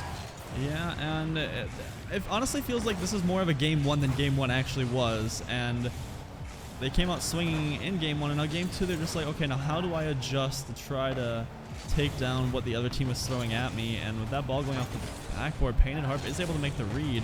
Heat Assassin is up, trying to get a solo play over Stewie. Can he get over Aspect? Not quite. So they tried to pass it down to Blasky. Ecrux now off that corner, tried for a pinch, but couldn't quite get it. Blasky gets a pinch out. Stewie a shot, but Heat Assassin will make that save.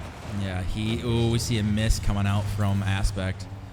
Painted Harp going to be the last one back. Goes actually early. Ecrux now has got 0 boost. Can he find the touch mid? Heat is up, but Stewie just getting a wheel in there in the nick of time here as the time does keep on ticking. Aspect trying to work his way downfield, gets it around 1. Heat Assassin gets a good 50. It's up and down. Ecrux, he missed the ball, and Painted Harp was expecting him to touch it to the mid as he could get a quick shot on target. Heat Assassin now up and over 1 as we see 30 seconds left, and we'll see if we go back-to-back potential overtime. I am 100% here for that, and now Heat Assassin trying to do a little bit of solo play on offense, but Painted Harp will make the beautiful read off that. He has not enough boost to try to get to that one. Ecrux bangs it the other way, gets a weird floor pigeon type thing, and Heat Assassin a shot, or pass mid, not quite able to connect with any of his teammates. Ecrux now, time winding down. He's in the air, he gets one touch. Can he get a follow-up? Not quite. Ooh, Heat that's Assassin a dangerous double. back.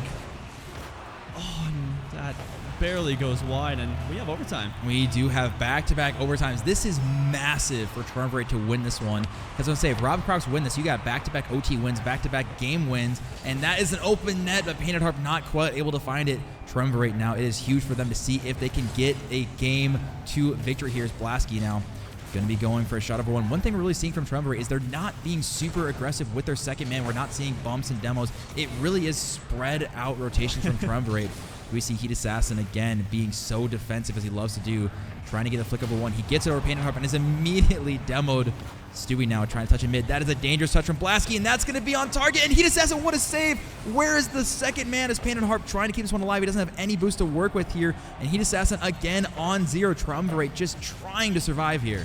Yeah, Ecrux has to make a touch, falls down. Blasky, he has full boost in net. He can take his time a little bit. Stewie challenges him instantly.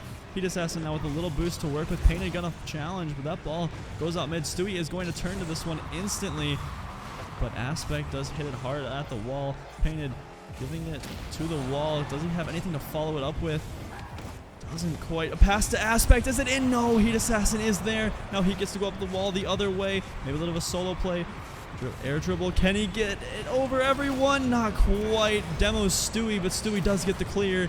And both these teams, they're picking up speed in this overtime. Yeah, they're really stepping up the aggression. They do not want this to be a long OT like it was last time. And we're seeing more and more demos coming out from Painted Harp and Rob's Crocs. They're trying to end this one. We talked about the aggression. Normally it's coming out from Blasky, but Painted Harp again being as annoying. So we'll see who does get this final goal here in OT. Rob's Crocs, he's got 45 boosts. Aspect trying to get over one. Blasky gets a little bit of a touch here. Painted Harp, can he find the top? He just misses that. There was a decent touch, but Heat Assassin with the miss. Stewie now going to be going off the back where we see so many bodies going up for this one. You do not want to make that last mistake in OT. Heat Assassin again in defense gets a good 50 as Stewie and Painted Harp now trying to get an attack going here as we hit the 2-minute mark in OT. Aspect, Ecrux dunking him to the corner, and we're seeing both teams just kind of pick up boosts and go back to a little bit of a stalemate. He just has off the ceiling, gets a good challenge, gets a pinch, but Stewie is there. Blasky getting beat by Stewie to the wall. Does Stewie have another touch? A double commit coming out from Triumvirate. Not a great shot from Painted Harp. And now Aspect off that wall. Does he have a pass mid, or will he try to go for a shot, a pass?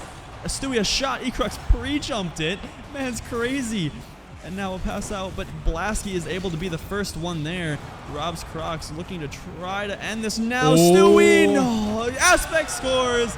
Not the amazing clip, but it's still a great goal from Aspect. Yeah, I think we were all holding our breath to see if Stewie could get the clip. Ecrux had to respect it. And again, we talked about the demos. There are so many demos on that play that Triumvirate. I'm excited to see what the stats are because Rob's Crocs absolutely turned up the aggression. Yeah, now with Triumvirate dropping to Rob's Crocs, we might see a timeout, might not. Maybe, but these both have been such close games. Overtime, 1 goal.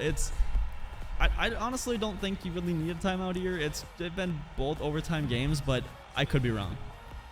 Yeah, I'm looking right now at the Heat Assassin, 80 touches. He is all over the field. We kind of talked about the demos, and yeah, you look at Painted Harp, we called it out, and yeah, getting 4 demos, and I'm pretty sure almost all of those were in OT, just making Triumvirate's life honestly just a nightmare. And we do see them again down 2-0 in the series. Rob's Crocs trying to make quick work and get back to the grand finals. I hope it's not quick work because I would love a long series here. And I mean, one thing I noticed as well, Blasky, he might not have gotten as many demos as, Painted Harp on the other side, but I saw him chasing around so many people, and I know people are so used to Blasky demoing, but even when you are used to it and you expect it, you know what's going to happen, it still puts you out of position when you have to try to run away waste all your boosts, run away, and try to dodge the Blasky onslaught. Yeah, it's a lot easier said than done when it's just like, oh yeah, just dodge demos, just be aware of it. Well, Blasky's very good at what he does here, and we'll see what Triumvirate have in store. They did not take a timeout, which is pretty typical for people to do if you do lose 2 games in a row, but they're all about vibes. They might just say, shrug it off, don't care, go next. Which maybe that is the ticket to getting a win here, as now they really desperately need to win this game 3 or they will see themselves on quadruple match point. And Heat Assassin stepping it up early in the first 15 seconds. Man, just absolutely sniped that past all 3 members of Rob's Crocs. Beautiful shot from Heat. I mean, I honestly think he's just as good as on defense as he is on offense.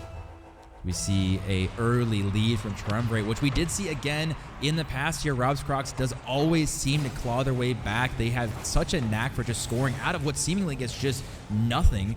As Aspect, though, he's got 0 boost and gets a good 50, though. Ecrux and Blasky, this is a 2v1. This is actually a 3v1. Ecrux trying to go for demos, but again, the ball was in the air, making it so difficult to try to demo that last defender.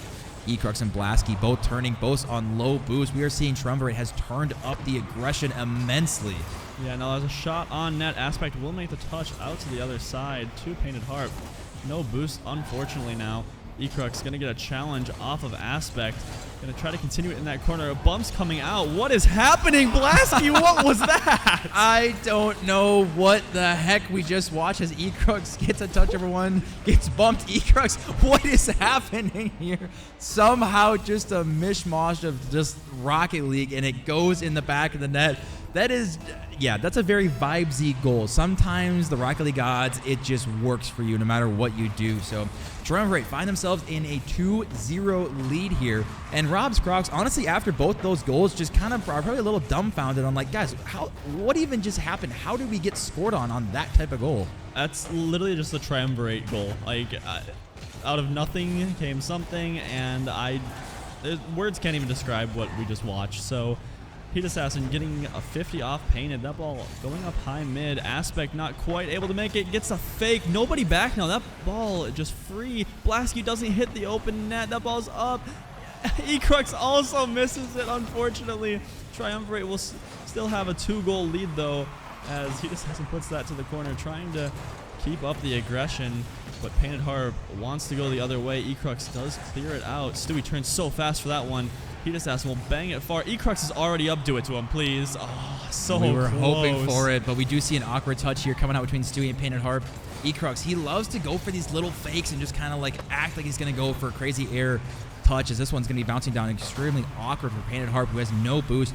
Gets a good clear out wide as Heat Assassin up in the air. He's got a decent amount of boost. Drops it down. Can he get a floor pinch of his own, which he does? And Ecrux, though, Aspect had to respect that in that situation here, as we are now halfway through Game 3, and Rob's Crocs, we've yet to see them have the aggression, the offensive firepower that we've had the last 2 games. Like that.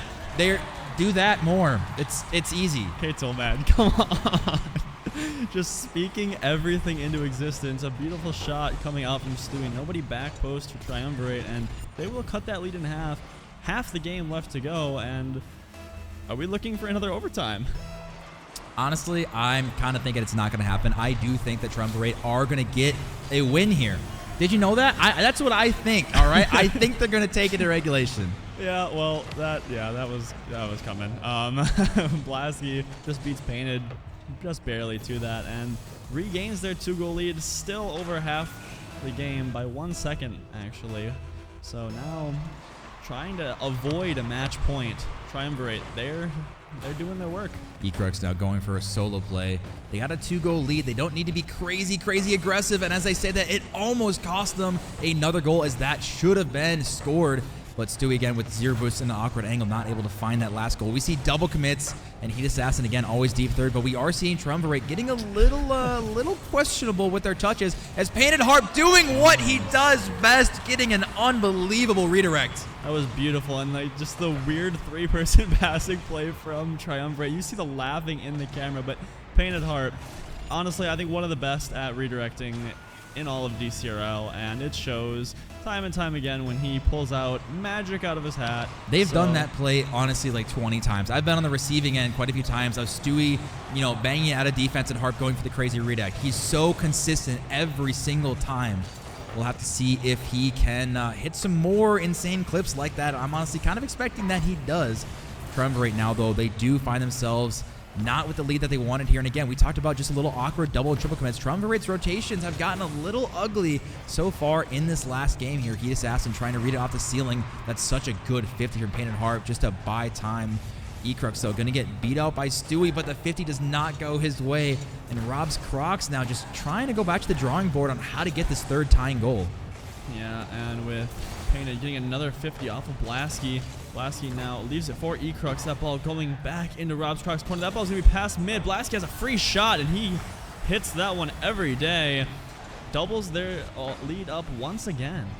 Wide open net as Blasky just having fun on that one. Ecrux, that is such a good beat up in their corner. A little bit awkward again for defense for Rob's Crocs, as again, they're just kind of they're trying to figure it out, just going back to the drawing board on like, how are we getting scored on by this team here? Like this is just ridiculous here. I'm just thinking of what Stewie's his little monologue is going to be to the team in between each game. But Triumvirate again, they find themselves with 4 goals here in this game, and the question is, are we going to see 5 or is 4 all that's going to be needed? As we have a minute left.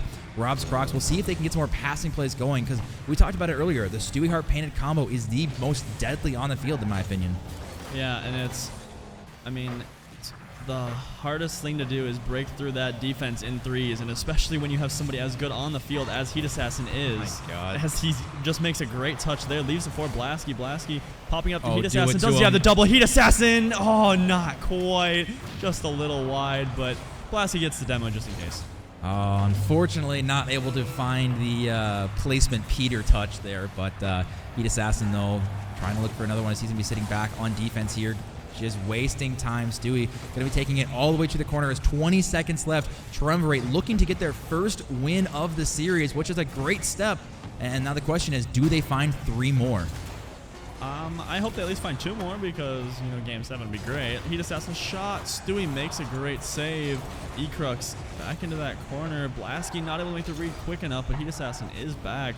off the opposite corner, gets a read, almost got another one, and with time expired, Rob's Crocs can't quite get back in this one. Triumvirate take their first. They do take their first one. Good to see, and we see immediately Stewie starts talking to the team, trying to figure out, go back to the drawing board, saying, hey guys, how do we deal with this one now that Triumvirate has stepped up the aggression and have stepped up and changed their play style a little bit? How does Rob's Crocs adapt? Yeah, and I think the biggest thing, what I want to see is I want to see Aspect a little more involved in the Stewie Painted Harp combo, because I know they have a lot of chemistry, but I know Aspect can also do a lot. It's zeros across the board for him. So yeah, I have to agree. I know he can also do a lot himself, and we saw that in the first couple games where he was, in that passing plays with Stewie and Painted. So if they bring him back into the mix, I think they can get back and maybe close out the series. I think they can do it. I hope, though, like I said, whoever wins this, as long as we go to Game 7, I'm going to be a happy camper on this one. But like we mentioned, though, Triumvirate doing a great job getting their first win of the series. And we'll see if the hyper-aggression does continue to work, because as far as some of the goals that we saw Rob's Crocs score with the crazy bounces and pinches, you cannot rely on that realistically. No, not at all. But the passing plays from both teams have looked stellar on both ends of the field. And I am looking forward to seeing what these teams can come up with, as Heat will now take control of this one, trying to pass the ball out. He hits it to the other end, makes Painted have to go collect that one. Blasky getting a great 50. Ecrux up for that one, doesn't quite get the touch. Now Aspect, shot on net, makes Heat Assassin use some boost and make the save. Stewie and Heat both trying to get a challenge, but only Heat makes contact with that one. Aspect off that wall into the corner. Stewie, does he have some weird magic? Not quite, as Blasky is going to be able to clear that one out. And now Triumvirate trying to maybe put a shot on net. Is Blasky able to score? Not quite. And Rob's Crocs looking to go the other way now. We're seeing more and more double and almost triple commits happening out of Triumvirate. We're seeing now demos happening. Net is open for a split second. Aspect does get back, and that touch buys so much time for Painted Harp to actually end up missing that touch.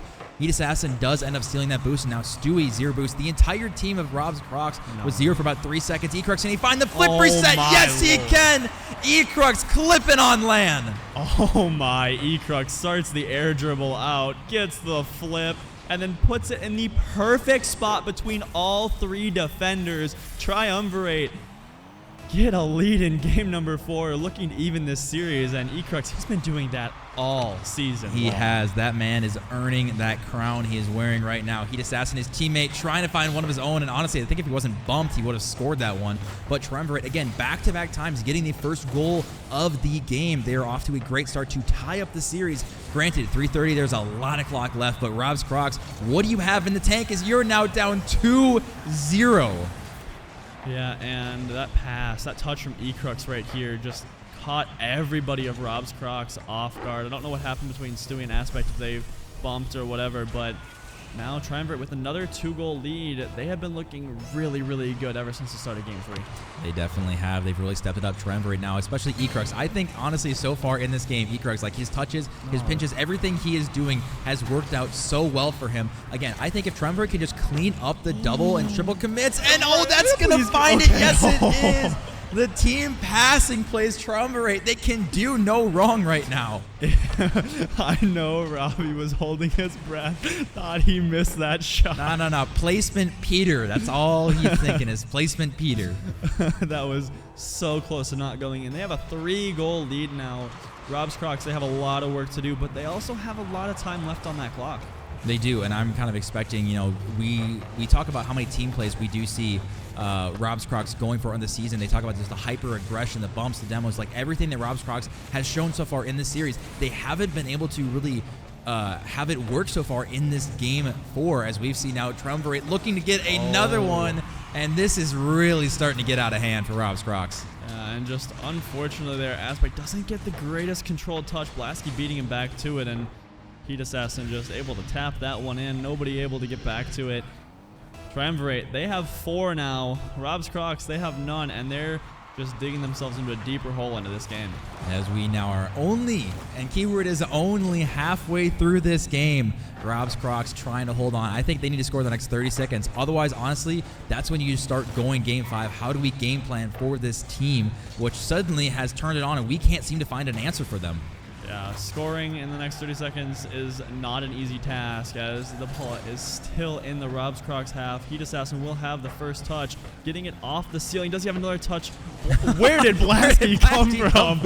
What? Man's off the ceiling. One of the things that Triumvirate loves to do is when they do have a comfortable lead, they start really going for some crazy, crazy touches, just messing around on the field, and it might bite them here as Painted Harp on 0 boost, trying to force it through. And the longer that Rob's Crocs doesn't score, I think the better and better Triumvirate's mental will be going into Game 5 as Heat Assassin. These guys are having way too much fun right now, given the circumstances that they're on land.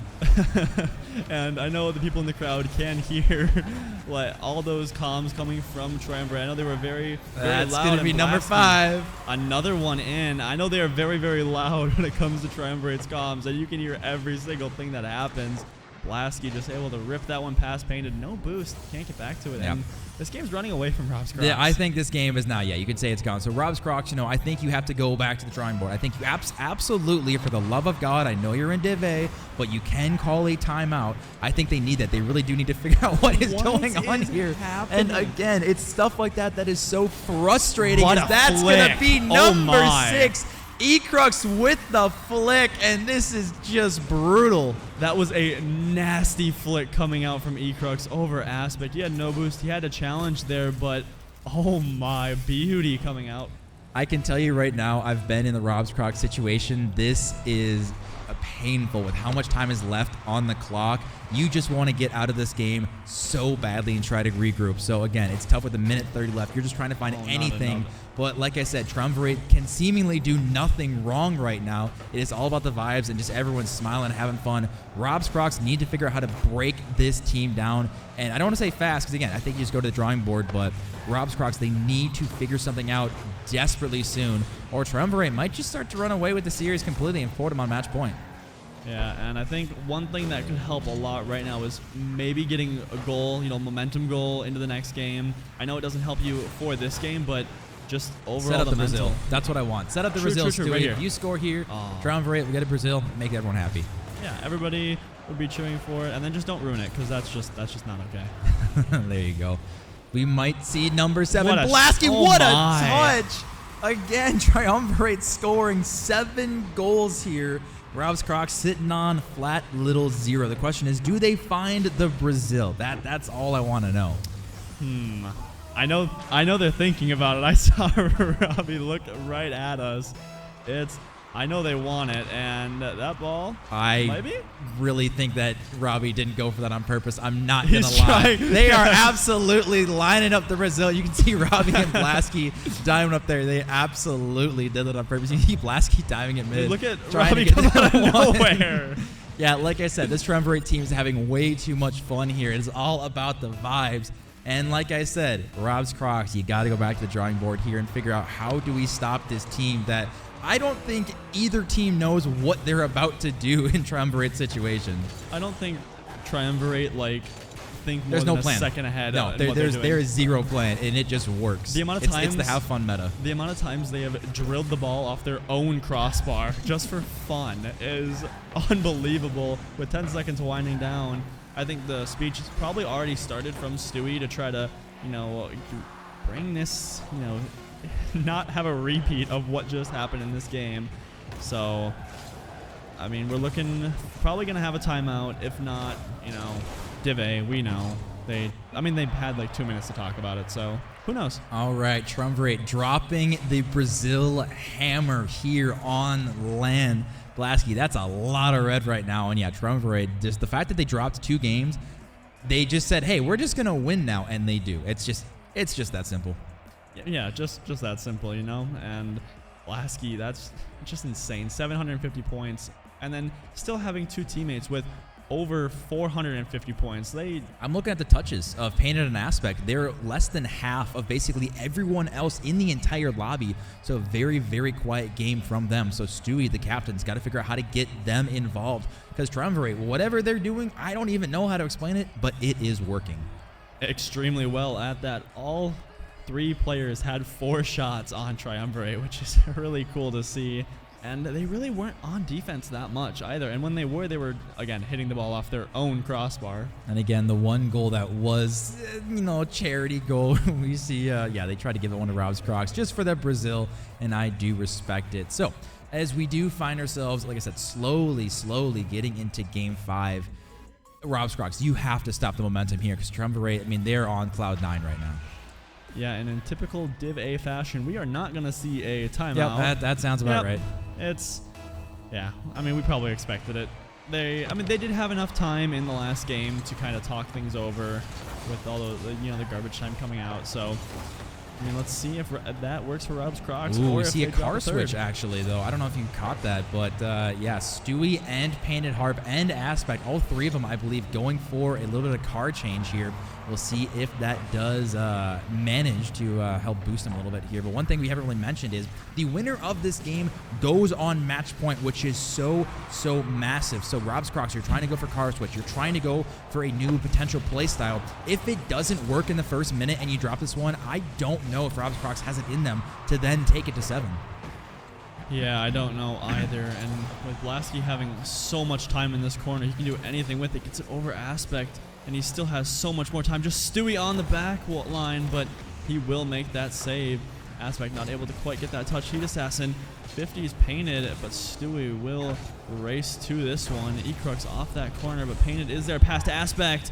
Not quite in the right position to make that shot happen. Heat Assassin getting a touch, but Stewie 50ing it back. Ecrux making a crucial touch, and the demo coming out from Blasky. Oh, so important there. That's one thing we haven't really talked about much is the demo plays, and especially the last couple games, it hasn't really been very relevant. But Triumvirate apparently not needing this one. Blasky now trying to find this one mid. Ecrux still going for this one. He does not care if it's anywhere near mid or not. Just wants to have some pressure. Heat Assassin go off the ceiling. Gonna have to leave this one for Blasky. It's a 2v1 situation, but not the best first touch from Blasky. Ecrux was not able to follow as we see Painted and Stewie. We see a double commit. The net is open for a split second, but Ecrux does finally get back. But we see a great touch. Harp off the corner, going for demos, and Stewie slams it in. Yeah, and that connection, it's surfaced once again. That pass off the corner from Painted, going for a demo after that, and Stewie just able to slot it in. Rob's Crocs, they take their first lead in about 10 minutes. It's been a long time since we've seen Rob's Crocs in a lead here. But again, after you do try to have a new play style, and it does work out in getting the first goal, it does wonders to change your mental and to kill the momentum of Triumvirate. But again, Triumvirate, we're so close to getting that goal back. 2 minutes in and 0 so far. Triumvirate after scoring 7 last game. And I was waiting for a goal to happen just right there. Blasky now off that wall, not quite able to get the control he wanted off there. Heat Assassin getting a 50 on Stewie. Ecrux is up, has to make the touch, not quite. They're so awkward, but Blasky is able to get the pass out. Now the ball going under Blasky this time. Heat Assassin has to go up for this one, getting it around. Stewie pre-jumps him. Now Blasky off that other corner pass to Ecrux. Ecrux a shot over. What a shot! God, what a touch from Ecrux. And we have to give as much credit from this pass from Blasky, just getting it up and over one, and Stewie not able to find that touch. He was streaking down, but Triumvirate, they do find a goal after about a minute of play, and I can tell you both these teams are locking in for the rest of the series. Yeah, and I know Heat Assassin was peeking out of his mind last night. It's Ecrux's turn today. He is playing out of his mind, hitting nasty shot after nasty shot. But now they still need at least one more goal to take this game. Ooh, Stewie might be getting that goal right now. It Painted on 0 boost. Stewie on 0 as well. Aspect, the only one with any boost. Ecrux now as well as 0. Does anyone want to pick a boost as Ecrux finally does? This man can seemingly do no wrong here. As Aspect on 0, throwing it to Stewie. Can he find it down to Harp? Full team passing play almost happening. Heat Assassin, can he find the redirect? He does, Lord. And Heat Assassin does it himself. That was such a good, it goes from a save to the clear out, and then the redirect into the net. Heat Assassin doing it all, giving his team a lead once again in a game. And with 2 minutes left, Rob's Crocs, they have so much time. Just slowly get it back. But you can kind of, it seems almost like a little vibe in the atmosphere. Triumvirate seemingly cannot miss any ball right now, as that is going to be another open net. Can Heat get the touch here? Can Aspect get back? And they both whiff. both on 0 boost. Not able to find a touch here as Ekrux 0 of himself, does not care. Blasky now, can he find a shot? It is directly to Stewie. Doesn't have a lot of boost to work with here. Going to be controlling this one. Actually, Opstup just booming away, which is a little surprising for me. Ekrux, so that is not a good touch, and Blasky going to be coming to the rescue here. But every single time we go to any one of Rob's Crocs, they just don't have the boost to follow. Yeah, and Stewie gets a shot on, but Ekrux is there. A follow-up from Painted and Aspect, both faking. Aspect now a shot, but they have the boost to get to that one. Heat Assassin trying to get the follow-up 50 Stewie, but Stewie does get it by him. Ekrux makes a touch. Stewie a pinch out, but Aspect is there. Shot back into that corner. Stewie turning for it once again. Ekrux getting a 50. Now Stewie trying to pass mid. Does he have anybody there? Not quite, as Triumvirate lets it go to the other side. Painted Harp once again a pass mid, but Blasky will be able to clear it out. Is that going to catch them off guard, though? No, not quite. Stewie is back, trying to find the second touch. Is now Aspect booming it to the corner. Heat Assassin going to be the first one to this ball as the time keeps on ticking. Stewie, though, forced to go back. Heat Assassin has 0 boost of his own. Now he picks up the corner, drops it down to no one. Seemingly, is anyone there for the final touch? 28 seconds left, and Painted Harp and Rob's Crocs need to find this tying goal or forced to be on match point. Yeah, Blasky taking control of this one, though. He has a little bit of space now, doing anything with that ball, but Aspect is able to get the 50. Ekrux trying to fake out Painted, but that ball will just fall to Heat Assassin. Less than 10 seconds left. Rob's Crocs, they need to find an equalizer before that time. Hits 0 and ball hits the ground, but Heat Assassin might find one of his own. He does! They may take this game. Oh, I don't know if they may. I'm pretty sure they will, but Heat Assassin 0 boost. The angles of Triumvirate, just like the redirects, they saw Painted Harp hit one of his famous redirects, and they said, hey, we can do it one better. As Triumvirate now doubling up their lead, and now they are on match point. So the question is going to be, Rob's Crocs, A, do you take a timeout? And B, how do you find yourself to find a way to get to Game 7? Timeout. What's that? We're in I know they don't want to do it, but we do implement it in the rules. And the first thing, again, that I look at is we talked about the touches last time. And it's, again, Painted and Aspect have less than half, basically, of Stewie and a lot of the rest of the field. We just cannot seem to get Painted and Aspect into these series. And a lot of it is from Triumvirate, just whatever they're doing, which is weird touches, going for pinches, double committing every single time. It's somehow working.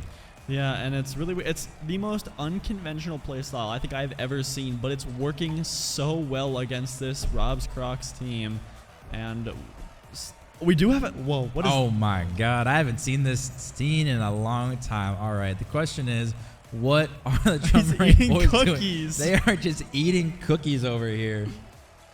I love it. They're offering it to the other team. Oh, I love that.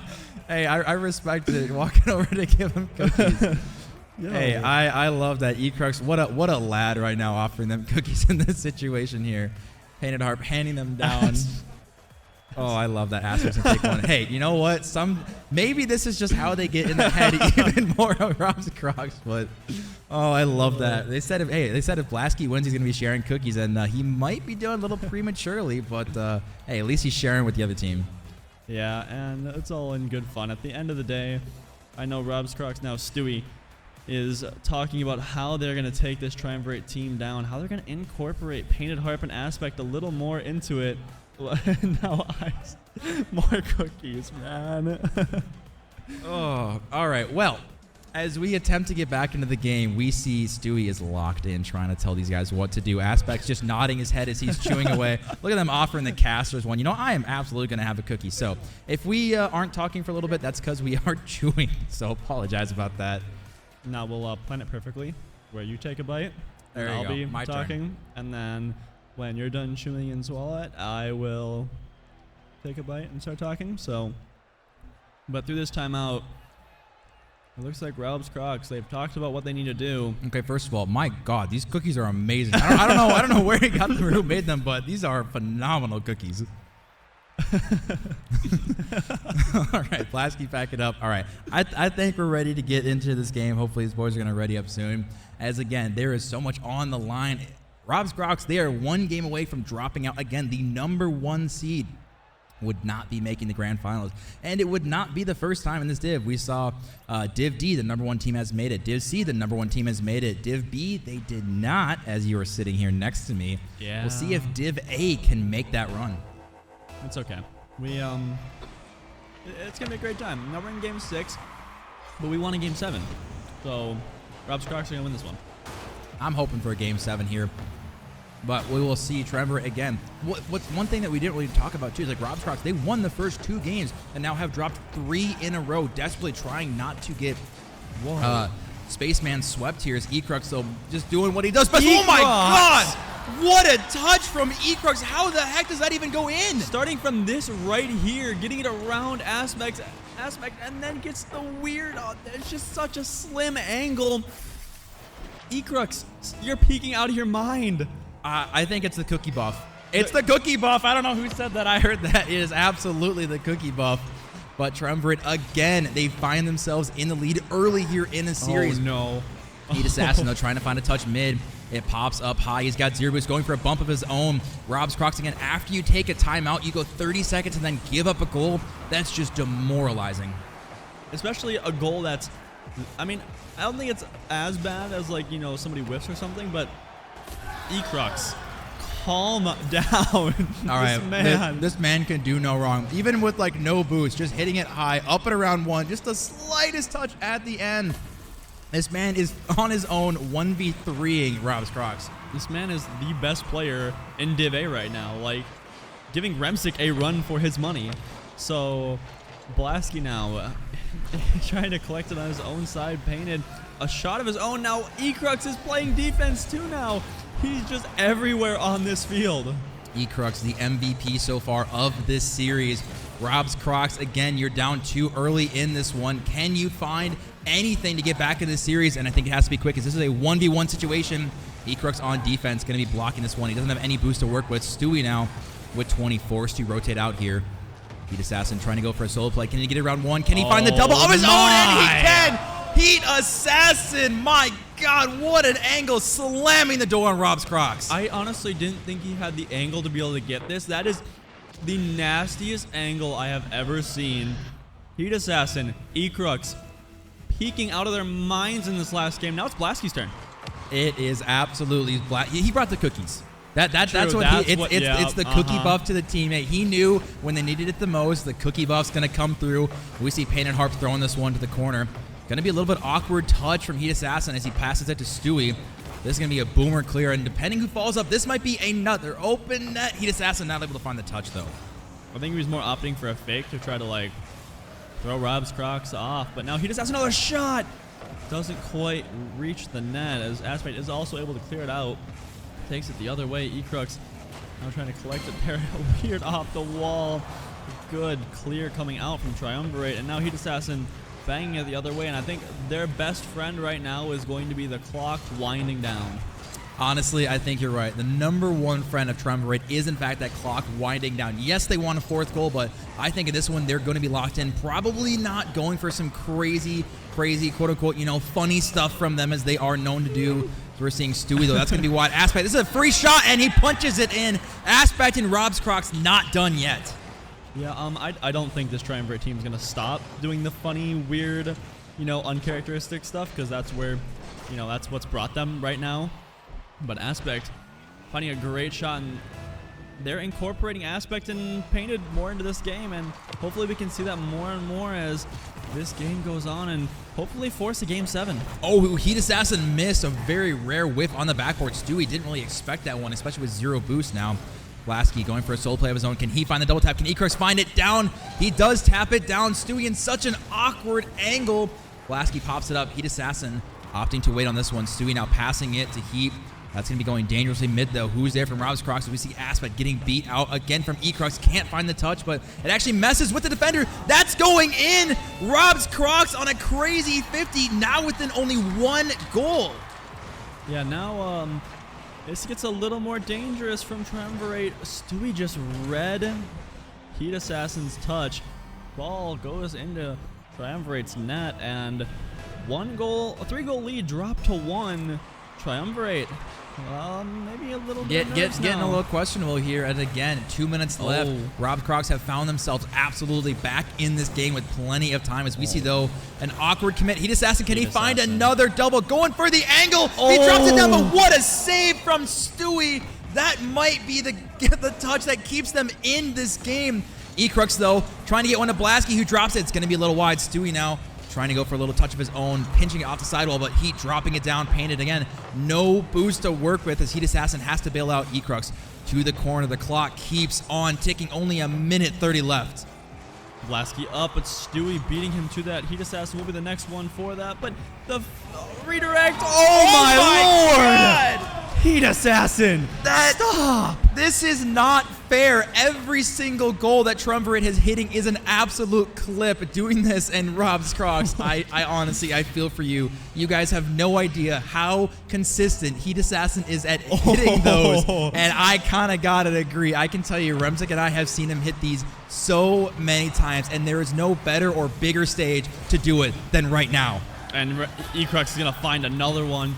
A 3-goal lead to a 1-goal lead, back to a 3-goal lead. Triumvirate looking at in a pretty good spot, but there is still time left for Rob's Crocs. Hey, we saw how quickly Rob's Crocs put 2 on the board. Triumvirate again, though, it is so tough when every single goal, they're just having so much fun with this one. A minute 12 on the clock, and Triumvirate, I mean, I don't want to say that it's just about locked in, but if we get another 30 seconds without a goal, it's going to be it. So Rob's Crocs, this is where you put everything on the line. Otherwise, we're going to see another 1 seed going home. Yeah, but Triumvirate are peeking out of their minds on every touch they make. But Stewie trying to make something happen, though. Bump coming out. Stewie finds a goal. This is not over. And Stewie finding a goal off the sidewall, and we see a bump. Painted, jumping and hitting Heat Assassin out of the way. We see every person on Triumvirate having more fun than Rob's Crocs after this goal, because Rob's Crocs know the time is not down to 0, which means there's still time, but they need to get something left on the board here. Stewie now trying to get a solo play. Can he find a touch mid? Ecrux off the ceiling. Probably going to opt to take his time as he fakes around one, pinches it around the other. Can he find the open target? Is Stewie back? Drops down to Blasky, up and over 1. Painted Harp should have this off the backboard, and again, 30 seconds on the clock. The clock is Triumvirate's best friend right now. Do we see the angle coming through? And what a shot! Painted Harp now taking within 1 goal. There is still 26 seconds left in this game. 1-goal lead. Triumvirate maybe worrying a little bit. No, they're not. They're laughing in the cams, having a great time. We see how locked in Rob's Crocs are. They do not want to bow out here. They want a Game 7. They want to go back to the grand finals here. Ecrux and Blasky double commit in the corner. We see demos happening. Heat Assassin is playing so far back. Only 17 seconds left from Triumvirate going to the grand finals. We see a double tap happening here. Heat Assassin has no boost here. 10 seconds left. What does Rob's Crocs have? I mean, they better think of something really soon. Stewie does have control of this ball. 11 boost. Time is going to hit 0. Pass out to Painted. Painted, does he have it? He does! 0 seconds on the clock. Rob's Crocs will not bow down. Stewie down to Harp, slamming it in through all the traffic. Triumvirate, how have you given up this amount of goals as we have overtime here? Triumvirate need 1 single goal to get to the grand finals. Rob's Crocs just trying to hold on to their life. They need to force a Game 7. Yeah, and with everything that we've seen so far, I do not know what's going to happen for this last goal. Heat getting it around 2. Does he have it around a 3rd? He does! Open. Robbie, Heat Assassin! Oh, what a save! Stewie, he gets it out, and now a shot going the other way. Blasky, he does make the save, and I don't know what is happening in this game anymore. This game just got a whole heck of a lot more interesting here as we see Ecrux's beat. Is that going in? Can he find it? He does on the goal line. This is getting really close here. Everything is being on a nice edge here. Ecrux, though, getting beat by Painted Heart Blasky. A little bit of a heavy touch here. Stewie does get a good 50. Heat's already up on this one. Throwing this one forward to the corner aspect. Going to be a little bit of a tough spot here. Painted Heart beats 1. Ecrux, though, does get a good 50. We're now just a minute into overtime, and this is anyone's game. And Stewie now with the air dribble, getting it around 1 aspect. Does he have the shot? It's off! Oh, and then the double commit coming out from Rob's Crocs. Heat Assassin now getting challenged by Stewie. Ecrux in that corner. Stewie trying to make it, but can't quite with the bumps coming out. Heat Assassin getting it around 1. Painted Heart hitting it up into the midfield. Ecrux will beat out Painted, but Stewie is there to make the 50. A shot coming out. Stewie should make the save there. He does into the corner. And Ecrux getting a touch around Stewie. Blasky now has it, getting 50'd by Painted Heart. Ball going the other way. Oh, this is dangerous. The demo! Oh, almost there for Rob's Crocs. Another demo coming out. Heat Assassin doesn't quite get it by Stewie. And this game, the more and more it goes on, the more fun moments we're going to have. Stewie now throwing this one, trying to go to the corner here as Ecrux. It pops up and down Aspect, taking his time. Immediately 50 from one. Heat Assassin can't find the touch. Can he find this back mid? It's going to go up high. Stewie has no boost. Blasky, can he find the angle? It's going up corner. Painted Harp, though, somehow knowing exactly where this ball is going to go. Ecrux, he's got no boost, but that hasn't stopped him before. Stewie with 0 as well, throwing this to Heat Assassin. This is going mid. Painted Harp has 0 boost, and it's going over, but Ecrux again, 0. No one on the field seems to have boost to get the final touch. Blasky, another pass out mid. Aspect getting 50'd by Ecrux. Blasky leaving it for Heat Assassin in that corner now. Does he have a touch mid? Not quite. Aspect is there now. Leaves it for Stewie getting challenged. Painted Heart getting it back to that corner. This ball so dangerous constantly. Blasky not quite on. Blasky another pass out mid, but nobody's there. Stewie the other way, but Heat Assassin intercepts the midfield pass. Painted Harp, it's down, but once again Heat Assassin is there. Ecrux going up for another air dribble. Stewie, he has to challenge this. He makes a great challenge. And now Heat Assassin in that corner once again. Aspect trying to get a pass out mid, but Blasky is there to send it the other way.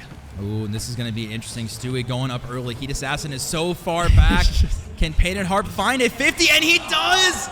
Heat Assassin, you are playing with fire, my good sirs. That's going all the way down the field. Stewie now throwing this to Painted Harp. That's going to be going to Aspect. Can he find the touch? Aspect had 0 boost to work with, and Blasky misses. That was an open net. Can he find the touch? It's still there, and that's going in. Ecrux takes it. Triumvirate go to the grand finals. Oh my, the back and forth in this game. Honestly, the best game of the entire LAN event. Rob's Crocs triumvirate. That was incredible. My God. Are you not entertained, ladies and gentlemen? That is an unbelievable. I think that is the most exciting individual game in the history of DCRL with the clips, the 0 second, the OT, the craziness. I don't know about you. My heart rate's already sitting at like 150. I cannot imagine what these players are going at. Every time that ball got near the net, K-Tool over here was jumping out of his seat. That was honestly the perfect end to that series. Yeah, we could have had a game 7, but that was an electric game to say the least. Absolutely electric. And I cannot stress enough, Ecrux, the MVP 100%. of that series. That was honestly, like, I cannot stress you guys how insane every single touch was. Just these boys just digging deep to take it. And again, like that entire game, we saw Rob's Crocs down by 2-3 goals, brought it back, then down by 2-3 goals again, brought it back at 0 seconds, and then in overtime, craziness happens, multiple open net misses, but in the end, Triumvirate push their way to the grand finals. And I know most of these people don't like doing interviews, but if we can get one of them over here, preferably maybe the man that I'm looking at Ecrux, and I want him over here right now. Man peeked out of his mind in that series. Well deserved. But ladies and gentlemen, as Ecrux does get over here, we have to give a huge thank you to Rob's Crocs. They've had one heck of a season, and bowing out here is absolutely a phenomenal job. To bring it as close as they did, they have been a phenomenal team to have here. And that, unfortunately, is going to be the last time we do see Stewie. But getting one of the pretty princesses over here. Yeah, we are going to see a pretty princess as Ecrux now sitting down here. And hello. Hello. All right. Hello. First question. Okay. You have to talk very close into the mic, right? Okay. You want to basically eat this thing. Okay. There you go. Mm-hmm. Are the cookies laced with anything? Is it a cookie buff, or what is going on? Well, that's top secret. We can't tell you what's all right, in there. that's fair enough. There could be a lot of things in there. I don't actually know, but it made me play better, so I will take it. I respect it. All right, I want to know, is there anything you guys can do wrong? Because every single touch, every 50, every flick, every just anything redirect, it went in a beautiful clip. I mean, it all goes back to the cookies. Like, if you even look at it, All right, I need someone to steal that thing and get a little cookie inspection here. But ever since we ate the cookies, we were hitting every clip. Yeah, So, honestly, I mean, you were if popping you saw off. Heat's double, like that's like a Remzik special right there. Yeah, well, even you yourself, like you're talking about Heat. Do you know how many ridiculous touches, redirects, double taps you were having here in this series? Like, I don't understand how consistent you are. I don't know, maybe it's the PC buff now that you've had one for a while, but what do you think has changed from last season, kind of this season? Because I think your potential has doubled in the crazy mechanics. Playing way too much Rocket League, and then I don't know. I think just having fun, playing for fun, is just a lot better for me. I play way better when I'm just laughing and having fun and just messing around. So close. Oh. Yes. I play better when I'm laughing and having fun. I respect that. So the question is, you've gone this far. You want to give me any insight on what we should expect to see now that you guys have made the grand finals? We're gonna bring it to Game 7 twice, and then we're gonna reverse sweep. Are we gonna see both more games. cookies? Blasky, where'd Blasky go? I don't know. I don't know if Blasky has more cookies. All right. Well, if not, I'm sure you guys can go find some. But again, huge congratulations, you guys. You have punched your way to the grand finals. And now, without giving away any secrets, is there any game plan, or is there not a thought in your guys' head as you play? If we win, that'd be great. All right, there you go, ladies and gentlemen. Again, Ikars, congratulations, my good sir. That is going to do it for the interview. We are going to go for an intermission, and the next time we come back, we're going to have a grand finals for Div D. And make sure you guys are sticking around because we have a nice little fun skit and little video for you guys that you guys are going to love. I have not seen it. I don't think anyone's seen it, but I highly recommend. So don't go anywhere. We'll be back very soon.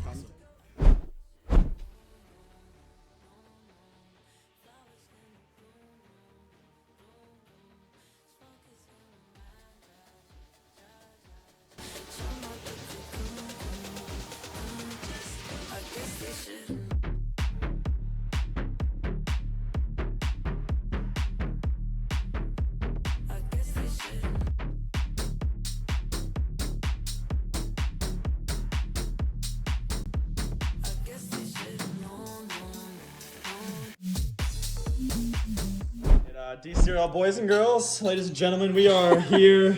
We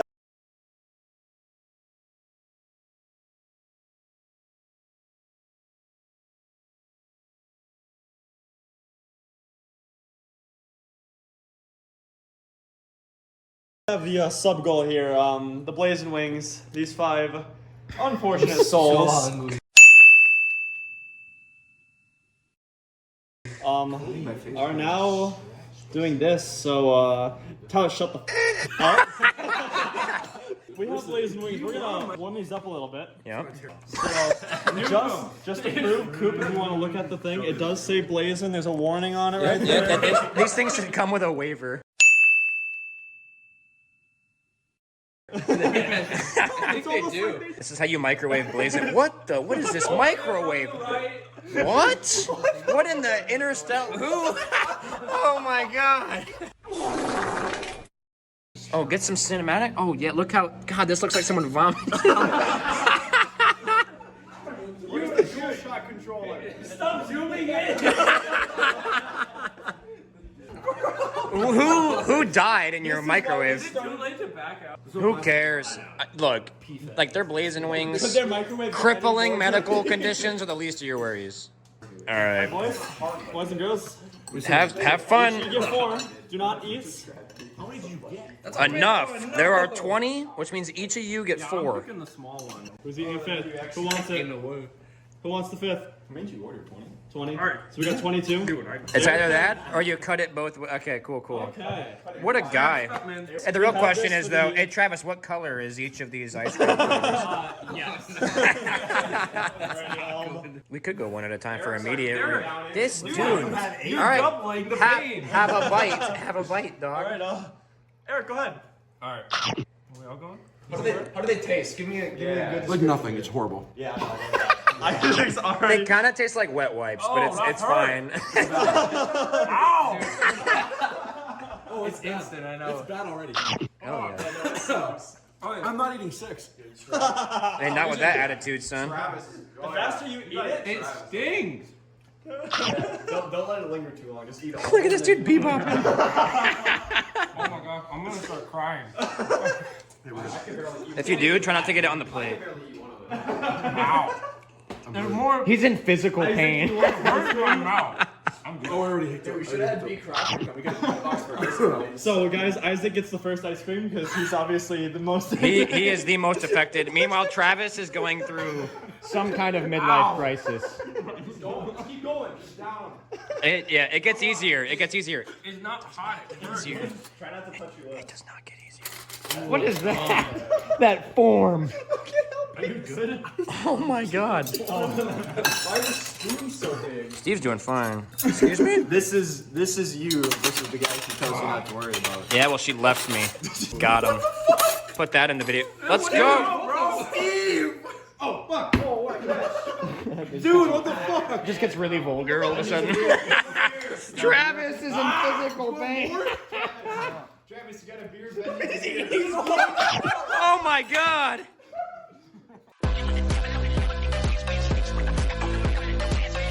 You wanted your contract. Here. Yeah, no, there's the contrast. You guys aren't even remotely close. That's what it means. You're actually dying. Guys, try a napkin. My eyes No, no. Wait, guys, No, eat those other two. Oh, my nose is So he's like, these two have like no facial reactions. Us three just done. Now, the breathing out of the mouth is the giveaway for these. Yeah. It's hot, yeah. I had him one. Hey, we don't stop until all these wings are gone. I don't know if I can do more than two. Oh, my face is so hot. I just drooled on my Oh, here, you might as well get me. Oh, Cooper, you eating something? Let's go, Coop! These idiots can't finish. You don't think about the game. No brain, no issue. Exactly. It's literally No. No. Scrumdiddlyumptious. I love this food. This is how Perchussi eats wings. Can this man have some dairy, please? He's had like 7 or 8. All right, yeah. They're hot. Tyler, do it. I'm gonna regret Nope. it. I was hoping. You're already committed. My face is vibrating. It's not that bad. We're supervised. I said right away I wasn't touching. Tyler, it's not that bad. You got any bush in your cards? Delicious. No, I don't.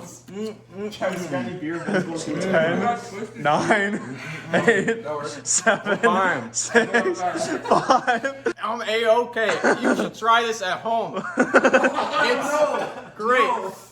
DCRL's not good doors doing DCRL, and this product has revolutionized my life. Killing you makes you stronger. It's opened up my horizon.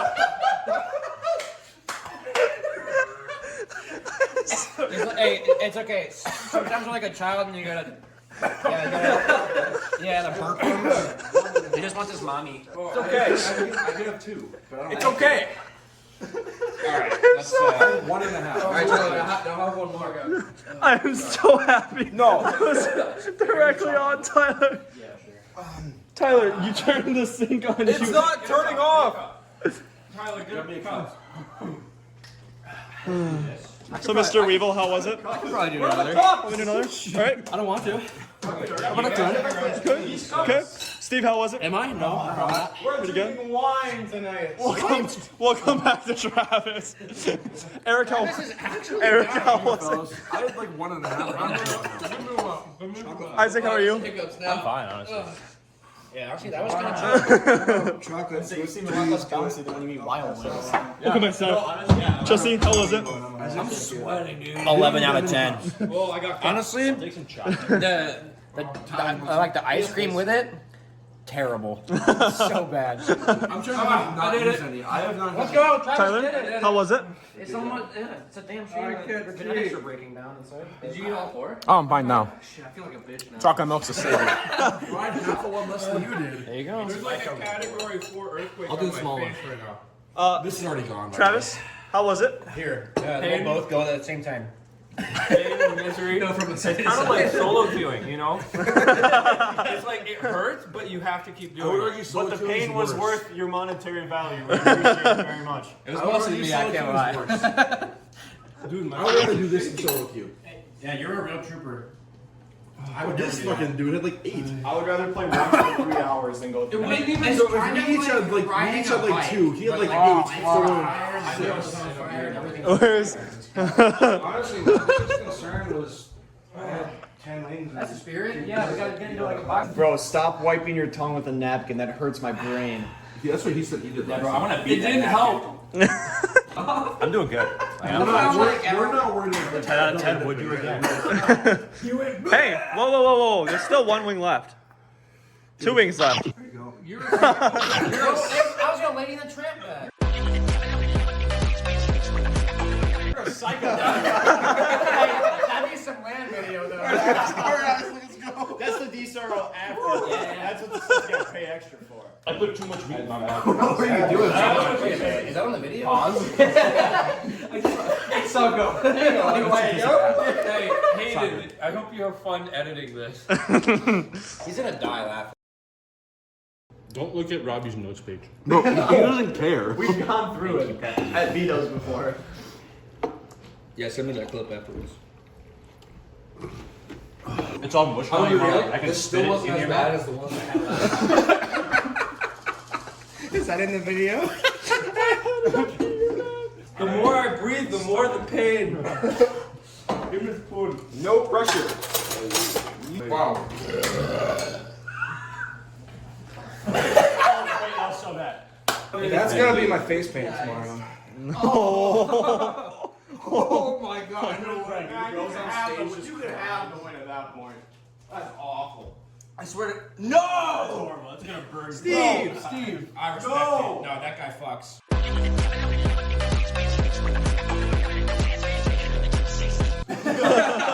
That's so frat, dude. I love that. Oh. Bro, I would give this guy a bid for That's gonna get in your eyes and you're just gonna be gone. Nah. Tyler, you have not gotten any better. You're still. It's way better. Oh. Rather replace. He's saying it's way better, but he's like, yeah. I feel fine, but I feel like I'm still like red as shit. I'm fine, guys. Holy shit. Yeah. Guys, Travis, I'm Travis fine. got the worst. Steve-O dumped this shit in his eye. I mean, come on. Mm-hmm. Red. Yeah, that's what It's cooming over the sky. I can't eat a piece. Are you zooming in? I'm too old. I'm sweating so much. That chocolate milk. Oh my god, man. This is land. You're dripping. What? I'm white. Hey, yo, bro, this kid's dripping. Stone. Use that, bro. Yes. Oh, get that cinematic. DCRL, ladies and gentlemen. Yep, I did that. Hey, ladies. Adam, I regret everything. Can your man use VLOOKUP? Every time I breathe, it's like I'm gonna breathe fire. I thought the just doesn't go away. hellscape that you guys are in. It's way better now. When I stop eating, it just goes right back. And it's not better. If only I was. You just gotta power through it. If I stop eating this, the pain goes. May irritate eyes or skin. May cause death, violent death, painful death. Avoid eating with ice cream. Avoid eating, period. This is the greatest. Watch how I enjoy it. DCRL needs a Dr. Pepper gaming house. Done. That shit busted. All right, boys, to wrap this up. For those of you that had it, aka everyone but me and Adam. Always wrap it up. How was it? Was it worth it? Would you do it again? Yes. Yes, yes, and yes. Yeah, per chance. You can't just say per chance. I can, bitch. Well, how was it? You'll see the video, so. You'll see. Yeah. We saw the video, You yeah. saw Travis's fucking house. Would you do it again? Yeah. Maybe. And this man got face paint. Dude, he's this. Oh. The blazing paint goes hard. All right, now get out of my house. Ladies and gentlemen, thank you for the subs. No, thank you. Yeah. Everyone, thanks for the subs. We appreciate it. Thank you, everybody. Yeah, thank you. It helps us grow a lot and host land. Yeah. Peace.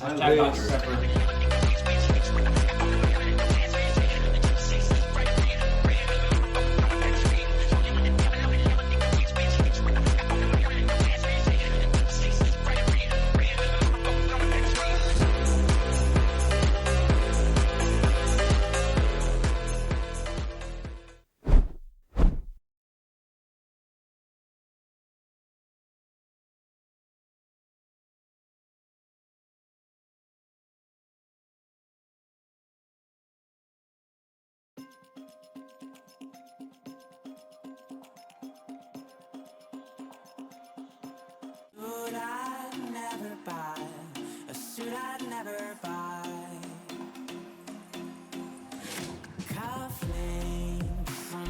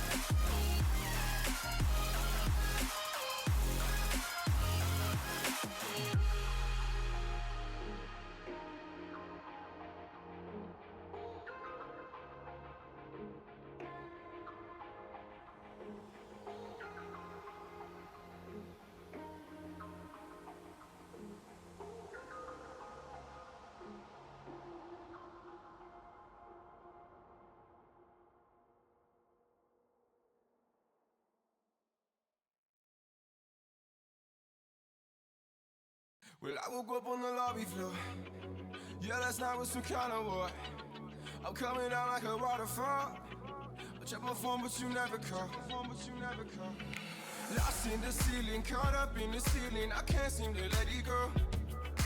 Locked in this cage, I've been stuck here for days, and I can't seem to let you go. You pull me up and I put you down. You gave me love, then I stole your crown. You let me in, then I pushed you out. Come let me make up for all these pain. I've been a mess, tied by all these chains. Open my eyes, now I finally see. Shut the key, yeah. Can we be free? You pull me up,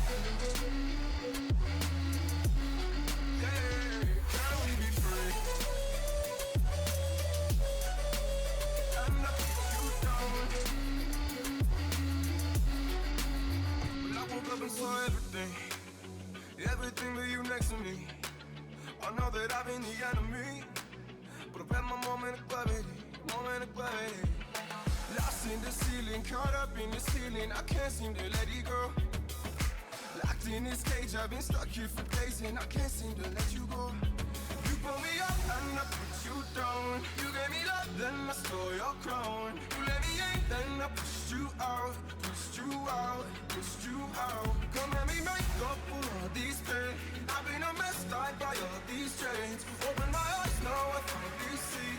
Shut the key, yeah. Can we be free? You pull me up, yeah. Can we be free? And I put you down. You pull me up and I put you down. You gave me love, then I stole your crown. You let me in, then I pushed you out. Don't let me make up for all these pain.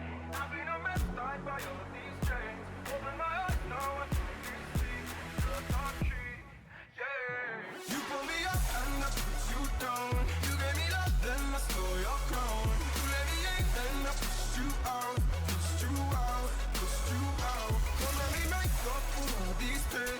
I've been a mess, tied by all these chains. Open my eyes, now I finally see. Shut the key, yeah. Can we be free? You pull me up, yeah. Can we be free? And I put you down.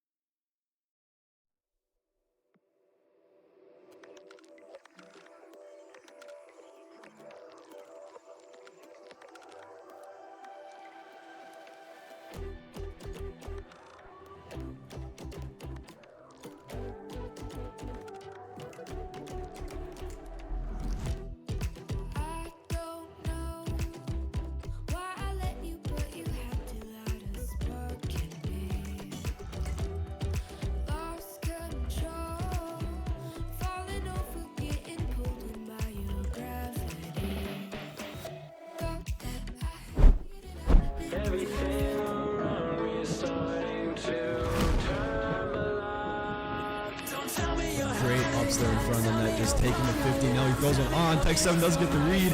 Complex get a shot on. He does top corner. Complex coast to coast from the save to the goal on the other end. And gets a shot off in the meantime. Is that on net off the post? Chalupa's there! It's in the net! Chalupa! We are in golden goal territory. Sui now trying to go for a solo play, but it's going the other way. Marty now gets it around one. Can he find a touch? We see misses, and that's going in! Lasky with 2 seconds left takes the lead.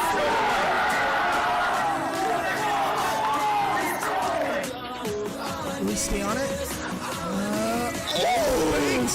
The fake is it? Oh my gosh! Bob Slider! Oh no, he's up. Can he get it? Oh, what a pinch by the defenders. Oh my God! On net! He does it! Going to game number 6. Throw this man a parade through Fargo. Field tackle is awkward. He passes it to Rensick. Black Killer falls on the save. It's on the goal line and it's going to go in!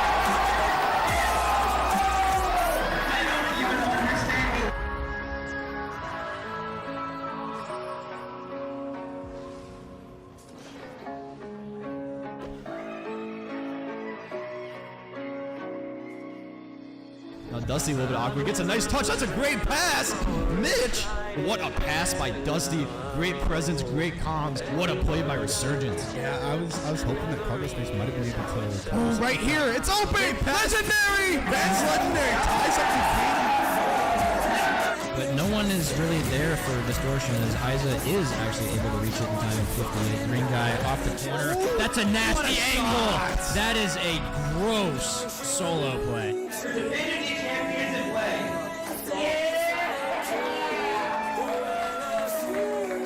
JD Bauer gets a nice 50 on him. Can he follow up with a center? Yes, he is. He gets one that's on. Oh, what a pass! Ladies and gentlemen, your Dempsey winners, Father.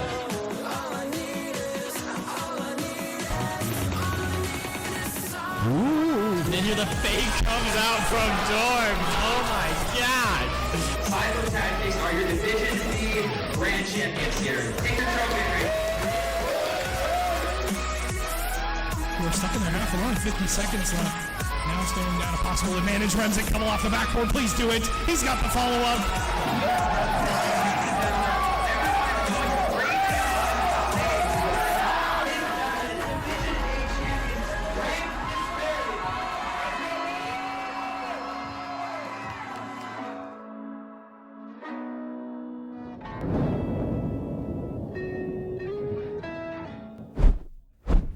All right, welcome back here. We got the grand finals match happening, Division D.